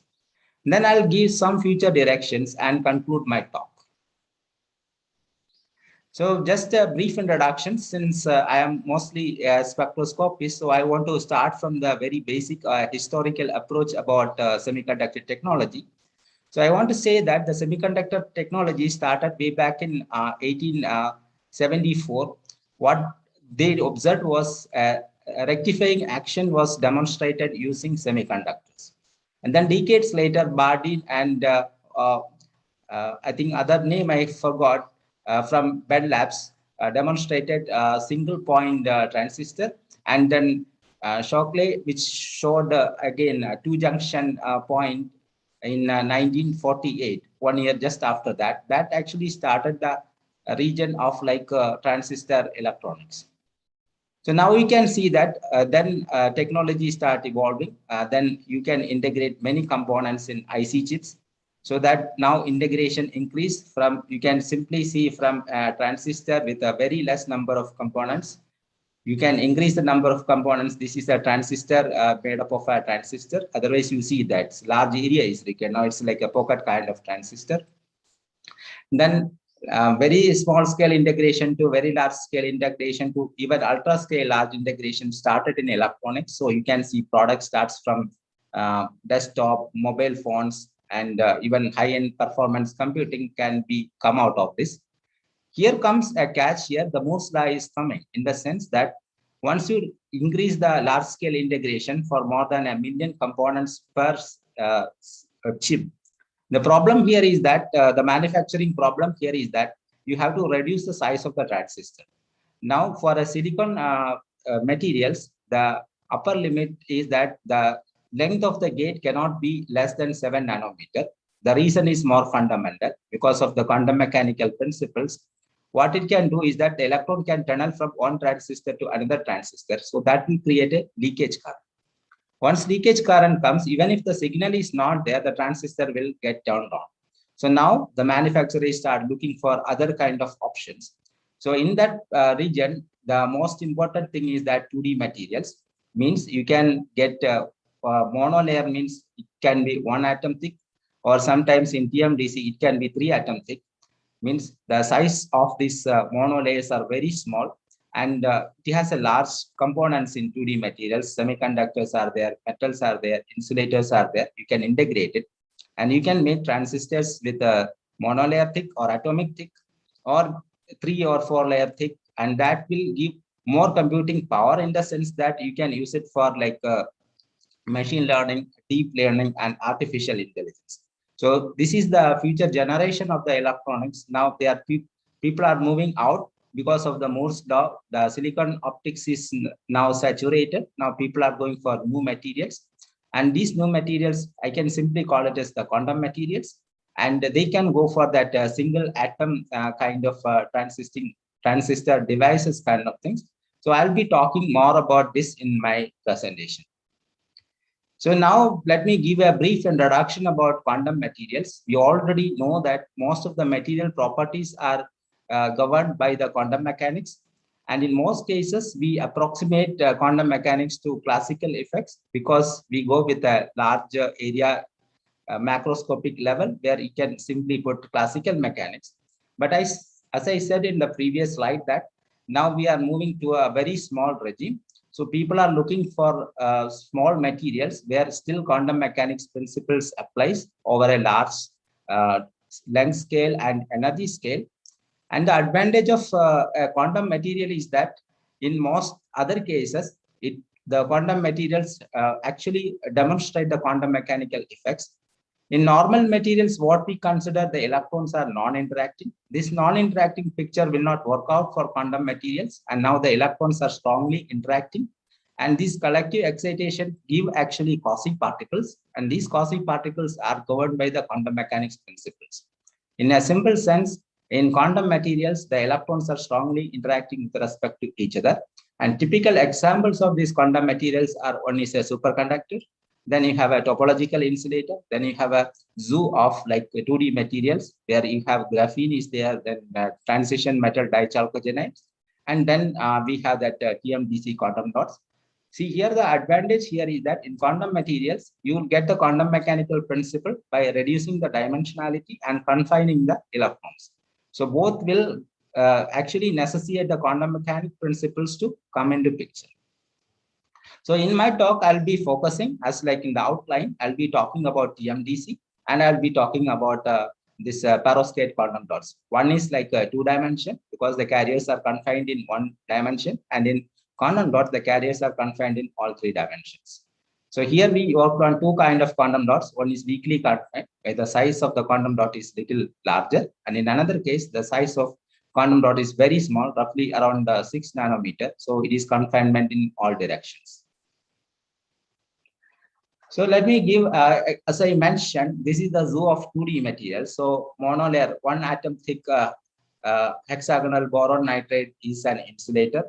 3 atom thick transition metal dichalcogenide MOS2 kind of material is a semiconductor whose band gap can vary from 1 to 3 electron volt. And then black phosphorus is again 1 atom thick that can, the band gap is from 0.3 to 2 electron volt. And then we have a graphene, which is called conductor. So you can see that this will act as an insulator. Then one of this component may be a semiconductor, and one of this component can act as a conductor. You can easily make a transistor out of it. That will be smaller in size, and the problems which we are facing with silicon will not be there. So let me discuss about the 2 kind of transition metal dichalcogenides I'm going to talk about. One is a high symmetry honeycomb lattice, which is made up of MOS2, which has a band gap of roughly around 1.8 electron volt, and it has a honeycomb lattice, and it is more symmetric and isotropy is there.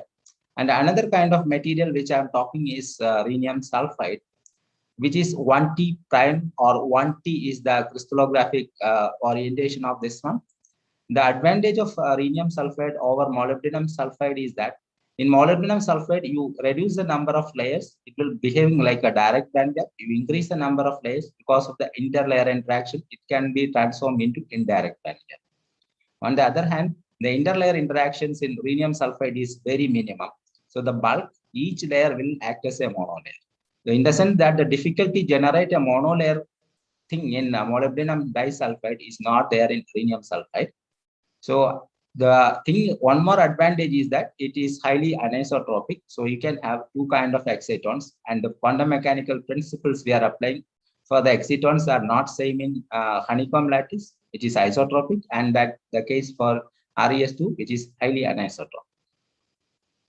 So now let me talk with atomically thin molybdenum disulfide.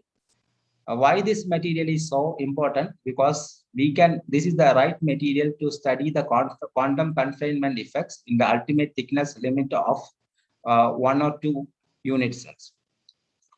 So that you can see the transitions can blue shift depending on how many number of layers are there.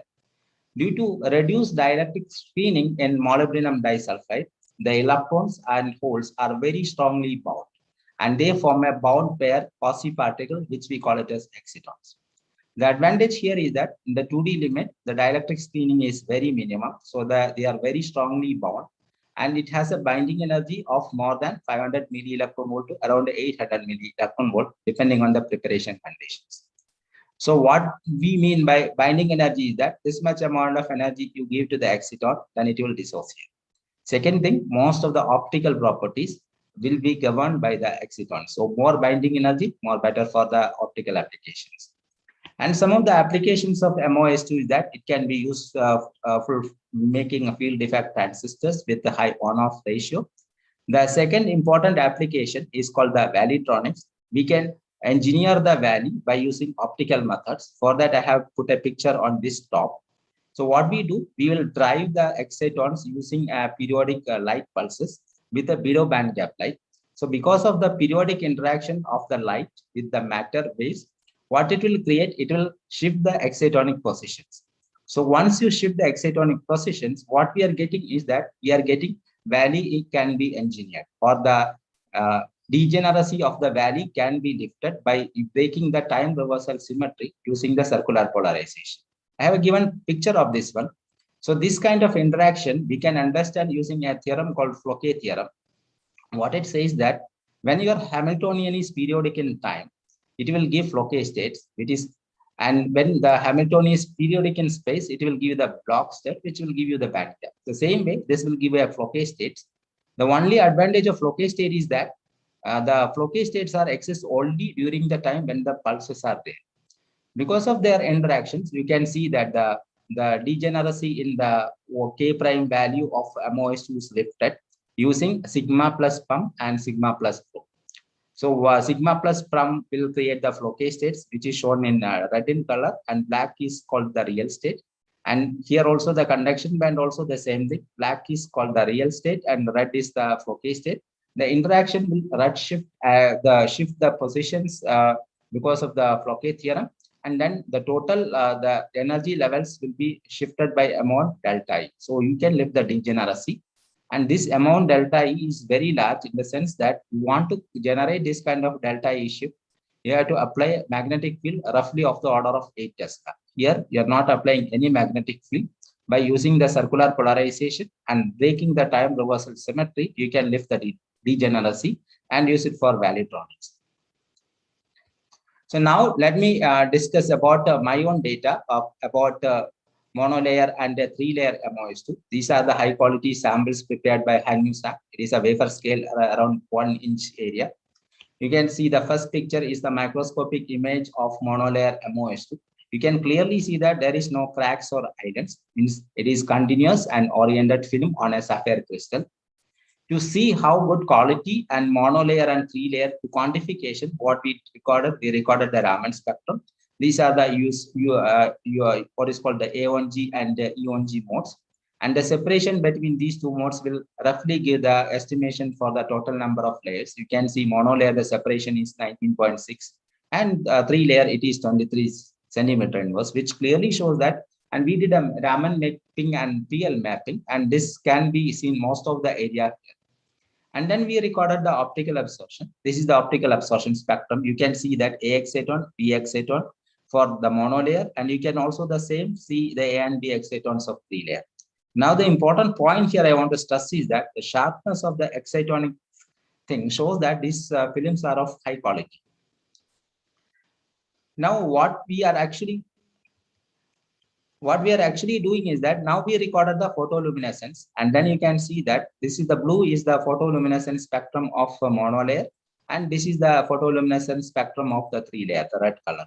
Now you see that normally by looking at optical absorption, you will expect the same kind of increase in 3-layer, but we are not seeing it. We are getting a reduction in the PLT.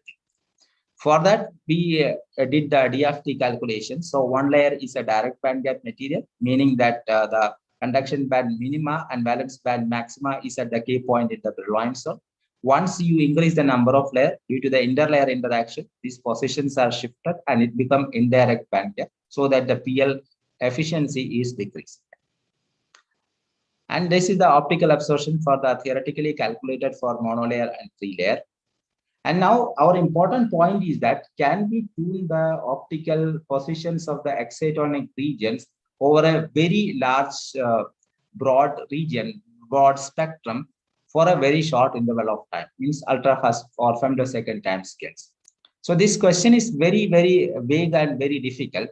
So, but we already, as I mentioned, there is an idea is there is a very Coulomb interactions are screened. If I can somehow interact the Coulomb interactions in monolayer or 3-layer MOS2, then what we can do, we can tune this is called dielectric engineering. We can tune the optical properties of my 3-layer and monolayer data. For that, what we have done is that we have synthesized a new technique, which is a pump drop technique. So we send a very strong pump pulse through the sample. So that will create the Coulomb engineering in the monolayer and 3-layer sample. Then I will use a weak probe light and measure the transmittance of the material. That will give information about what changes happen through the material. So let me start with the 3-layer data, which is the second bottom figure. And I have plotted at 1 picosecond between the pump and probe delay time. When I increase the number of carriers, I'm optically injecting the electrons into the system. So the number of carriers are increasing. Once the number of carriers are increasing, it will start screening the Coulomb interaction between the electron and hole. Now the potential, the Coulomb potential between the electron and hole is reduced. So now the dielectric environment is changing. So that will bring new kind of features. And you can see that this is the A exciton and B exciton for 3-layer. Once you put the carriers, you can see that A and B exciton positions are disappeared. Now you are getting a very bleach position, means reduced absorption. Now what next I do, I start increasing the number of carriers. I increase the carriers from say 10 microjoule per centimeter square to 440. This is the fluence that can be translated into the total number of carriers. You can see that the whole spectrum totally changes. The same kind of results you can see for the monolayer, which is also very thin. And then you can see what are the main features you can see. There is a bleach in the A exciton position. There is a bleach in the B exciton position.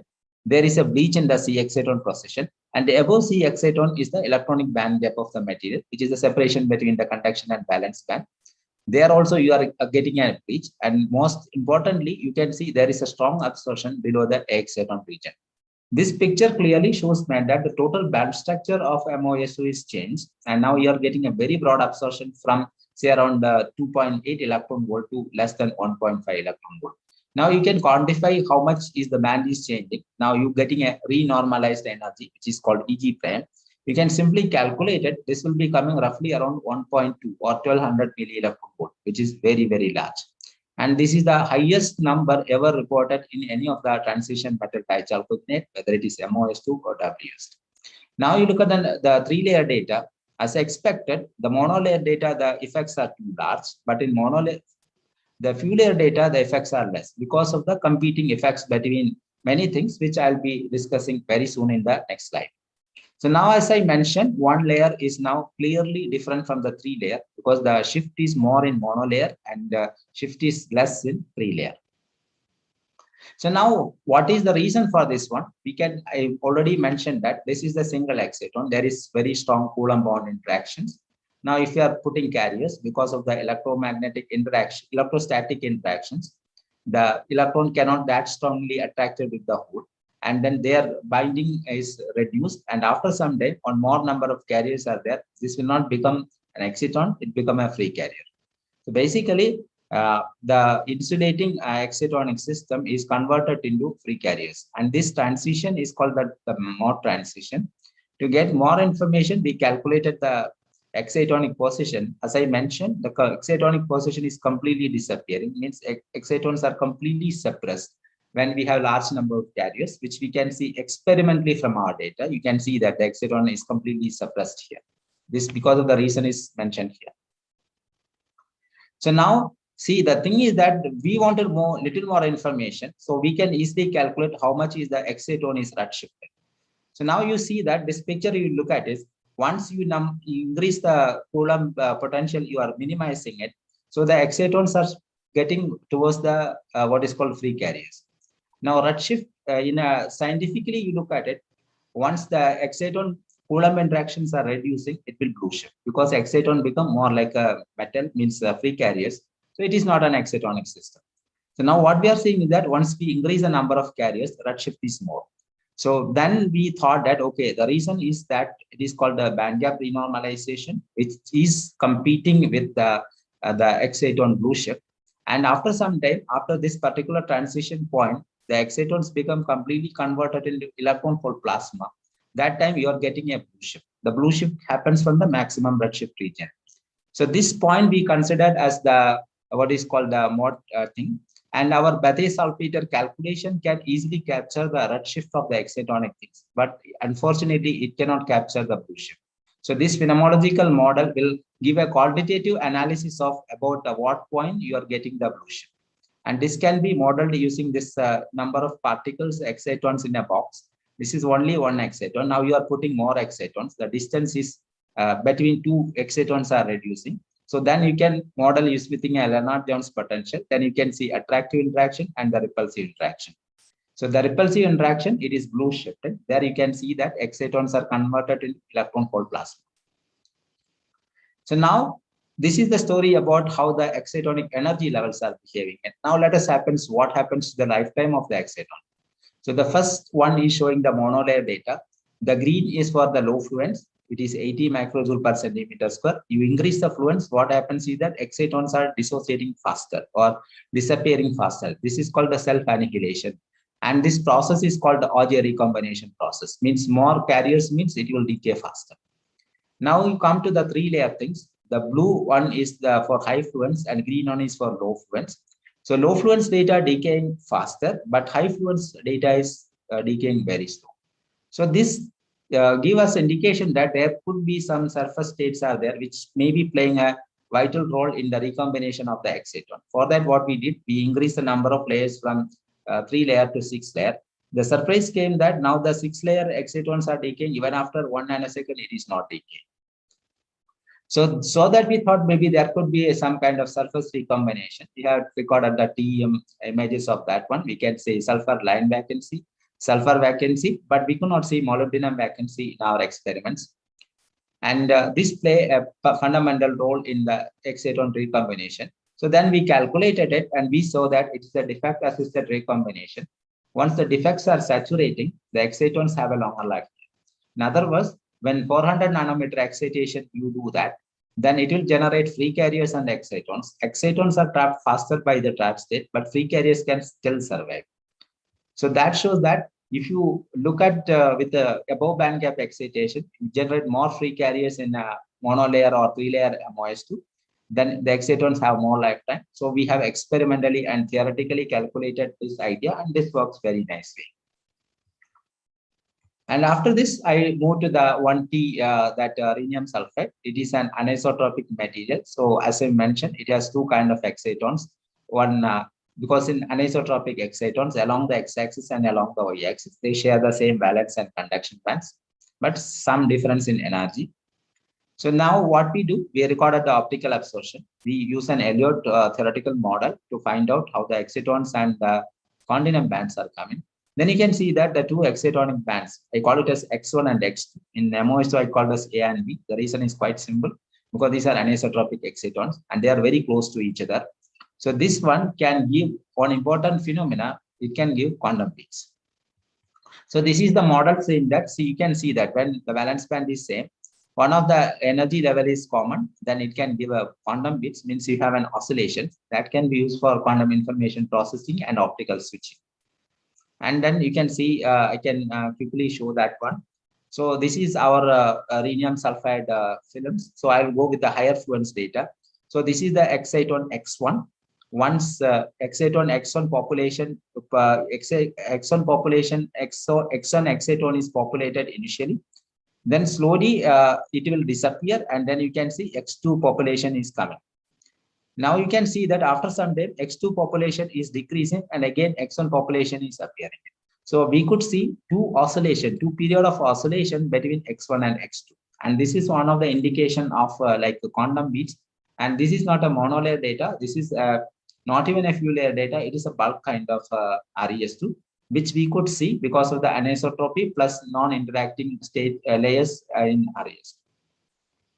So now with this, I'll go to the quantum dots, which anyone know that quantum dot is an artificial material. The size of the semiconductor is roughly of the order of 1 to 10 nanometer.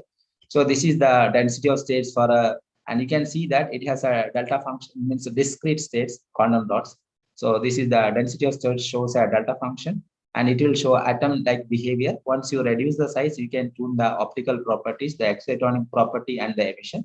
You can make in both ways, epitaxial way and colloidal. Most of the time we are working on colloidal way because it is freestanding, inexpensive, and easy to synthesize, and you can post-process it.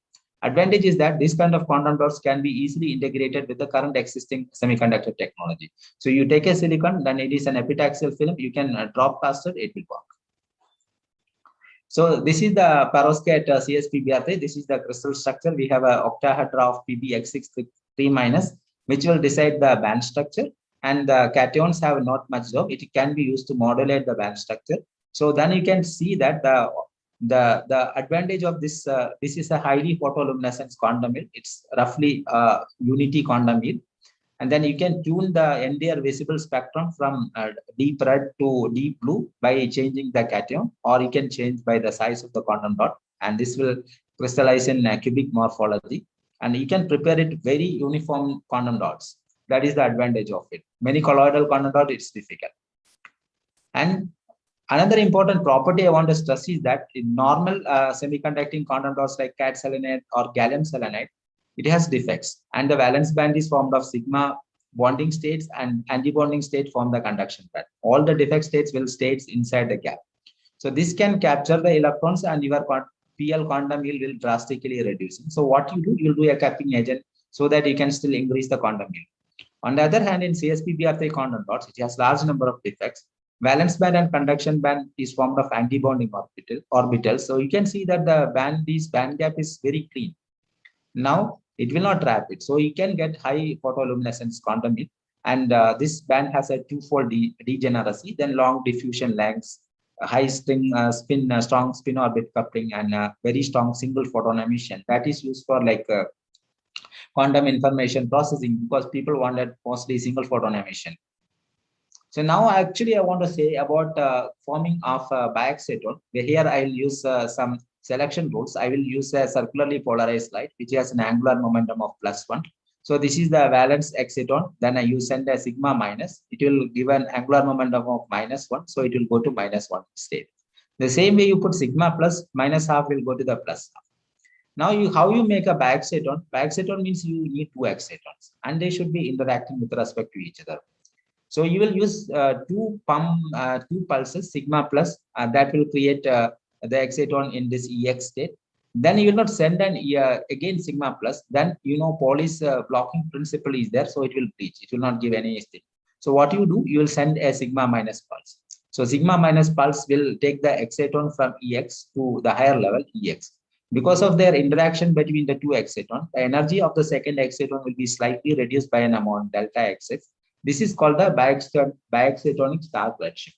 So by using two circularly polarized pulses, you can generate a biexciton. And this is the signature of biexciton in perovskite quantum dots. Now the advantage here is that it will dissociate by first it become exciton, and then it will go to the ground state.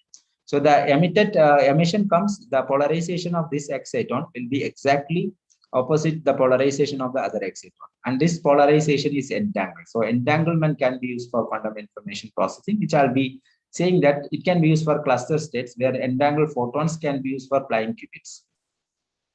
So now the advantage is that why this biexciton is so important.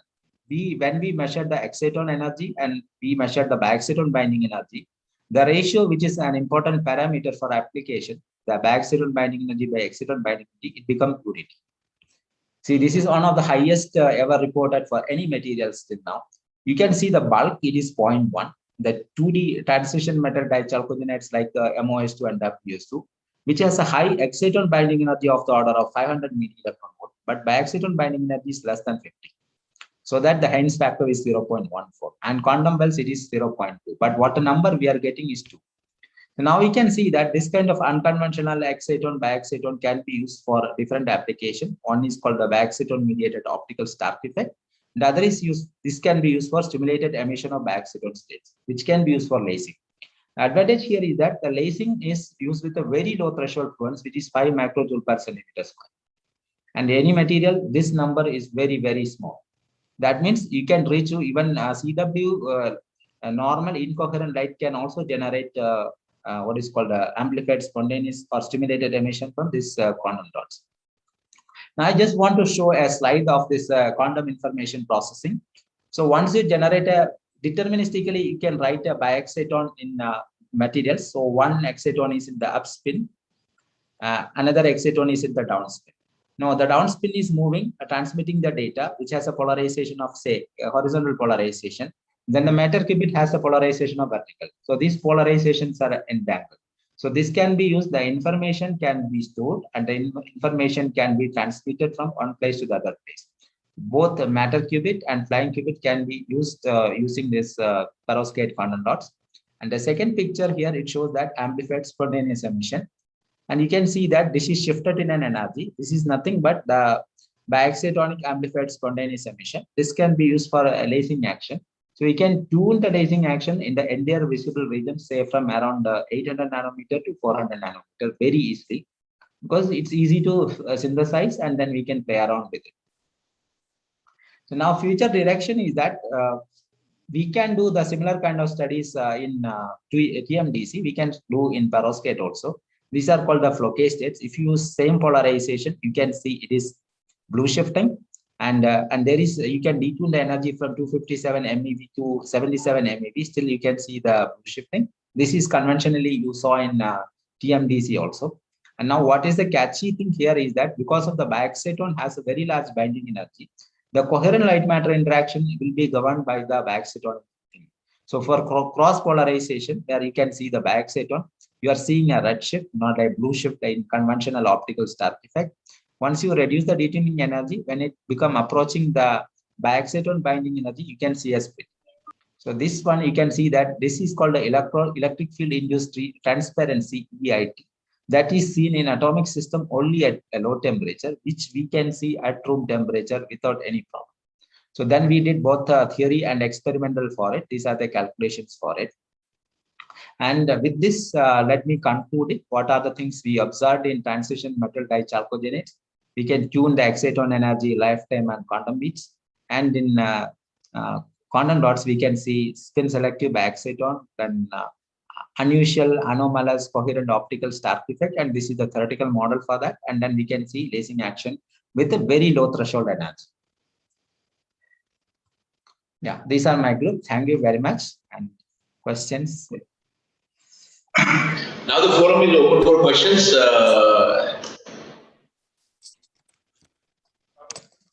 Professor Adarsh, I have a question on your Floquet transition.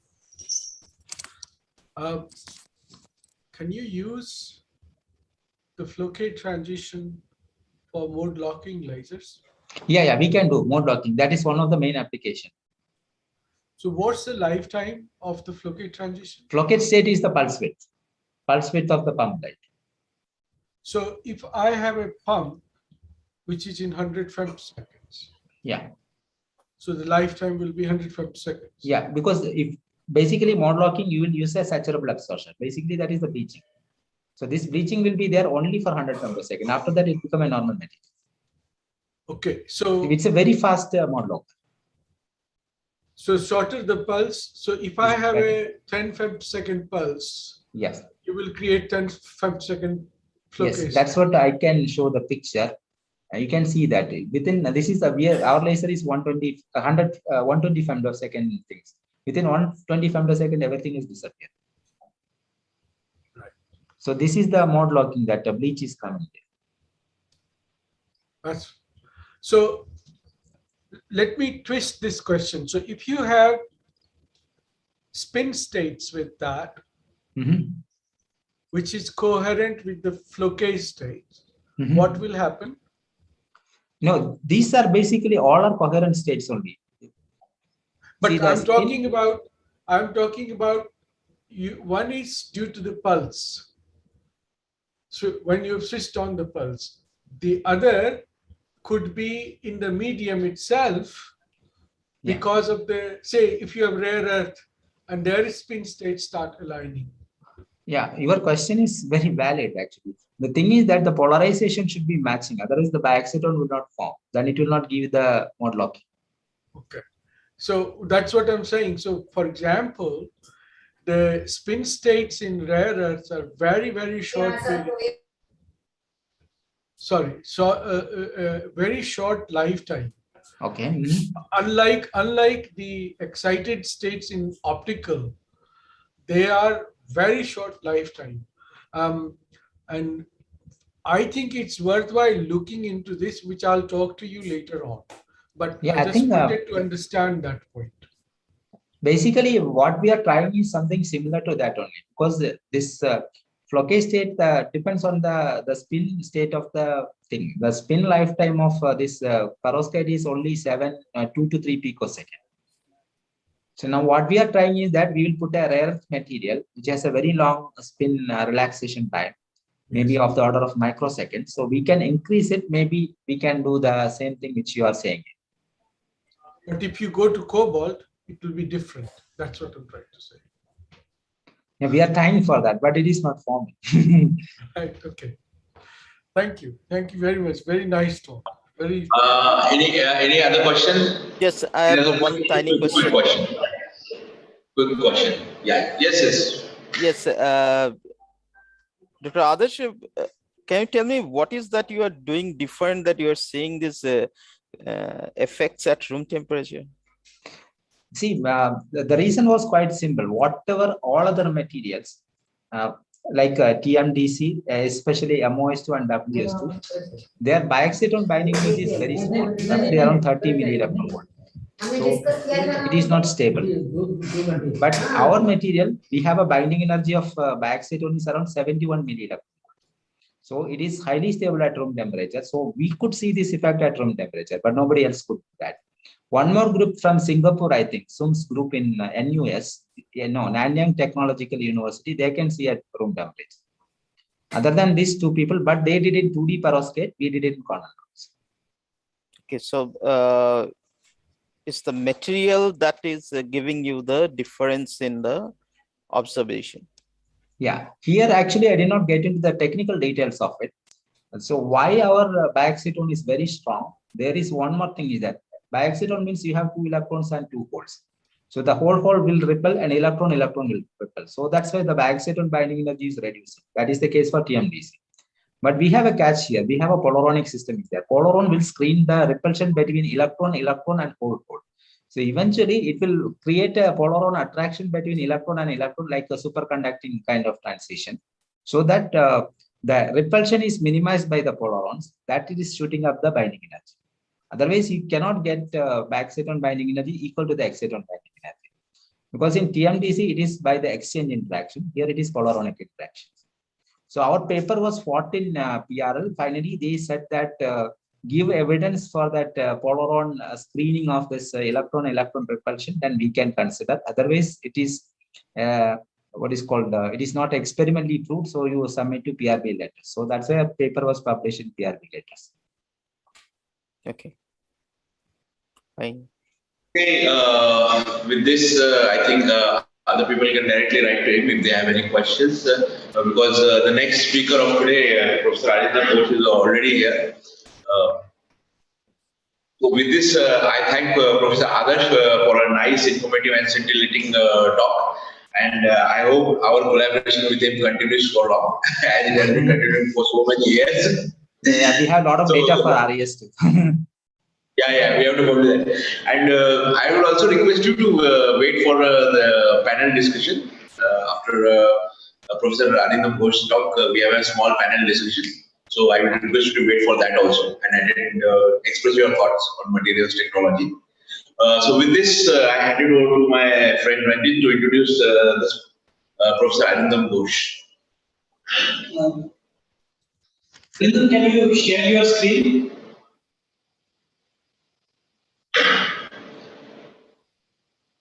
Professor Arindam, can you hear us? Yes, I can hear you. Let me just give me a minute. I'm trying to share. I will just actually briefly introduce Professor Arindam Ghosh. Many of us actually already know him very well. Professor Arindam Ghosh is from Department of Physics, Institute of Sciences, Bangalore. His research interest involves fundamental understanding of physics and device concepts in multiple two-dimensional electron systems with emphasis on transport, optical and thermal properties of layered membranes. The emphasis of his research lies in ultra-sensitive optical detection, uniform thermoelectric designs, and power-efficient memory devices for neuromorphic applications. Professor Ghosh has guided nearly 20 PhD students so far and served on editorial advisory board of several international journals from Springer, IOP, and ACS and many other conferences. He has been recipient of several recognitions and fellowships, including Swami Jayanti Fellowship, Indo-US Science and Technology Forum Fellowship in Nanotechnology. He is a Shanti Swarup Bhatnagar awardee, Oxford Instruments Young Nanoscientist Award, PK Antar Memorial Award, and JC Bose National Fellowship, and the Infosys Prize 2020. With this small introduction, I request Professor Arindam Ghosh to deliver his talk. And we are actually thankful to Arindam for joining us today. Okay. Thank you. Can you hear me? Yes, we can hear you, sir. Okay, wonderful.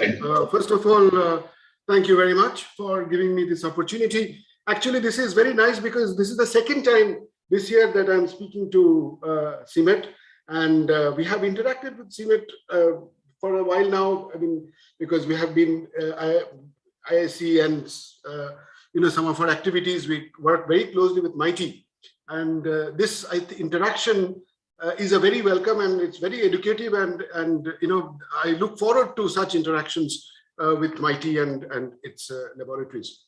So given the context of today's lecture, to today's discussions, it's a very nice timely discussion, because we would like to see how these new generations of materials can actually be made useful and made in India in a manner that is compatible to the global standards. And that's the only way I think the quantum technologies will advance in India. Otherwise, we have no hope. We cannot depend on materials from others. So I'm going to talk about a little bit on a specific aspects, which is noise, because it is one of the key parameters that determines the usability of a material in quantum technologies. So, for example, this is a very recent review article. I'm guessing you can see my pointer. Can you see my pointer? If you can just say, can you see my pointer? Yes, we can. Okay, good. So you can see that if you have the block vector, which is moving on the block sphere, you can go to very large number of algorithms only when the gate fidelity is good or gate infidelity is very low. And that becomes, then once you have a larger number of physical qubits, that IBM had recently announced 127 qubit Eagle processor just about a day ago. So we are moving around in this direction, but gate fidelity is still a problem. And we need to create gate fidelity. And the problem with gate fidelity is that if you have noise in the system, then the block vector essentially wanders around in the block sphere, and that leads to decoherence. I'm going to give you a little bit of understanding why noise and characterization of noise in new material is extremely important from quantum technology point of view. So a little bit of fundamental understanding, and then we go to material, and then what kind of work that we have done so far. So this is going to come out hopefully sometimes next year. It's an invited thing under review. We have looked at different classes of materials that's going to become important when it comes to application in quantum technologies. It needs us to make high quality material, even which are known, but like silicon, germanium, delta dope silicon. We have to invest in two-dimensional materials. It has got a huge possibility.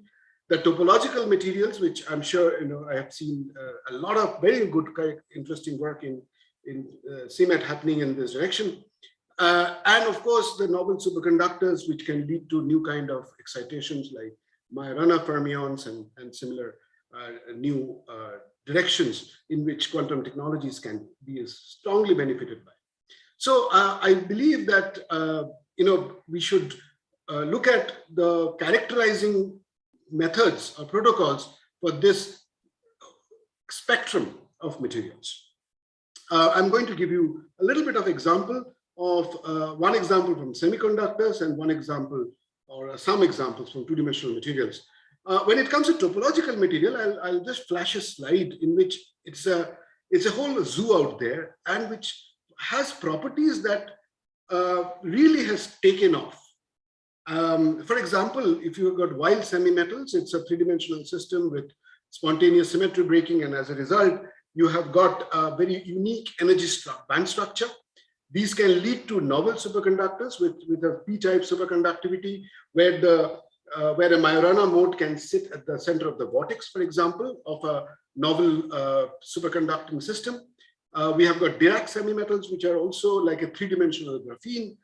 We are looking for topological insulators, the Chern insulators. There's a huge class of material that is very important and becoming important for quantum technologies because they can make superconductors. They can look at novel quasi-particles for fault-tolerant. Majorana modes are fault-tolerant for fault-tolerant quantum computation. New physical discoveries is something which you cannot underestimate because, okay, we are making these new materials for some form of quantum technologies, but they also act as a site for discoveries. And we must look into that new physical property aspects.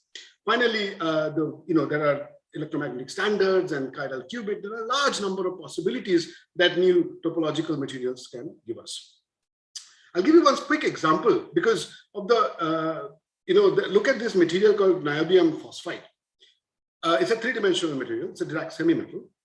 And what happens is, in this case, if you look at the band structure, it's a parabolic band structure and a coexistence of a conical band structure. What this conical band structure allows us is that an electron can go around a disorder and doesn't get scattered very easily in a three-dimensional system.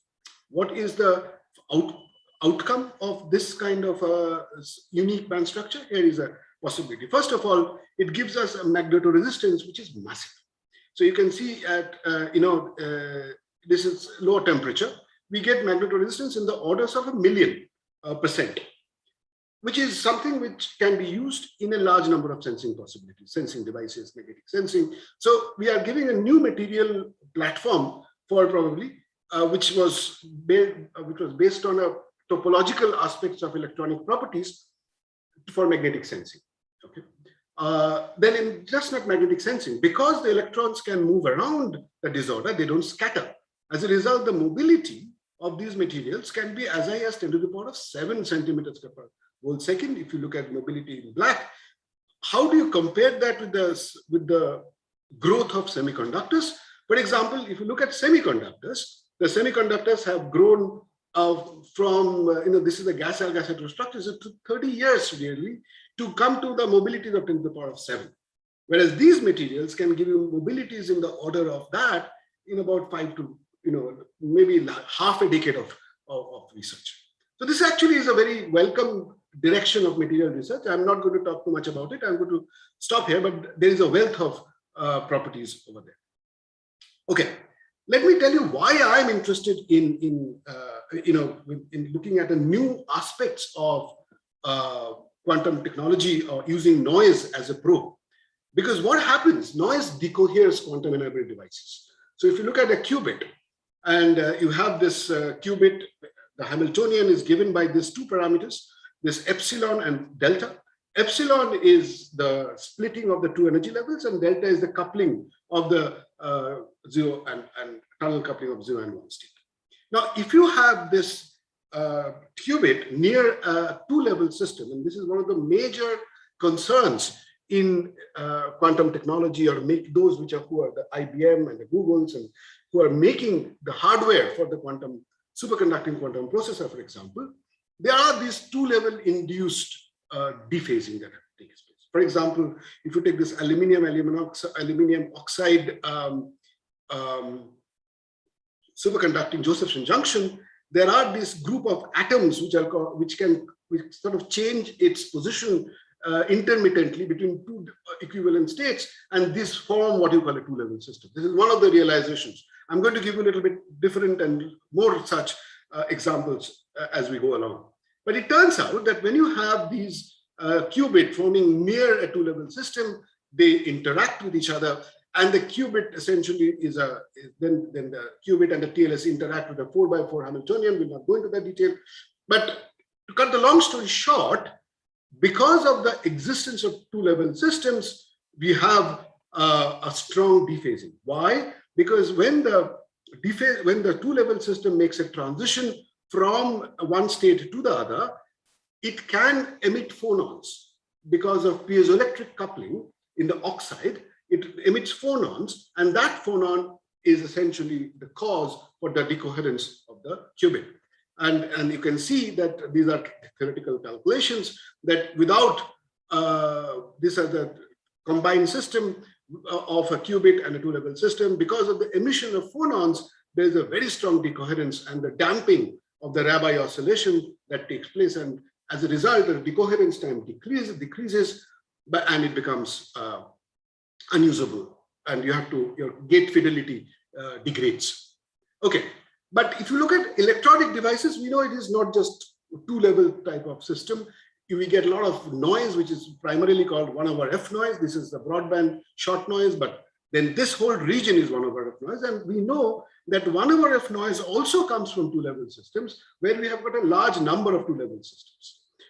For example, if you've got just two states, up and down, it's an autocorrelation function. The noise spectrum, the power spectrum density, is a Lorentzian like this. But if you've got a large number of two-level systems in your system, then they get added up, and it gives rise to what you call a 1/f noise, where the power spectral density S varies with frequency as the inverse power law. Okay. If you take a look at experimental data in any electronic device, I'm sure MIT, there's a strong program. These are the low frequency oscillations in the orders of seconds or tens of seconds or milliseconds. If you take the power spectral density of Fourier transform, you get this 1/f type. But why should we be worried about 1/f noise in our electronic devices if you have got a quantum device to make? I'm going to give you a very quick primer on that. So if you have this qubit, and then you can clearly see that this qubit can be diagonalized in a form of an effective magnetic field. This is a pseudospin sigma, which is precessing, and the magnetic in an effective magnetic field B. And the B, because of the noise, what happens is that noise from whether it's a two-level system in the oxide or somewhere else, this part B has got an additional component which is stochastic in nature. B0 is a control field. When you want to change the state of the qubit, you want to apply a microwave pulse. So that is where the B0 is activated. But this small b is a stochastic part, and that leads to difficulties. Because what happens is that when you look at the time evolution of a block vector, its phase has got an additional component called phi, and this is sensitive to the power spectral density of the autocorrelation function of the fluctuating entity, which is the two-level system. So if you do a simple calculation here, it turns out that this time evolution then has an exponentially decaying component with a time scale of T phi. That T phi is directly proportional to the noise power spectral density. And if you have got 1/f noise in your system, you can see that essentially leads to divergent decoherence rates, and hence such kind of noise is simply not good if you want to make a system for quantum application or for quantum technologies. So this is the theoretical background that I wanted to give, why we need to make materials, why we need to look very carefully how we can reduce disorder and how we can create single crystalline systems where such kind of imperfections, such kind of defects can be suppressed, which will be adding to two-level systems and 1 over f noise. So with this, what I want to talk about is two cases. There are a lot of semiconductors that are being talked about. We have got silicon, we have got silicon germanium-based quantum wells. We have got a whole host of materials from two-dimensional material family, which can be used as both for quantum computation as well as sensing. So I'm going to give you a case of a noise doped in semiconductor devices and show how good quality of semiconductors can actually lead to some of the best quantum devices that's possible today. This work we did with the Australian collaborators of ours in University of New South Wales, Sydney, Professor Michelle Simmons. This is an old work, but we have done over a stretch of time, and I'm going to show you the results of that. So these are silicon. If you take single crystalline silicon and you put phosphorus as from a phosphine gas, you expose that, they get stuck. And phosphine has got 2 hydrogen and a phosphorus atoms. You heat it up, and then hydrogen gets dissolved, and then only the phosphorus atom stays behind. And then you encapsulate the whole thing with silicon. Phosphorus are red, and silicon is this other circle. So the phosphorus is embedded in a silicon matrix. Now, this strategy, the New South Wales group, unfortunately in India, we do not have this at all at this point of time. I feel that we should definitely look into such kind of materials slash devices, because you can make them very nicely using a user-defined atomic structure. For example, if you have this kind of silicon, you also can use hydrogen to be passivating on the surface. Then you can take an STM tip and then remove hydrogen from specific places of the silicon. And then you use phosphine dosing, where the phosphine comes and gets stuck into those holes that you have created using STM tip. And then you remove the hydrogen, and then you encapsulate the silicon. And you can make beautiful structures, which are then buried inside, and you can put gates on top, and you can make such structures. These are essentially an array of quantum dots. Why are these important? You can clearly see this. Each quantum cluster of atoms, or even a single atom, works as a quantum dot for qubit. This Australian group has done fantastic work on this. You can see this. You can make nanowires of 2 atom thick wide. You can make individual single donor, single phosphorus atom based quantum dot, which you can operate even at 77 Kelvin. You don't have to even go to room temperature because the quantum confinement is so strong. And very recently, they have demonstrated a 2 qubit swap gate using there are 2 clusters of quantum dot, and with a single gate here, you can change the exchange interaction between these 2 quantum dots. That leads to 2 qubit quantum gates. What is important here, I want to highlight that single qubit T1 time, or the energy relaxation time of these single phosphorus atoms or cluster of atoms, is half a second. Compare that with a qubit that is made in a superconducting quantum processor. It's still about a millisecond. So clearly, embedding such kind of single crystalline environment, when you put them in a superconducting, in a qubit, then it creates a havoc.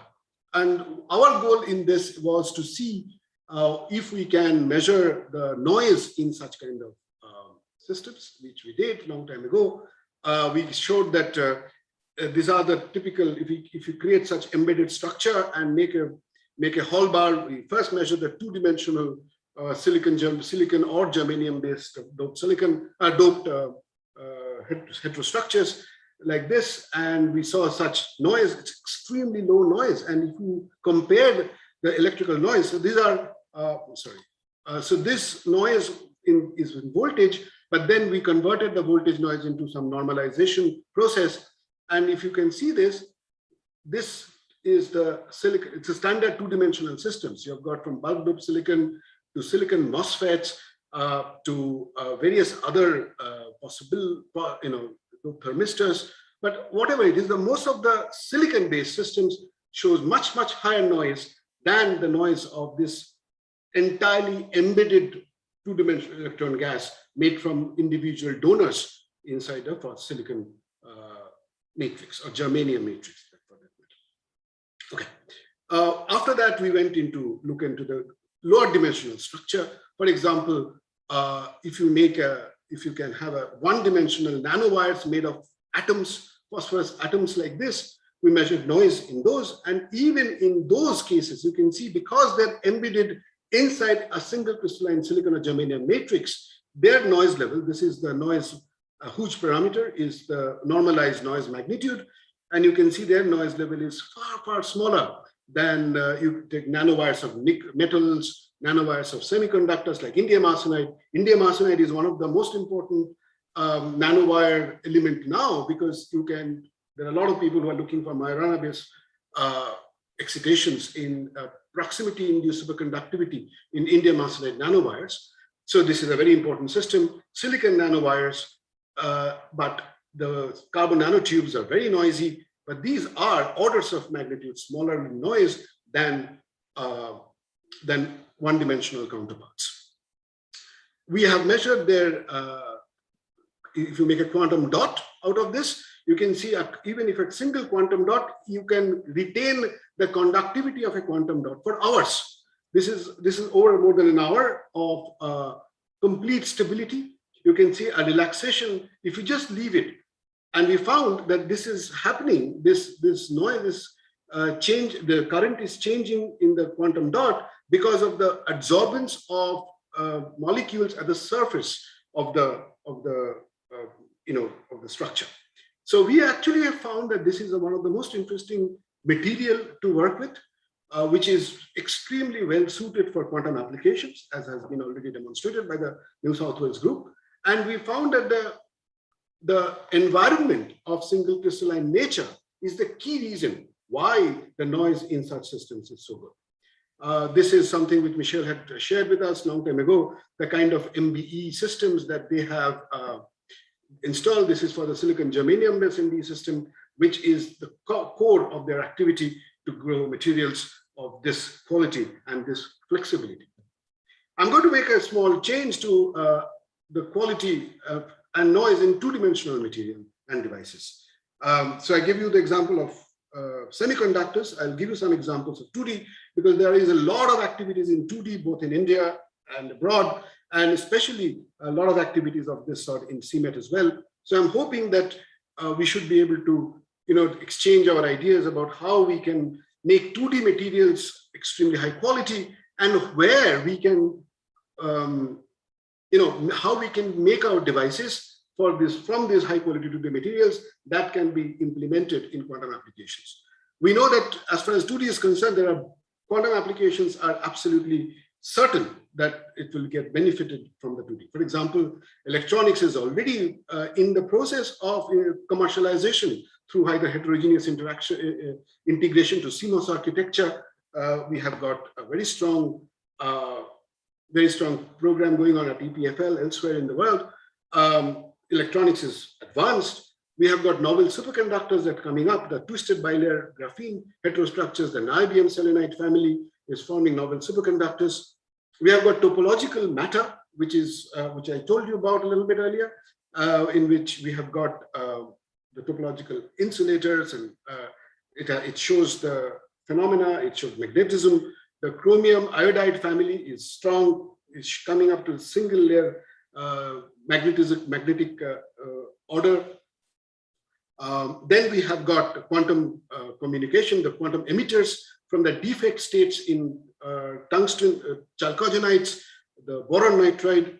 We have got a very good, interesting photon detectors now, quantum counters, which through graphene MOS to heterostructures and so on and so forth. We have got fantastic bolometers now, which is coming out because And these, because the 2D materials naturally come with very low mass and very low specific heat. So you can easily heat it up by a large number. So it's very, very thin. So it actually is very fast. So now the bolometers have been used for, bolometers from 2D material is very popular. I'll go show you a small example. And of course, using spin defects in boron nitride, we can go for magnetic quantum sensing. And so there's a very large applicability of the 2D materials that we should exploit.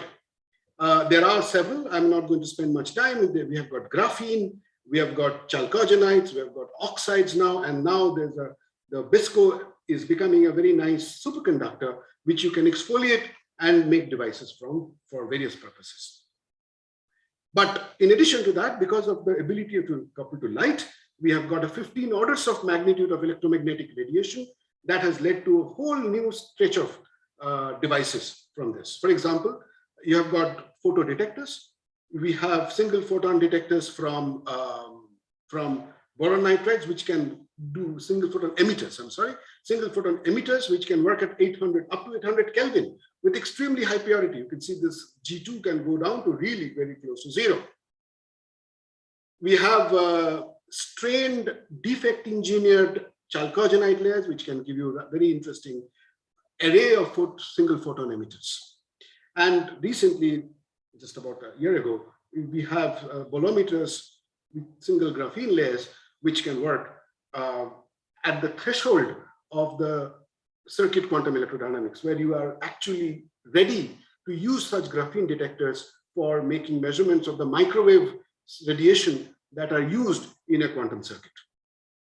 In addition to this, there is a very strong effect of which we as a group are excited by, is that you can make van der Waals heterostructures. You can make one layer or put one layer on top of the other, which gives rise to a structure which can be functionally and structurally unique. And you can implement, and depending upon what is your goal, you can make structures based on that. So this is a typical structure of a graphene on top, a boron nitride at the middle as an insulating layer, then a bilayer graphene in the middle, and then a layer of molybdenum disulfide at the bottom. Now this is, as I will show you in a slide quickly, this acts as a single photon detector. Because what happens when light comes in, it hits the, when light comes from the top, it hits the molybdenum disulfide layer, and that layer gives out electrons to conduct to the bilayer graphene. We measure that current and make optoelectronic single photon detectors based on such structures. This project, of course, started many years ago, nearly 6 or 7 years ago, with a single graphene and MS2 hybrids, which turns out to be today the most efficient photodetectors in the world. That because simply the molybdenum disulfide absorbs the light and graphene transport the photo-generated carrier that is transferred from molybdenum disulfide.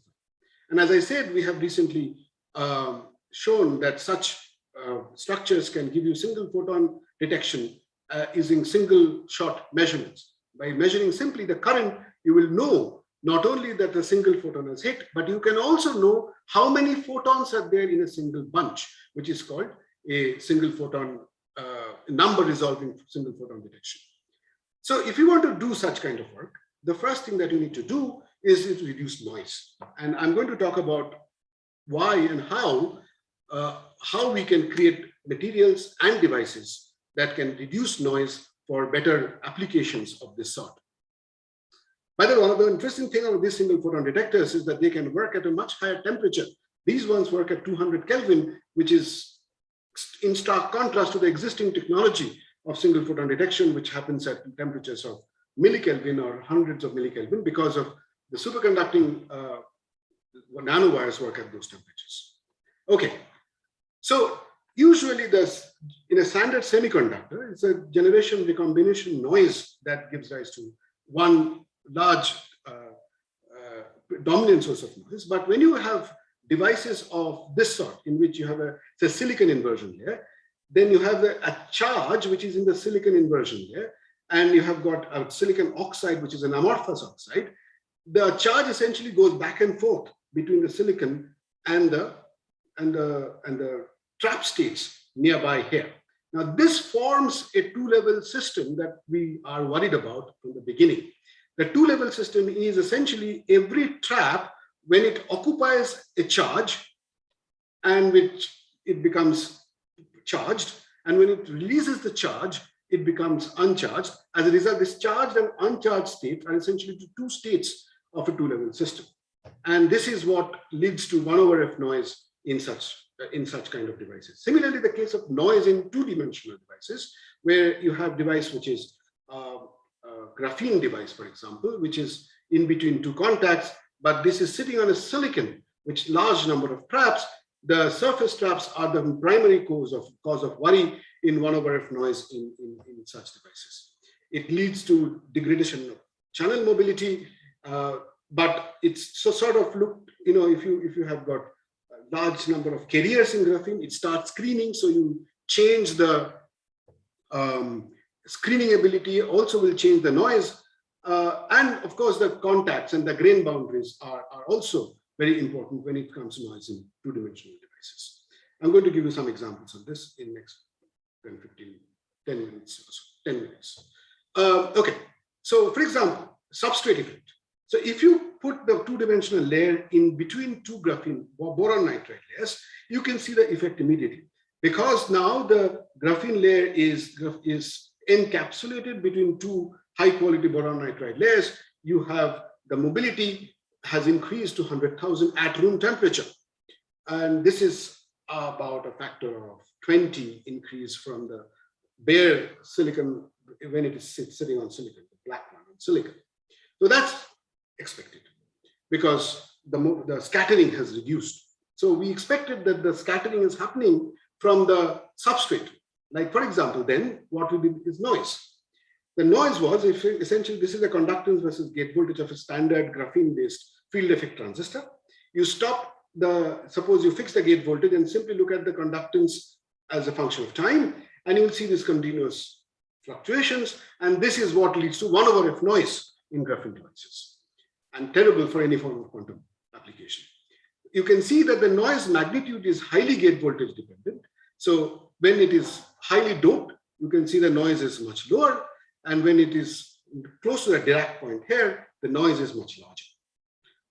We kind of now understand where the noise is coming from, and I'm going to give you a few sources. For example, if you've got a graphene layer like this, and you've got traps, which is out here, then this trap has got two effects.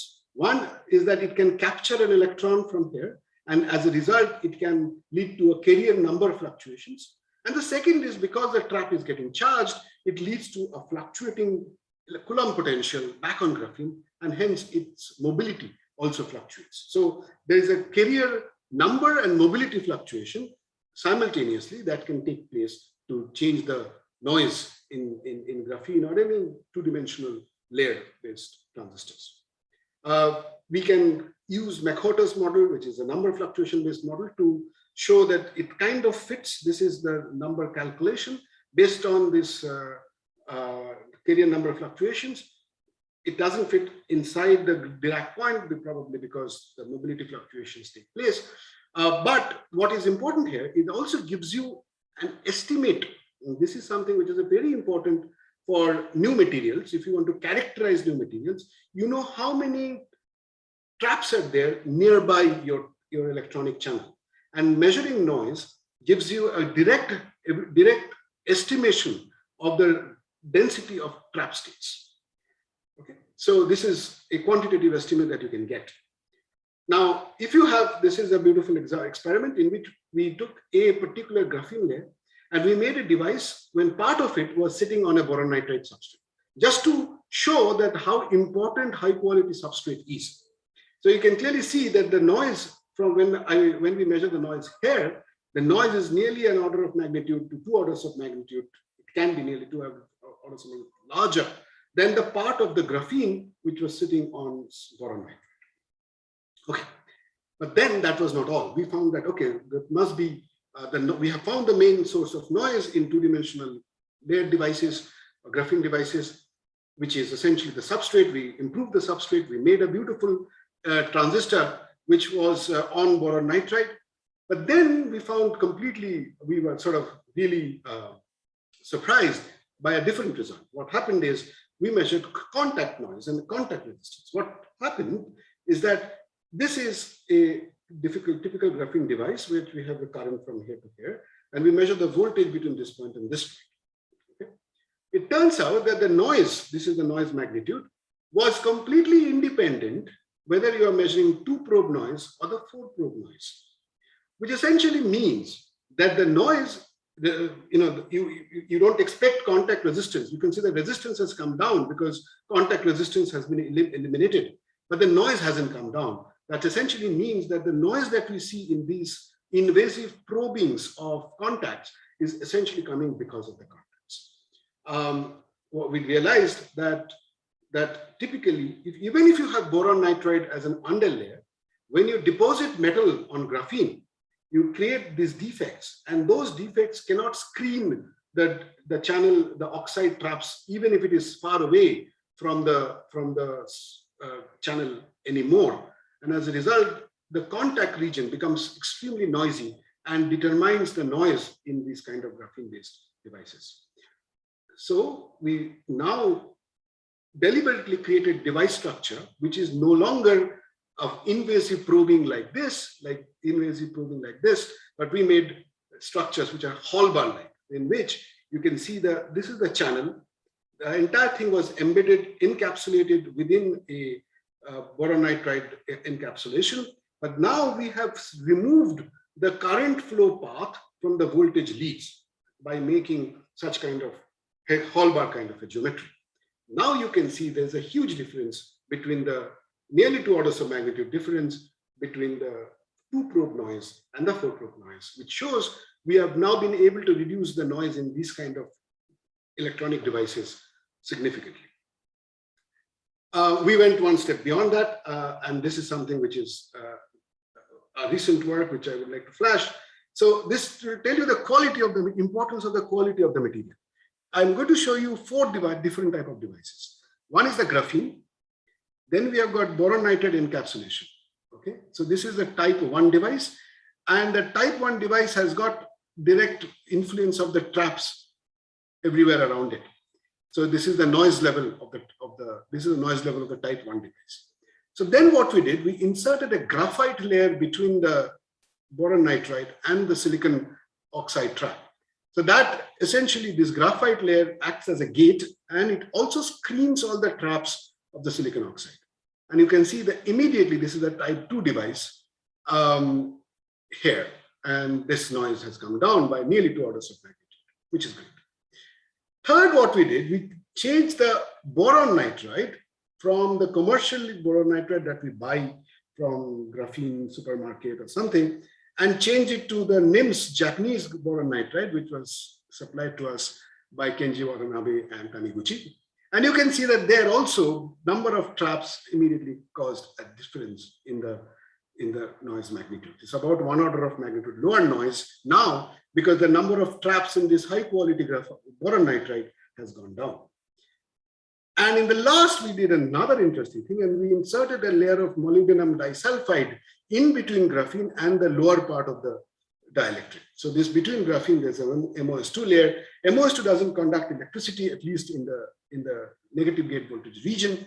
So we saw that in that case, the noise is really, really low. This is the lowest noise two-dimensional heterostructure that you will find in the market today. It has a record low noise as an electronic field effect transistor. Extremely low noise simply because now the MOS2 layer is screening all the potential of the traps that are there even in the boron nitride residual traps and those which are in the silicon oxide. So this is how we have step by step reduced the noise in the electronic devices. I'm going to finish in next 2 minutes. Is that okay, Ranjit? Whoever, if I finish in next couple of minutes, 2 or 3 minutes? Yeah, that's fine. You can. Okay, good. So I'm going to give you that how again quality of the material and the CVD grown material, which Professor Adarsh was there just before me. He was talking about is CVD grown materials. It is so important to have high quality material without grain boundaries.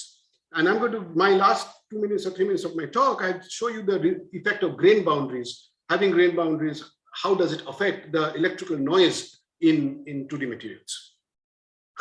We have got two parts. I've already told you about this part. This is the metal junction, metal graphene junction. How does that affect us? Now I'm going to talk about this. And there are two different material. One is graphene and one is molybdenum disulfide, this chalcogenide. You can see what we do normally. We have looked at these junctions, and these junctions have got large number of defects, which are Stonewall's defects, or even higher order defects are there. We have got very detailed transmission electron microscopy done on these kind of structures. So what if you have grain boundaries, and electronically, what does it mean? So for example, you have got this unique structure of 2 graphene layers, and we made a device in which the voltage contact is separated by a grain boundary. So you can measure the noise or electrical property both within the grain, which is in this region, or across the grain, which is by using these potential contacts. You can see that within the grain, the resistance is lower, and when you have a grain boundary in the middle, then the resistance is much higher. And so is the noise. You can see the particular room, if you look at room temperature, having a grain boundary, and I'm not talking about many grain boundaries, I'm talking about just one grain boundary. We look at one individual, because we can make devices by patterning properly. We can actually focus on just one grain boundaries to look at its properties. If you have a large number of grain boundaries, you can imagine the situation is simply going to get worse. So you can see that inside a grain boundary, the electrical noise, this is the noise magnitude, the noise is significantly larger than the noise within a grain. And these two are within the grain, measured from here and here. And the top one is measured between this and this. What is interesting here is to remember that we are talking about one grain boundary, which is about 2 to 5 nanometer wide. Whereas the device that we're talking about here is nearly tens of microns broad. So just about one grain boundary of 2 nanometer can actually give you noise which is much larger than the single grain region. So if I convert by doing a size equivalent to normalization, having a grain boundary is approximately 10 to the power of 4 times, it induces about 10,000 times noise equivalent to a single grain inside. The reason we believe is because, again, the inability of graphene to screen the electronic, the fluctuations in the trap, because near the grain boundary, the conical band structure of graphene is gone. And as a result, you essentially are no longer screening very well, which leads to very large noise. Finally, in a similar case we found in the case of a molybdenum disulfide layer, you can clearly see that there's a amalgamation of 2 grains, and you can measure the electronic noise and electronic transport across the grain as well as within the single grain region. You can see the noise here. Compared this red one here, which is taken at the 267 Kelvin, which is close to room temperature, and we see the noise in the grain boundary region here is about 1.5 to 2 orders of magnitude larger, even by, actually the effect is much stronger in chalcogenide, the grain boundary effect, because even a single grain boundary can cause about 2 orders of magnitude difference in the noise level. As a result, what happens now, we can actually show, we can use those calculations, we can find out what is the trap density of states. At the grain boundary region, the trap density of states is nearly an order of magnitude larger. And if you look at the relative enhancement factor of noise, in the case of graphene, having a grain boundary increased noise by a factor of 10,000. Here it can increase up to about 1 million. So the noise can be 1 million times larger by just having a single grain or one grain boundary in comparison to a grain boundary less single crystalline growth of 2D materials. I'm going to stop here. Thank you for your attention. Yeah, thanks a lot, Agadam. And forum is now open for questions. Yes, can I have one question? Sure. Yes. Tell me. Yeah, so noise reduced. So what do you think now if I use this kind of technology? Will the devices go into 10 Kelvin region? I'm sorry, what do you mean by how can you repeat the question? So is it audible now? Yeah, it is. Yeah, okay. So at this moment, when you are looking at it to eliminate the noise sources, yeah, right? So after doing this work, what do you think is a device can operate? Like, let's say the detector, right? Can I operate it at 10 Kelvin? Of course, absolutely. See, operating the device is not a problem. It is. No, I know, because... but the quantum phenomena generally happens at, let's say, 1 Kelvin below. Right. And if I put that detector in 1 Kelvin below, my noise will be most of the time will be low because the thermal energy is low. Oh, okay. So the point is that no, not necessarily, because many of these two-level systems which produce noise, they can be tunneling based two-level systems, right? So they're essentially independent of temperature or very weakly dependent on temperature.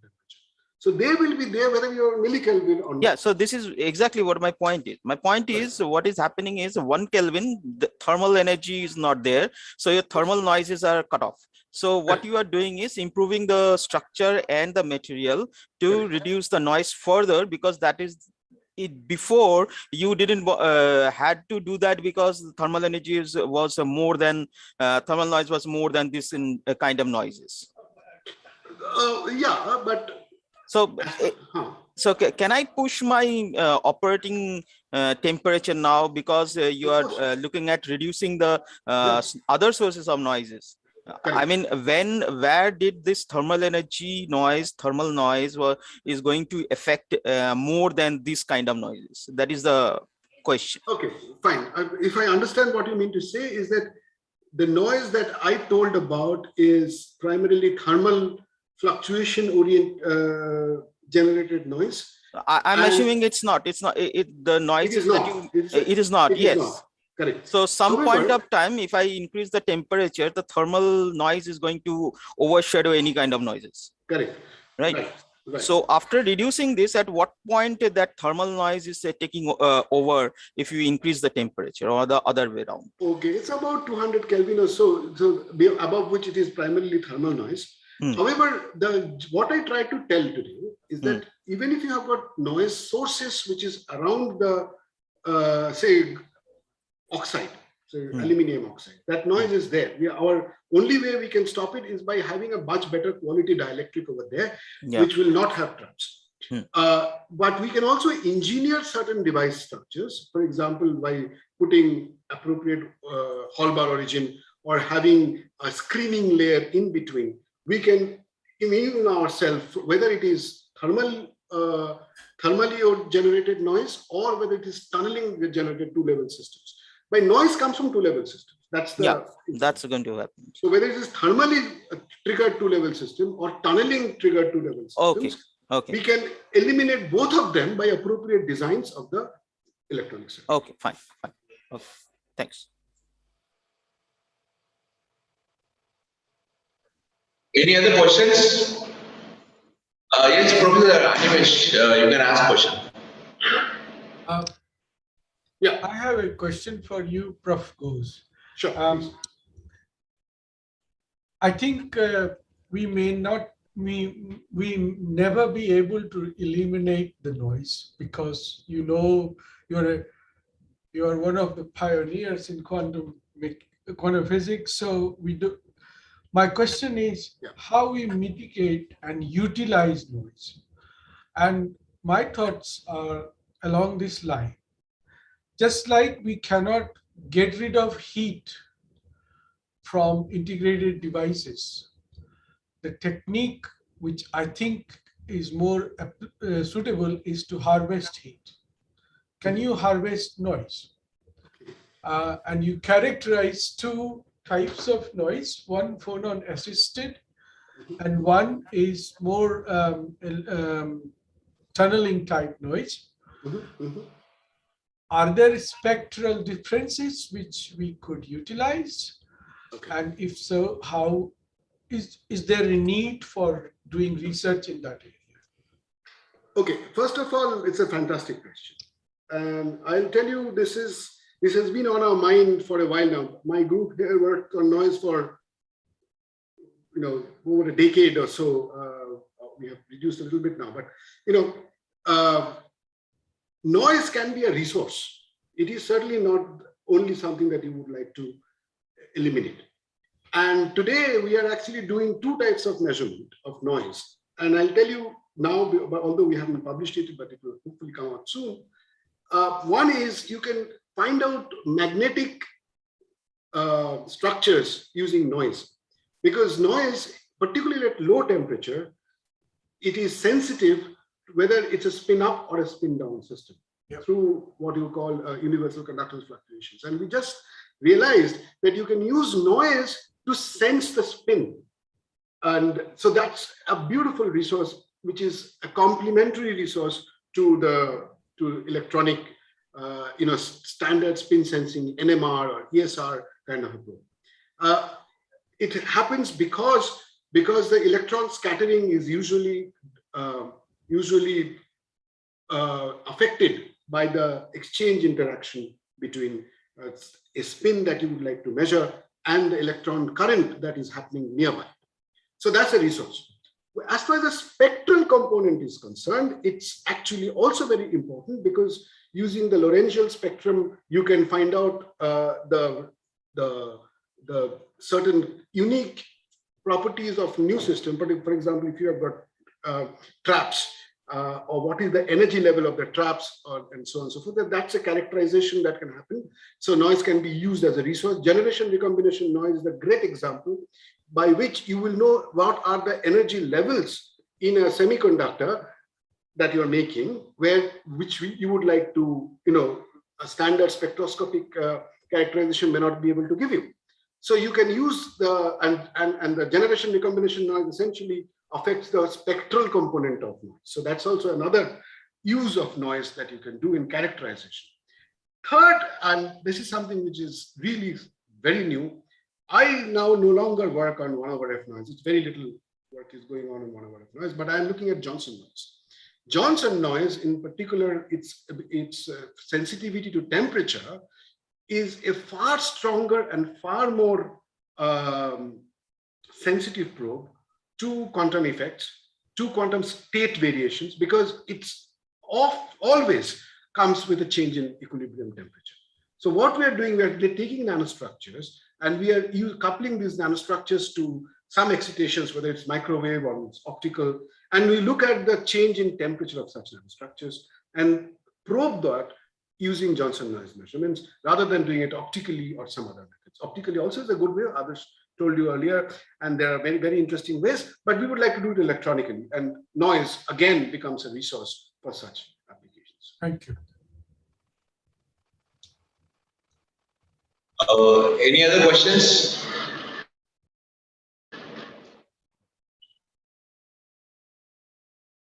Yeah. If there are no any other questions, I would like to thank Professor Ravinder for this talk and participating. We will be glad, actually, if you can stay for next 15 minutes for panel discussion. It will be very much helpful for us and insights will be very good. Okay, I have stopped sharing. Is that okay? Yes. Yeah. Okay. So we come to the last part of the conference, that is the panel discussion.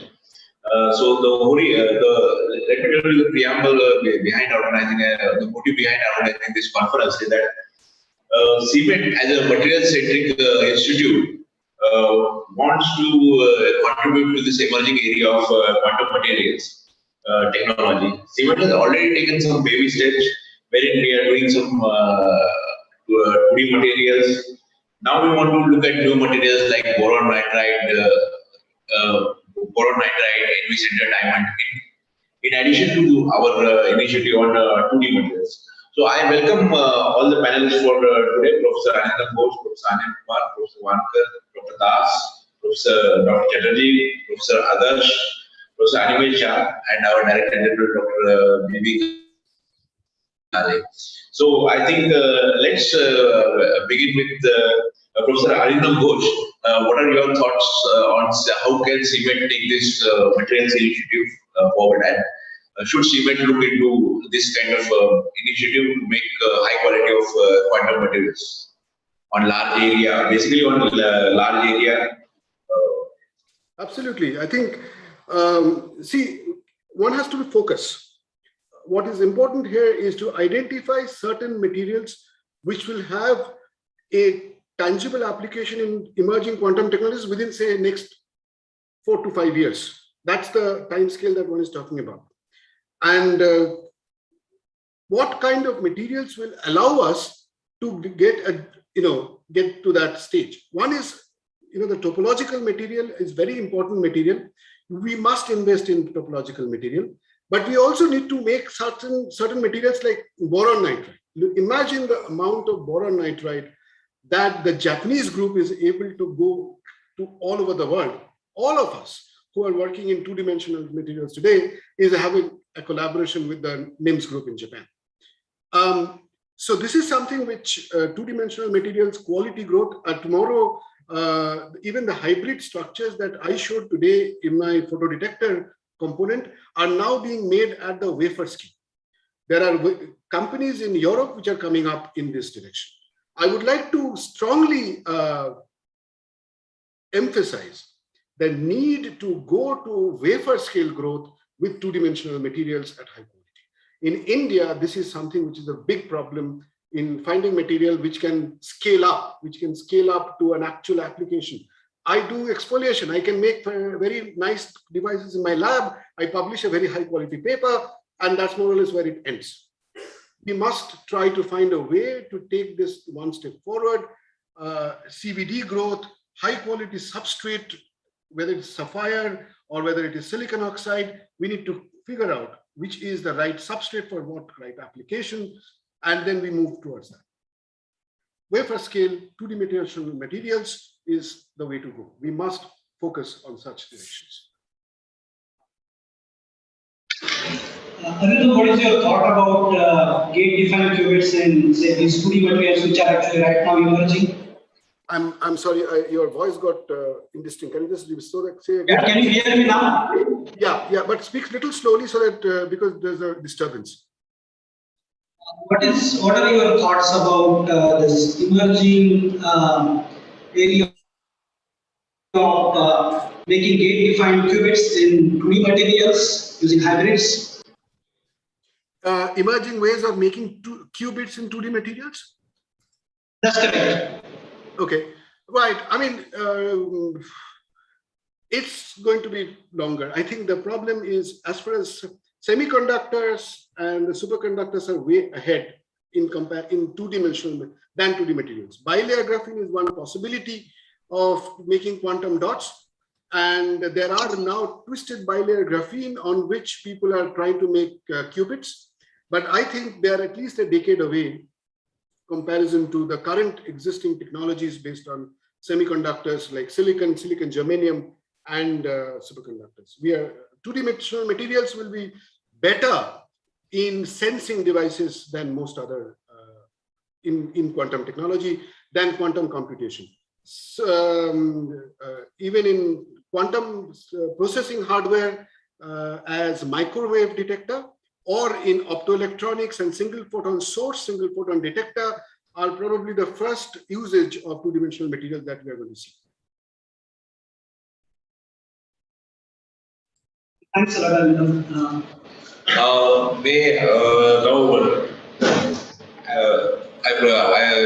call upon Professor Anil Kumar to throw some light on topological materials, because I think he has done a body of work in topological materials. Over to you, Professor Anil Kumar.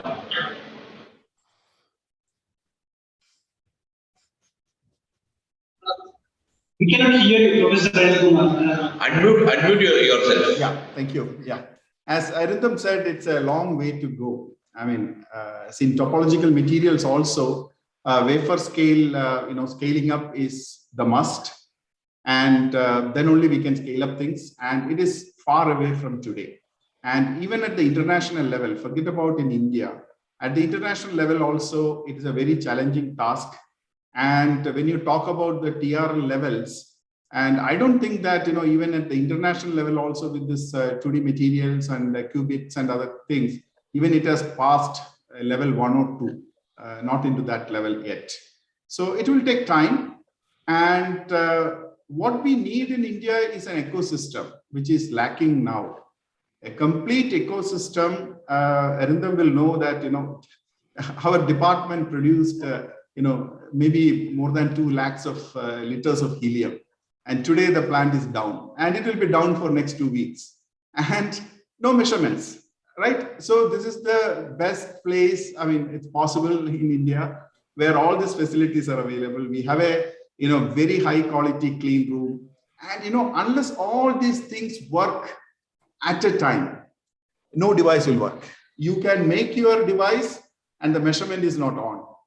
Your measurement system is on and maybe your etching unit is down or your plasma unit is down. See, this is a major problem in India. The problem is that if something is down, it takes, when I was in Germany, if something is down, you make a phone call, the next day the engineer comes and your system is back in action within 2 days. Something happens in India, the system goes back, the entire console go back to the country of origin, and it takes, your customs, everything together. I'm telling you the reality, I'm not talking about physics here, the reality. It takes several months of downtime for an equipment, and we are racing with the international people. And still we are able to get high quality papers. That's the only consolation. When you talk about technology, this is, much beyond. The ecosystem is not available in India. Even when you talk about the funding, you may have a project approved on papers, but money to your institute is a distant dream. And even if the money comes as a first installment, the second and third installment is sometimes not even existing. So when we are very, very, enthusiastic about, doing high quality research work in the country, we should also understand the bottlenecks. I'm talking from Indian Institute of Science, where more or less very good facilities are there. Still, we are struggling. It is not that, we have a cakewalk here. Arindam knows very well. So it's a struggle. We are also struggling. I mean, still we are able to publish Professor at the Anil, international level. I think everyone and anyone who is present here is familiar with the issues. Can we have some solution points so that can be built into a structure that can CIMAT really implement? These issues are well known to CIMAT as well. This is nothing new. Yeah, everywhere is the same problem. Yeah, it's the same problem. I mean, Can we have some solutions here? Funding, consistent funding, good infrastructure availability. That's the only way consistent it's funding is the issue. You will find that IFD is not very keen to. Pardon? Right. You will find that IFD is not very keen to, right? That consistent funding should be given. Right. So is there any other solution that you can find? I mean, constant funding is required for this kind of structures, but the question is the source going to be Government of India, or you can bring in some private players as well? I mean, the quantum technologies that is being funded and the industry is growing up in USA, the constant funding is coming from VCs. Over $600 million has been pumped in by Silicon Valley VCs in USA, and you have got 48 out of the 113 companies there. Dr. Sankadeep, may I say something? Yeah, sure, sir. I think I totally sympathize with the service requirement for dysfunctional equipment. Happens everywhere, and time scale is different in different countries.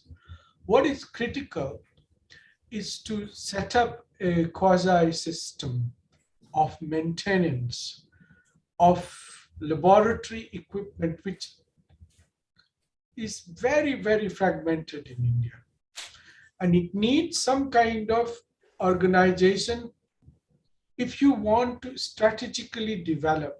I'm not saying it is totally government's responsibility, but it is, if you can create an organizational structure where things can go and be repaired, it creates also an environment for employment and training. This is fundamental. And that is the problem.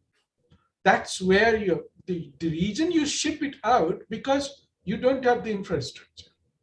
So we need to, as a part of this exercise, it is absolutely critical to have infrastructure within the country, right? Just like you see during COVID, India produced lots of vaccine, but then when it hit the country suffered from oxygen supply.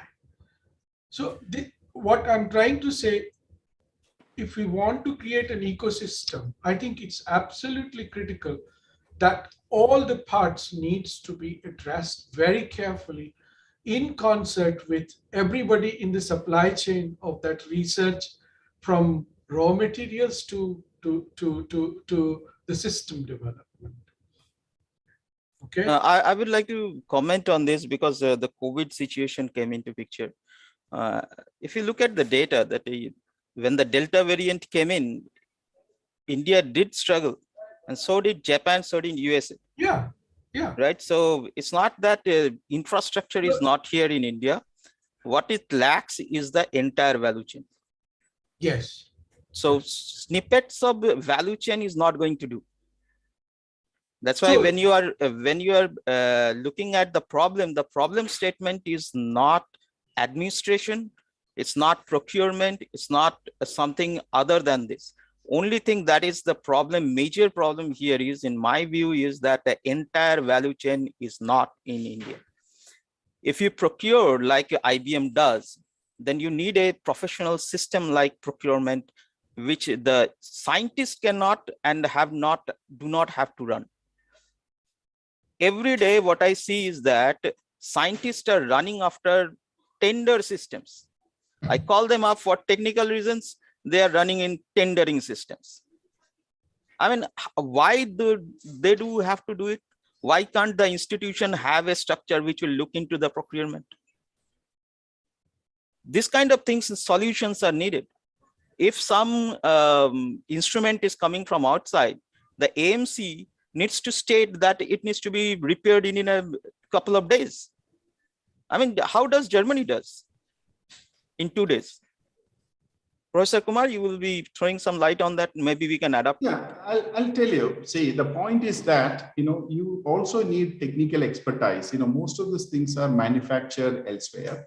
Exactly. So the point here is, I will take over. The reason I know this, why it is happening.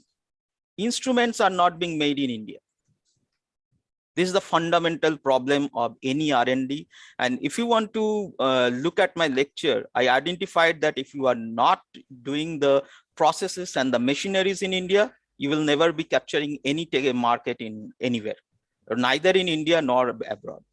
So the machine structures needs to be, and I think Professor Ghosh will agree, if your instruments are not A class, you will not be able to find those either, the results.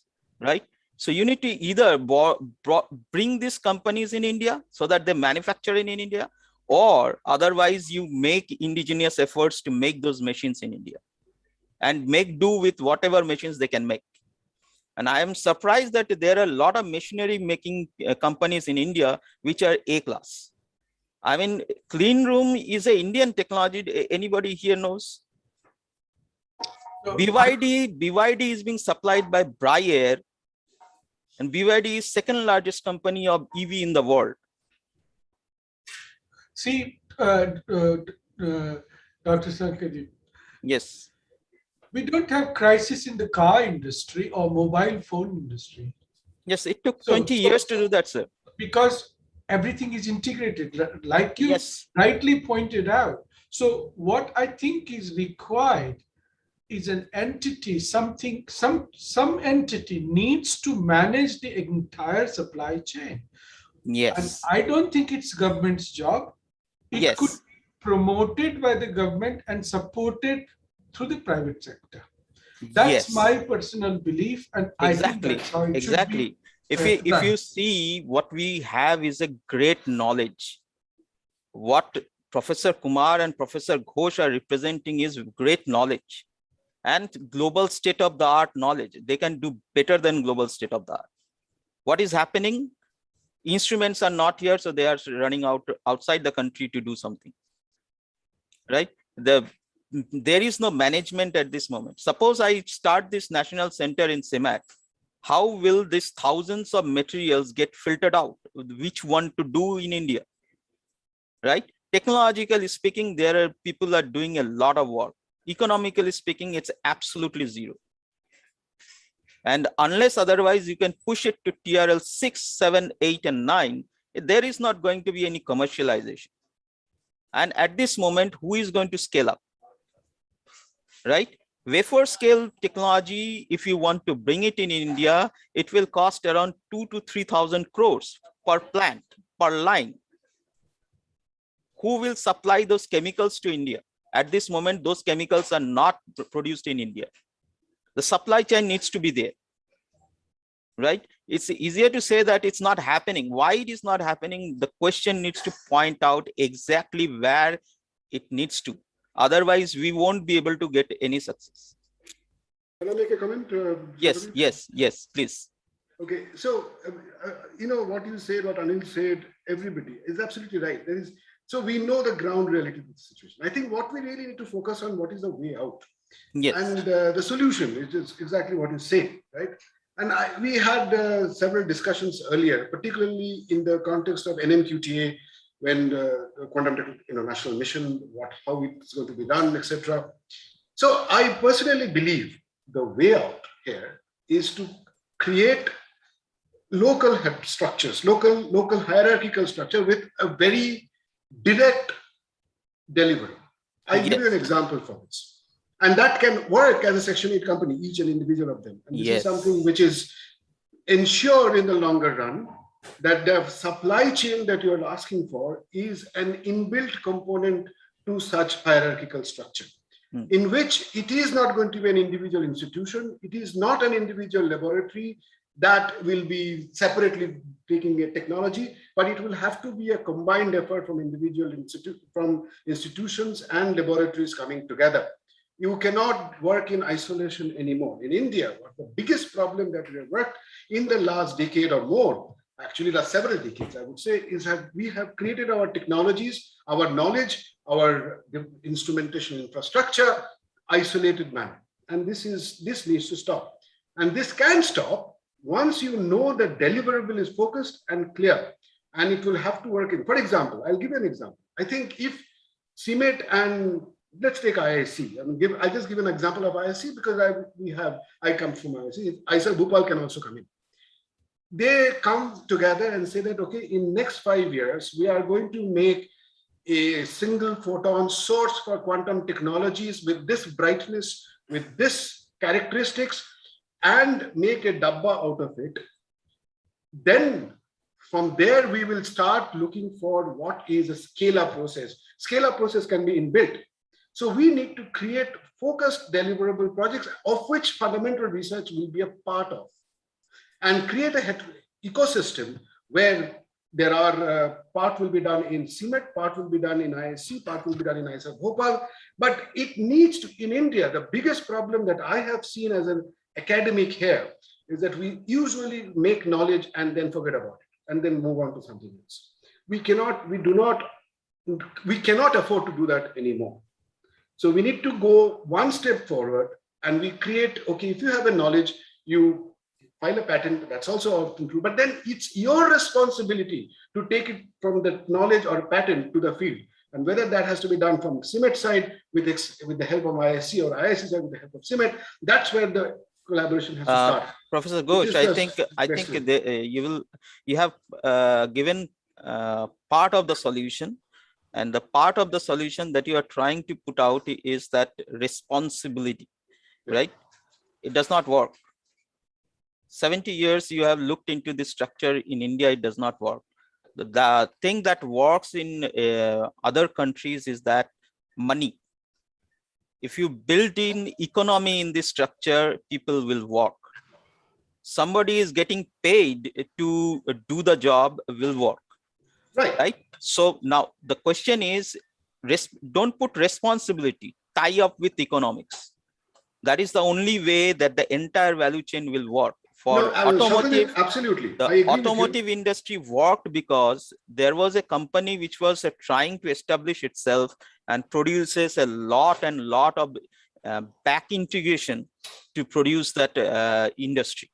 If you look at toy industry, the Hamleys, they produces the Nerf guns in India. That took 10 years to build that structure. And it's the only structure in India where design, material, production, and export happens all in India because they have established the back integration, right? And that is why the entire structure is in India. This is how it's going to happen anywhere and everywhere. And so how you want to do it is build economics. That's why I have proposed that after TRL 6, we need to create industries that will take up the scale-up work, right? Pre-commercial or commercial scale-ups. Now, what we need to do is that in order to get success in this, you need to first identify which sector you want. Like you have said, let's make a single photon detector and sell it, right? So for single photon detector, let's make the entire value chain up to which you want to work for, and then fix responsibility and tie up with economics. You will find that it's working. And this is exactly what we need to do. And that is the only solution that will work. Absolutely. Right. By the way, when I said NMQTA, I actually meant economics at that level, because economics, you initially need an investment. Without that, nothing will move. Yes. So now the question is, how do you build that? I just want to add one more thing. Arindam, it's a good idea that to have this kind of centers. You know that most of the time, we are getting most of this work, carried out by our PhD students, and we have a commitment to them. So in that sense, we give priority for their future in terms of good quality publications so that they can get into higher levels, etc. But right now, when you are talking about such an ecosystem, then there should be a dedicated workforce also for this, so that they are not connected to their PhD. Exactly. So the people are solely employed for this purpose, so that even if the results are not coming, or even if the papers are not coming, nobody, it's the economics attached to it. I have a solution for that, sir. I have a solution. I've been working last 4 years on this. What you need to create is a business structure under the project. Exactly. Right. And you can also do a PhD under that as well. You bring in the IIM guys. Their PhD should be looking at creating that business case for you. They do it anyway for their PhDs at IIM. That is their task at IIM. You bring in that guy and join it with yours, so that when you are making the project, he is making it whether it is financially viable or not. Both are PhDs. Then there are institutes in India by MSME ministry. Right? There are institutes which does this for a job and sells it. You will find that a project work like this for an industry to be established, it takes about 2 crores to do it by PwC and so on. But for MSMEs, this ministry institutes, they will sell you online at 600 rupees that entire project. And they will do it for you. You can tie up with, it's not that you cannot do it. There are institutions to do it. We don't just tie up with them. That is what we need to do. If we are not having any money at this moment to do that job, we hire people to do it or collaborate with people to do it. Right? Yes, sir. What I'm saying, what I want to say 2 things. You rightly pointed out engaging with the higher up level is very important. I give you an example from my own group. I have taken photonics into medicine and I'm enjoying it. It's very, very hard work. I must tell you that, because you're dealing with real life. And I have PhD and postdocs now working also with industry. Okay. And this is very enjoyable because they are learning 2 things. One is the academic environment and culture, and the other is the real business environment and culture. And that sort of setup is absolutely fundamental. And that will definitely create corridors for exploitation and business to grow. This is quite important. I think the other way to look at it is if you create a catapult of, which is basically an R&D center, partly funded by government and majority funded by industry, where TRL3 research enters and becomes TRL7 research. And there you can also do this training business exchange, because you do require different level of skills. And some of your students and postdocs, I bet you they will thoroughly enjoy. That I had also said to Dr. Sandeep Chatterjee some time ago, before COVID. This kind of philosophy we really need to create, and that is fundamental. So we have done 10 centers on that model. Okay. Sir, I just want to add you, see, you are in an ecosystem where you also have industries at that level with manufacturing and hardware capability. So in India, when we look at it, many of these industries are at the modeling level. For example, if you take Western Digital, they have a presence in India. Many of the semiconductor industries, they have a presence in India. But their thing is mostly into testing and the modeling part.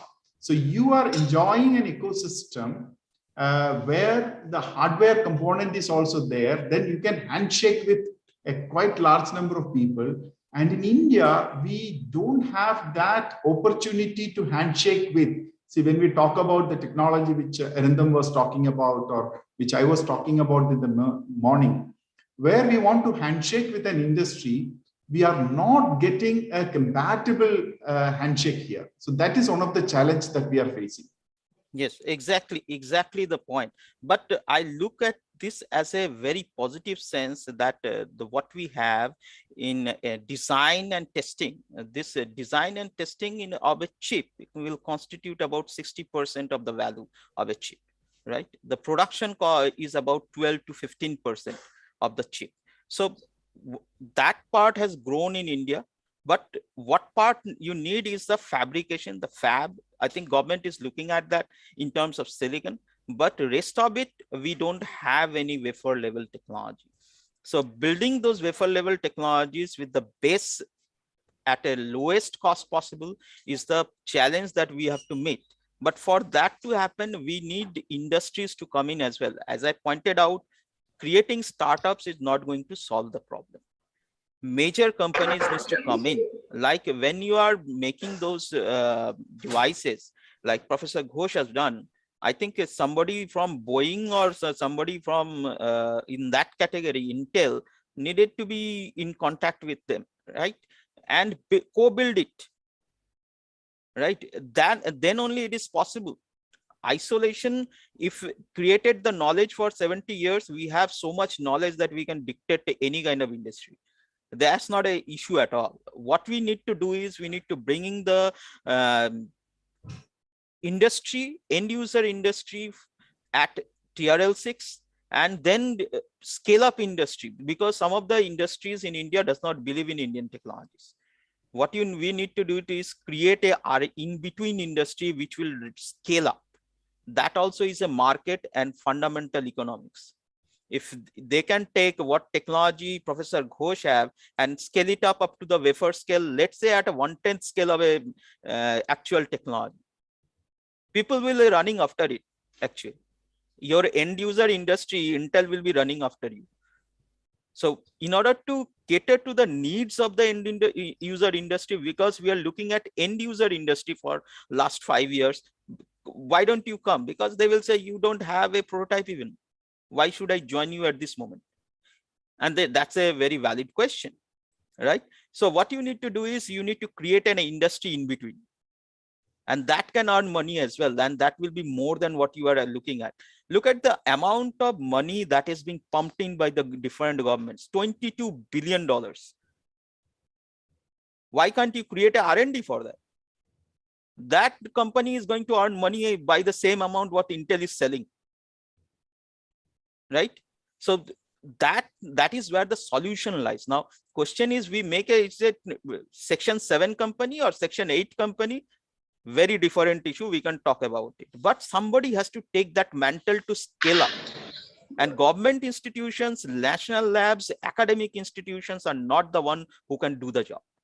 It needs specialized skill levels and specialized responsibilities, right? IIMs needs to really come in this picture because they are good at doing that job. And they are meant for that job.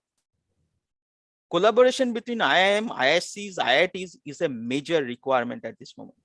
And through this national center, we can do that job. It will be very easy to do that job because we can build in that program. And that will give you the solutions that you are looking for. If you make it at TRL 2 and transfer it to National Center for TRL 6, TRL 6 gets done and somebody transferred it to industry for TRL 7 and 8 and 9, and the end user can pick up. This is what you are looking at in terms when government is funding at the low level, at a basic level, when it is science, right? That point government is funding, I can understand. It's not economically viable for any industry other than very large companies like Intel or Google or IBM to do that job, right? So I can understand, but TRL 6 and so on, why should a national lab, why should an academic industry do that job? Right? Even if I allow CMAT to do it, CMAT cannot absorb the money if they want to sell it.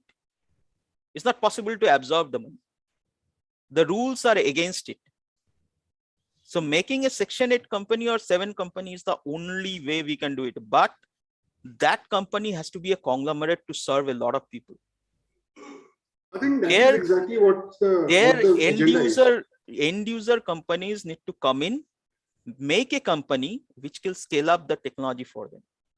Let's look at global. If we can't sell it in India, let's look global. Right? $22 billion.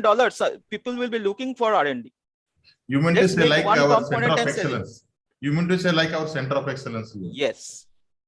But in center of excellence, we are not looking at selling it to globally, right? Yes. You can look at globally because there are $22 billion to be utilized. That's a humongous market. So what I would say.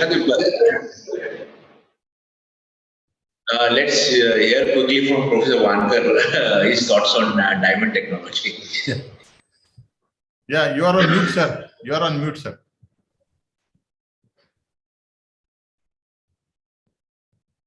Now you can hear? Yeah. Hello? Yeah. Well, I was listening to comments made by Das, Dr. Ghosh, everybody, and I agree with each one of you. There are many issues. Some of the issues which I always discuss with my colleagues. I had an opportunity, several opportunities to discuss the problems. In our spare time, we discuss the problems related to national issues, of course, the problems related to academics, problems related to science and development, R&D, etc., etc. Every time what is talked about and what is normally commented upon by all senior people, very senior people, also those who are responsible for the policy making at the national level also. There are many problems they're related to government also. The government or the Minister of Education or Science and Technology or even Prime Minister at that level, they will ask the advisor why we are lacking so many things, why we are so behind as compared to China, etc. Such problems are talked about. And then the solution that comes up is manifold. First of all, funding is low. As compared to US, they spend 2% or 3% of their GDP and we spend only 1% or 0.5% or 1.5% now of our GDP, and the funding is very low. I remember when Professor Dr. Manmohan Singh was the Prime Minister and he was addressing a science congress at Calcutta. You may be remembering, he took this issue in that science congress, and he raised the funding level to 1.5% of GDP, our GDP. But then the comment came in newspapers everywhere that 1.5% of GDP of India has no meaning. We cannot compete. Hello, you are seeing me? We Yes, cannot yes. compete with US because they spend 3% or more, 5% like that of their GDP. I was visiting Norway, Trondheim in the university. There we were having a dinner, and they were just establishing a nanotechnology center at that time, no, about 7-8 years ago. The huge building was coming up, nanotechnology. All of a sudden, they got a lot of funding, and we were trying to build up a nanotechnology center, a lot of money and a lot of hiring of people from all over the world, and so many programs there. What they said during the dinner time, that we cannot compete with US because they spend so much of money. We are not spending even that part of that money. So that is a problem, or everywhere everybody talks about at the highest level. Then the second thing that one talks about is we are producing so many PhDs, 20,000 papers by China. How many papers we are publishing? Then somebody will say, look, we publish papers of very low quality. So everybody talks like that, and the emphasis, as I was listening to Dr. Ghosh also, and Dr. Anil Kumar also, and Dr. Das has, of course, talked about in detail what should be happening. And the important point that I would like to probably emphasize, I will point out to you people, is this, that even if you to go to IIT, the newly created IITs or even universities, even to CSIR laboratories, the scientists who are working there, they're working very hard. They have come after a lot of training, they have gone abroad, all sort of thing. But if you really go through, I have been attending so many selection committees, and I find that the basic understanding of science, fundamentals of a large number of people is not there. Now, when such people become scientists, and when such people become teachers, what they are going to teach to their students? Students are not understanding the basic things, then they lose the interest. That is one thing. The second thing is, our emphasis is never on making instrument, make your own thing at your level. Dr. Das was pointing out, we do not have the instrumentation culture in our country. I remember when I was in BSc and MSc, we used to we had a big workshop in our department. I was in Banaras University, and big workshop, and we will go to the workshop, and it was a central workshop, very good workshop, and we will go and get our things made there. Now, after that, after PhD at 76, I joined IIT. There was a workshop in physics department, and after a few years, that was dismantled. We had a very beautiful workshop, central workshop with all CNC machines and everything, but there were people not interested in making any device. That workshop has been dismantled. So the instrumentation part, making instrument yourself and understanding the basic thing, that is not there at all anywhere in the country. I will not talk about IISc or IIT or such institutes, and there are individuals who are doing excellent, but this, in general, this culture is not there. Now what happens is this: we have people, we appoint people, I have been part of it also, we appoint people in new IITs and older ones also. Even in IISc, I was involved in selection committees. We find there are people who have gone abroad, they have learned a lot of things, they have published so many papers, but when they come back to India, they will talk about high technology, big paper, publication in applied physics or like that. physical rules, etc., etc. But teaching at the grassroots level, making instrument yourself, these are difficult things. And in the smaller places, if you really go, and universities have been destroyed over the period of time. The private institutes which have come up, they also are money oriented and all sort of things. So probably everybody understands there are problems, but a particular solution, what should be the solution, is probably something which one should think about it. I don't find there is a simple solution. I ask so many questions to big people whenever we met somewhere. What is the solution? And we are discussing that. And the solution that they say, well, we don't know what is the solution. If that is the solution, then what are we going to do? This is my thinking. If you go to university, go to the best possible place. You see the teachers, they are lacking basic things. Students not interested in, not all. You admit MSc students, 100 students in a class, and how many are really interested in understanding? Very few. But how are we going to solve this problem? Scientist level. I have a very positive sense to it. I think if everybody understands, then nobody will be doing the lowest jobs. Nobody will. So we have a plethora of people who understands, and we have a manpower level which is feeding the entire Silicon Valley and the entire electronics industry globally. We can't do it in India. That's not a point. What I think is that with the machineries point of view, I will give you an example. Additive manufacturing machine, if you buy it from outside, will cost you 1.4 crores, right? And when we did it in India through a R&D lab, we made it in 34 lakhs. They are selling at 34 lakhs. I mean, the extraordinary amount of cost that bears when you procure from outside for quality is not there anymore. We can do that, but people are not interested to do that. People are only doing what they have been doing for last 20-30 years.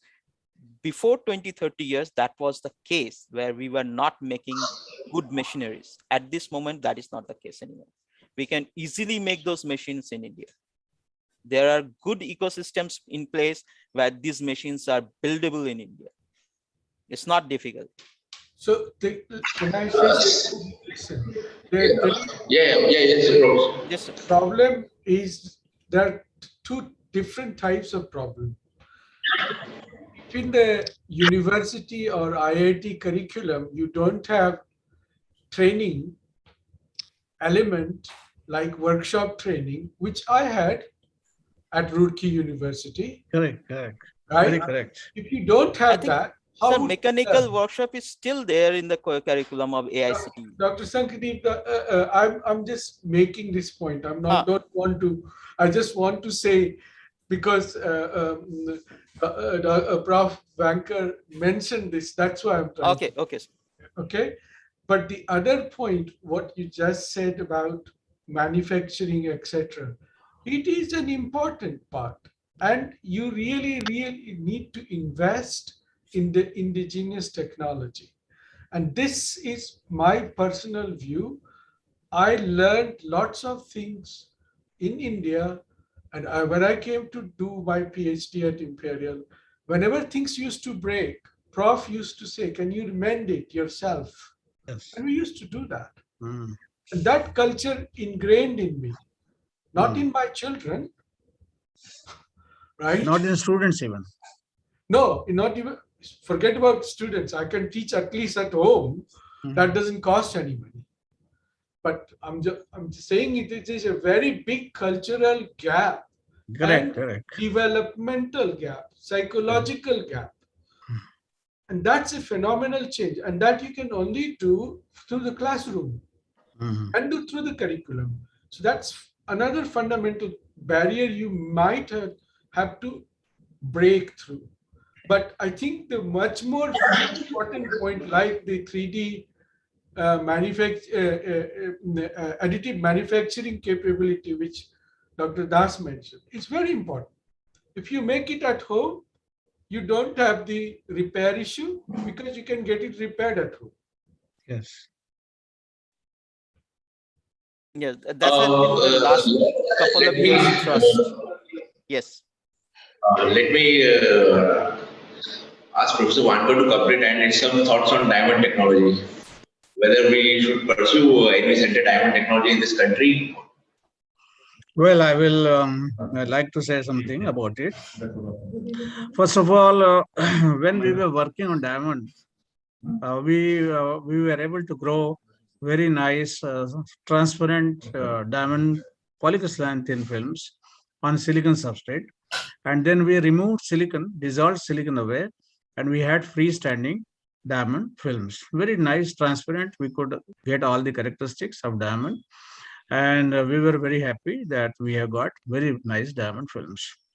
Thick films, of course, several micron thick films. But we left all that because our PhD students and our equipment which were there, we started moving towards carbon nanotube. And now people have moved to graphene also in our laboratory. I'm not in IIT now. So all these things have changed, and the whole emphasis, of course, in universities is, of course, for PhD students and publication. And then they go away after some time, and then the next project that is taken up must be up to date. No, all over the world you are going to publish, you have to be competent, and therefore we shift to different stages. Now, what happened from IIT Bombay? There was a person. D.S. Mishra, you may be knowing some of you. He was also doing the same thing, and in Pune University also people were interested. In IISc Bangalore also, Dr. Mohan and Mohan Rao and all those people, they were all interested in this area, and we were about working together. Dr. Kale was also involved in some of our activities also. So diamond were moving up, and Dr. D.S. Mishra went to Singapore and he joined a company where they were growing single crystal diamond from jewelry point of view using microwave CVD. We were working on microwave CVD, our homemade system. Of course, the microwave supply and the waveguide, we got it made. Microwave supply was imported, vacuum system was made homemade, in which turbomolecular bomb, etc. we had imported and assembled together everything. We had that experience, and Mishra went to Singapore and he joined a company where they were making a single crystal diamond, and that they've expanded it. I was told that in that, what is that company's name? I'm forgetting at the moment, a Seiko or like that. So they were having about 100 and more than 100 vacuum systems in their in their industry, and they were making lab-grown diamond. In India, I was approached by one person who was basically a diamond exporter from Mumbai. I visited them also, and they got interested in making these diamonds, and they came and visited our IIT Delhi also, and also some people from NPL. And we all talked and explained to them how the diamonds can be grown, what are the process and all that, and we tried to interact with them. This person is a big person, of course, rich person. He got one laboratory made, big laboratory, of course, in Mumbai, and he got the 2 equipments imported from Japan, I think. So the instrument was installed, and they were trying to grow a single crystal diamond of the jewelry grade.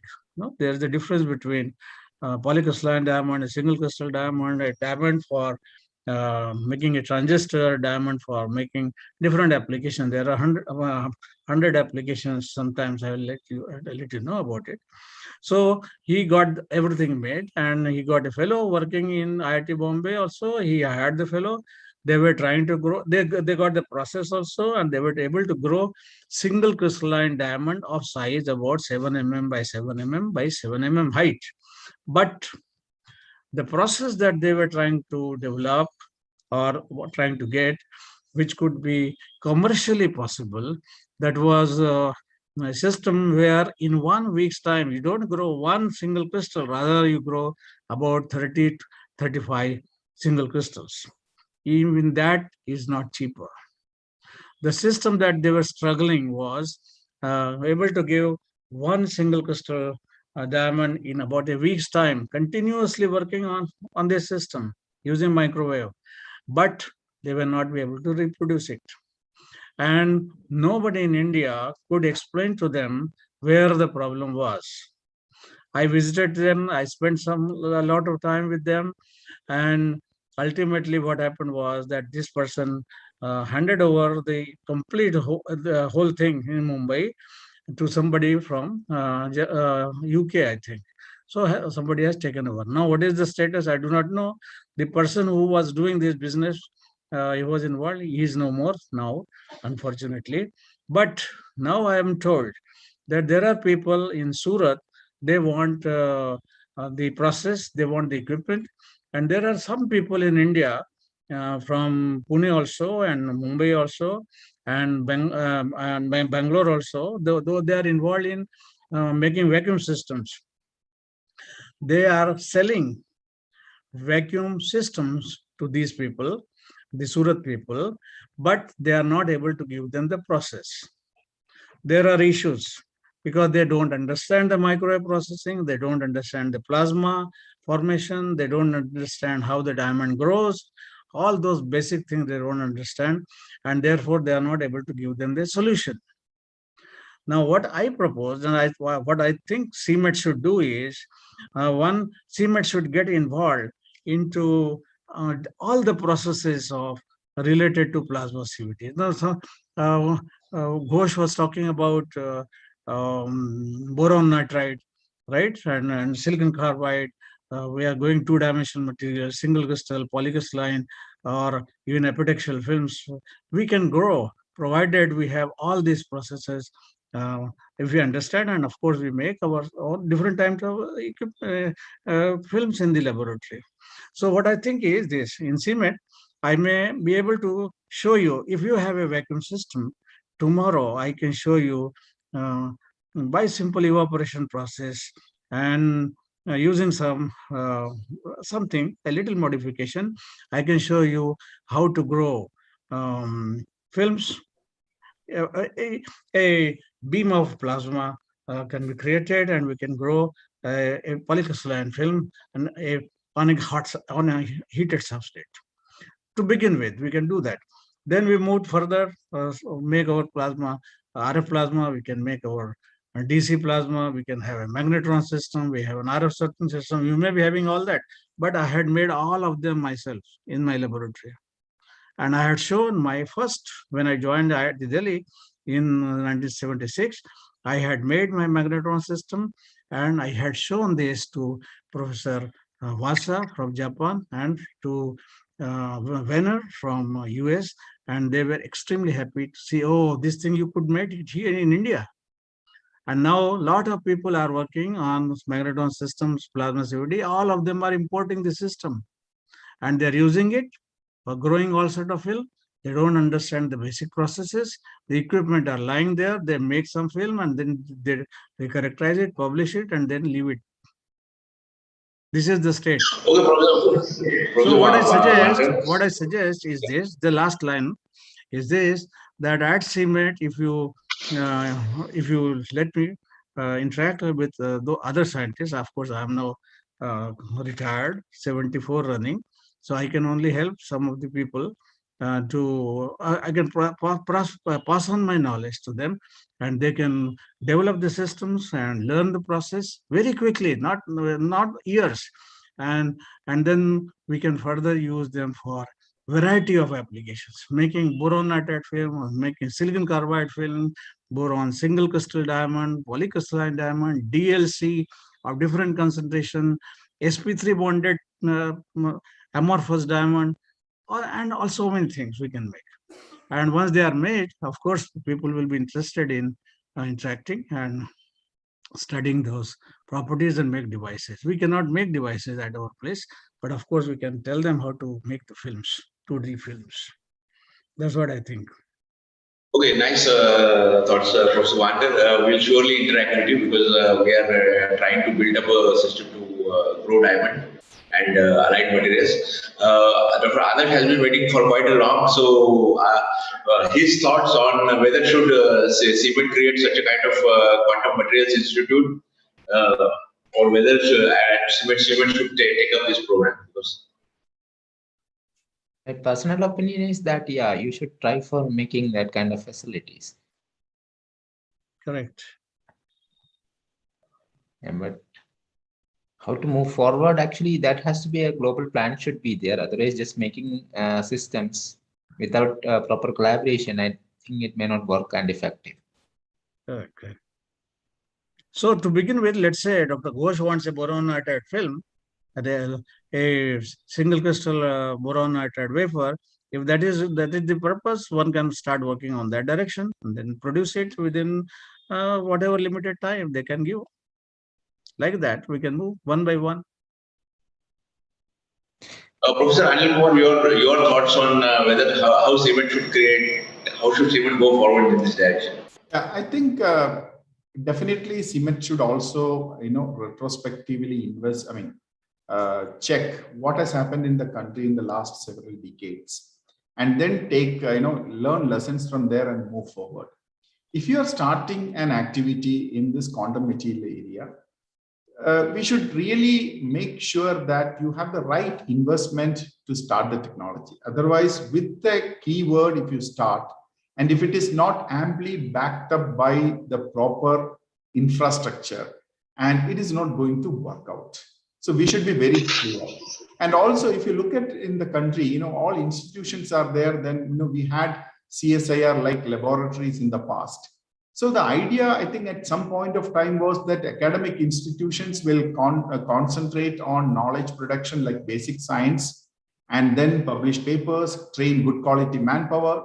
And institutions like CSIR will take from there and take it to the higher level, that the prototype which you are talking about will be made and it will be transferred to the industry.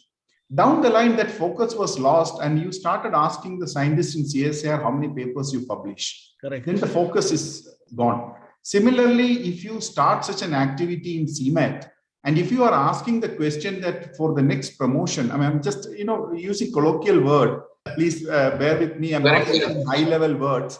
At the time of next evaluation, if you ask how many papers you published, then this is not going to fail. The system is going to fail.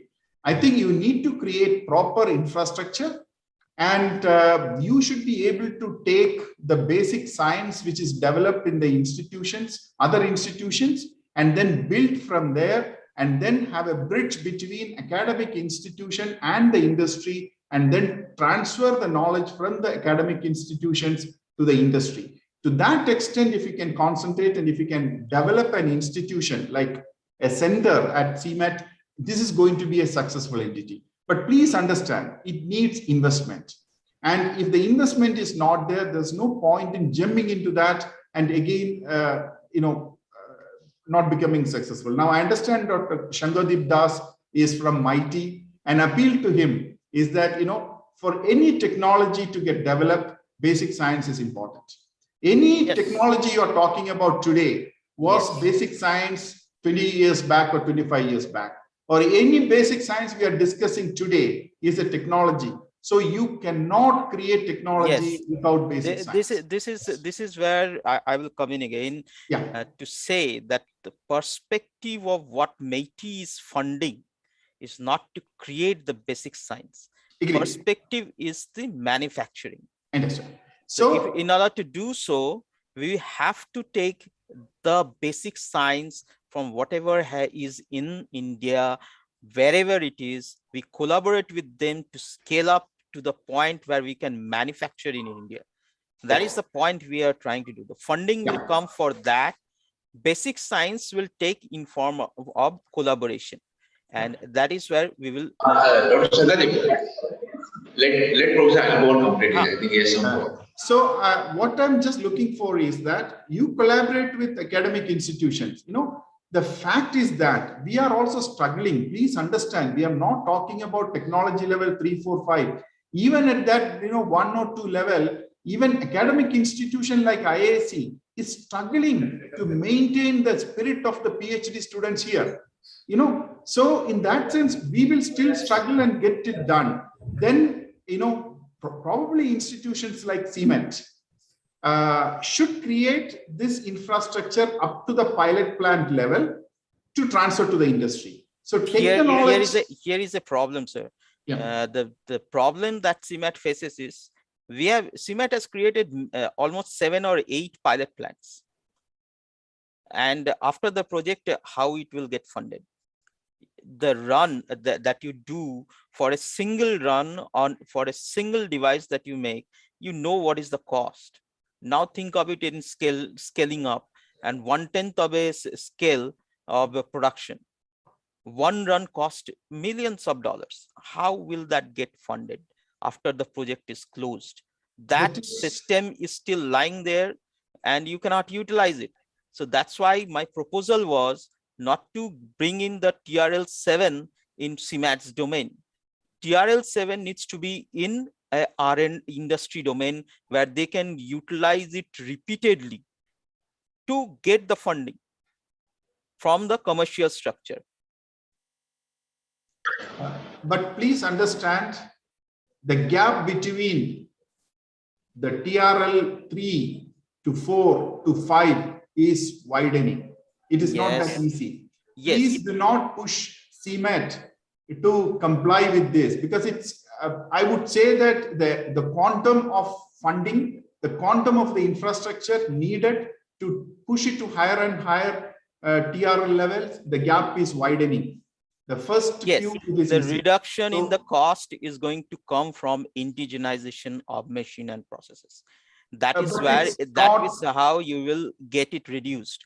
No, that is not that simple. I'll tell you why it is not simple. If you ask CMET to produce indigenous machines and start working on it, we are missing this bus also. Then we will never be able to do anything, sir. In that thought process, we will not be able to do anything. Our concentration should be, we will not buy machines from outside, sir. Neither we will build that machine in India and we'll make it in India. That is Atmanirbhar Bharat, and we will do it. Things which that can be built in India. If you come to my lab, you will see most of my systems are built in India. All my then why do you say that the machine is not possible to build by CMET? No. I think Dr. Shankar is let him complete, then we can have your point. Go ahead. See, it is not possible to build every system in India. You say a lock-in amplifier. Okay, let us build a lock-in amplifier and do a measurement with that. Is not going to happen. We are looking for fabrication, sir. Fabrication instruments, not testing instruments. No. What I meant that is the second step. No, even for fabrication instrument also, we have certain limitations. When we say that, we fabricate equipments here, you import every turbo pump. You can say I'm doing make in India. You import every turbo pump. So you import every iron pump. So that is not sir, do you know the definition of manufacturing, sir? 30% value addition. That is commercial definition of manufacturing. No. What I'm talking about the reality. Yes. So some parts will come in. No, and we will replace it. Yeah, my point is that if CMET has to establish the sender, please do not expect CMET to manufacture everything that is needed. So no, sir. You got that entirely wrong. I said there needs to be an industry which needs to do that job. See, my point is that it's a new area which is quantum technology. It is internationally competitive, and we are competing with the best people in the world. And this is the beginning of this technology. So that time, unless a proper good funding to CMET is coming in, it is not advisable for CMET to start. If there is a good funding available, there is enough basic science that is done by different. What is a good funding, sir? What is a good funding? What is the level of, let me ask a question. What is the level of clean room that CMET is having? They don't need clean room. We have already funded it. They have couple of clean rooms in CMET. No. State of art clean room. What is what is state of the art, sir? 10,000 we are having, sir. Class 10,000 we are having. So you don't have a we don't class need 100 class clean one. room yet. We don't need class 10 or 100 or 1 for that. How do you say that when you make nano Because devices? we are not doing epitaxy, sir. That will be, you will be doing. No. Please understand. You cannot. You have make to an understand, we are not going to do the epitaxy. We are going to make the substrates there. You have got it wrong already. One minute, Dr. Shankar. I think, Dr. Anil Kumar, we have noted points made by you, made by all the panelists. I think what we'll do is that I think what is needed is ample funding, and you should collaborate with other academic institutions, decide the areas where you have the strength, and pick up relevant, academic people as a collaborator for Absolutely. you, and then move forward from there. Academic and industrial. Yeah. Sir, we are already having that structure. We are already having that structure. We are running 2 center of excellence with industry. Sir, you are muted, sir.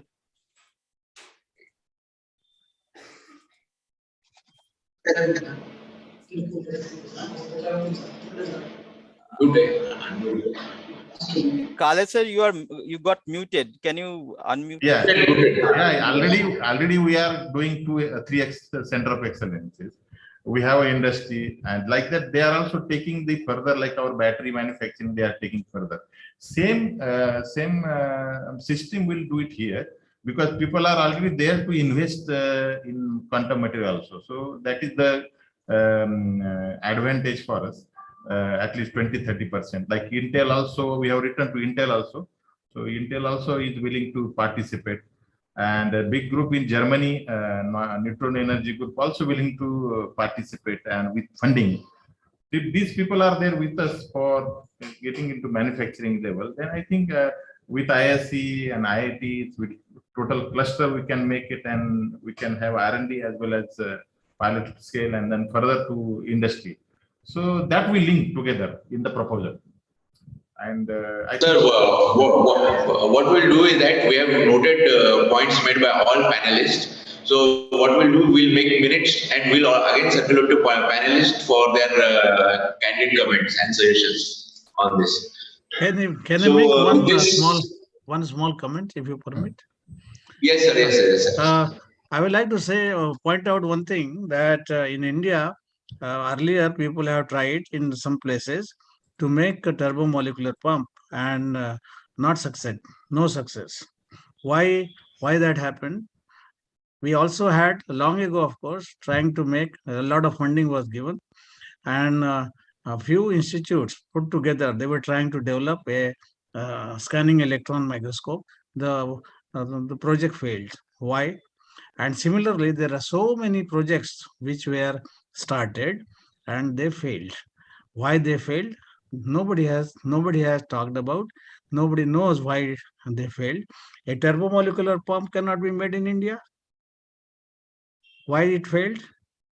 And we are not talking about making a turbomolecular pump of a rotary pump at CMET, but of course a system to be made, assembled at CMET is definitely possible. So we must understand why a turbomolecular pump, making a turbomolecular project, making a scanning electron microscope project failed. And if such things fail, then what happens next? We do not worry about it. Today we are importing very large number of turbomolecular pumps, and we had started making turbomolecular pump and we could not make. Why? I would like to know somebody to comment on it.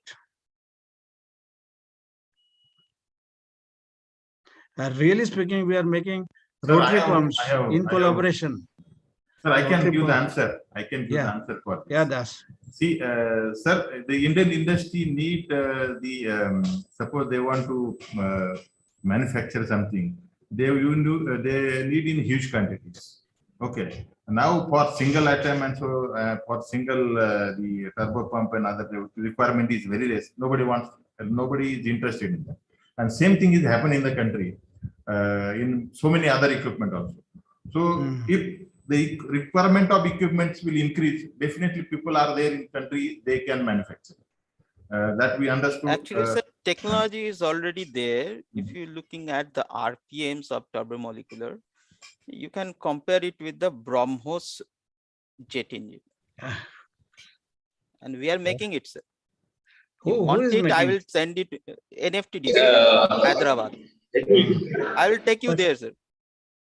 Yeah, let me tell you, see, There I is no think commercial demand coming in to do that. That's why nobody is entering into the business. Technology is there. Basic what I feel is Professor Wander is that I did my postdoc with a German. So the way the Germans are trained to do a particular, because I work on synchrotron. So my German boss, his whole life, from his diploma to his PhD to his postdoc to his job, everything he did on the synchrotron. Only one thing he did for 22 years. So he could sit at one place, look at the monitor and tell where is the problem in that big synchrotron, which is like a football stadium. So I think in India, the real problem is that our system from top to bottom has to be revamped. We have to design such kind of engineers. We are lacking such kind of so a physicist can tell a theory, but the engineer, we need very high quality engineers. See, I have a very high quality LTCC packaging lab, but when you tell physics background or chemistry background or any other science background boys to look at the wire puncher or any other machine, it's very difficult for them to understand that. But when we recruited two engineering boys, I mean extremely good boys, now they opened that German machine. We told them that if you want to open that machine, open the machine as assemble it. So they were able to do it. So the basic thing is that intellectuality, aptitude, and also the training. So I think that is the basic thing. But let me tell you that at CBIT, now we are trying to assemble some machines. We are trying to put together that FPCVD for diamond. We are not buying it. So we are trying in a small scale. We are again trying to build that culture that we had it at our Pune University. Also, we had that culture. And you must be knowing Dr. C.V. Dharmadhikari, who has built an STM microscope, and that is far better than commercial microscopes as of today also. Yes. So a lot of systems we at Department of Physics have been building, like the field emission systems. So we have a little bit of background, and now we are again trying to inculcate the same with our students.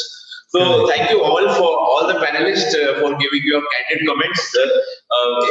I mean, in a week's time, we'll again share with you minutes of the meeting and how we all can collaborate within the framework of this quantum materials center. Thank you very much, everybody. So with this, I express my whole vote of thanks. I express my sincere gratitude to today's chief guest, Dr. Vijay Bhatkar, for gracing this workshop. I also express my sincere thanks to Dr. Shankaran Das and Dr. Chatterjee from IT for pushing us to have this workshop. Because this workshop is inspired by the Nature article, Meet the Crystal Growers of the World. And I express my thanks to our Director General, Dr. B.B. Kale, for his constant support, also to Dr. Ratish and Dr. Ratish sir, Hyderabad, Dr. Raghu sir, Director Trishul. I express my sincere thanks to all our speakers, Dr. Ranjit, to begin with my colleague, Dr. Ranjit Kashif, Professor Anil Kumar, Professor V.D. Wankar, Dr. Ludwig, Dr. Shankaran Das, Professor Animit Jha, Professor K.V. Adarsh, Professor Arindam Ghosh, for taking time of their busy schedules and throwing some light on this important upcoming area of quantum materials. So thank you all, and we'll come back to you with the minutes of the meeting. Thank you all. Thank you, sir. Thank you. Thank you, everyone. Thank you. Thank you.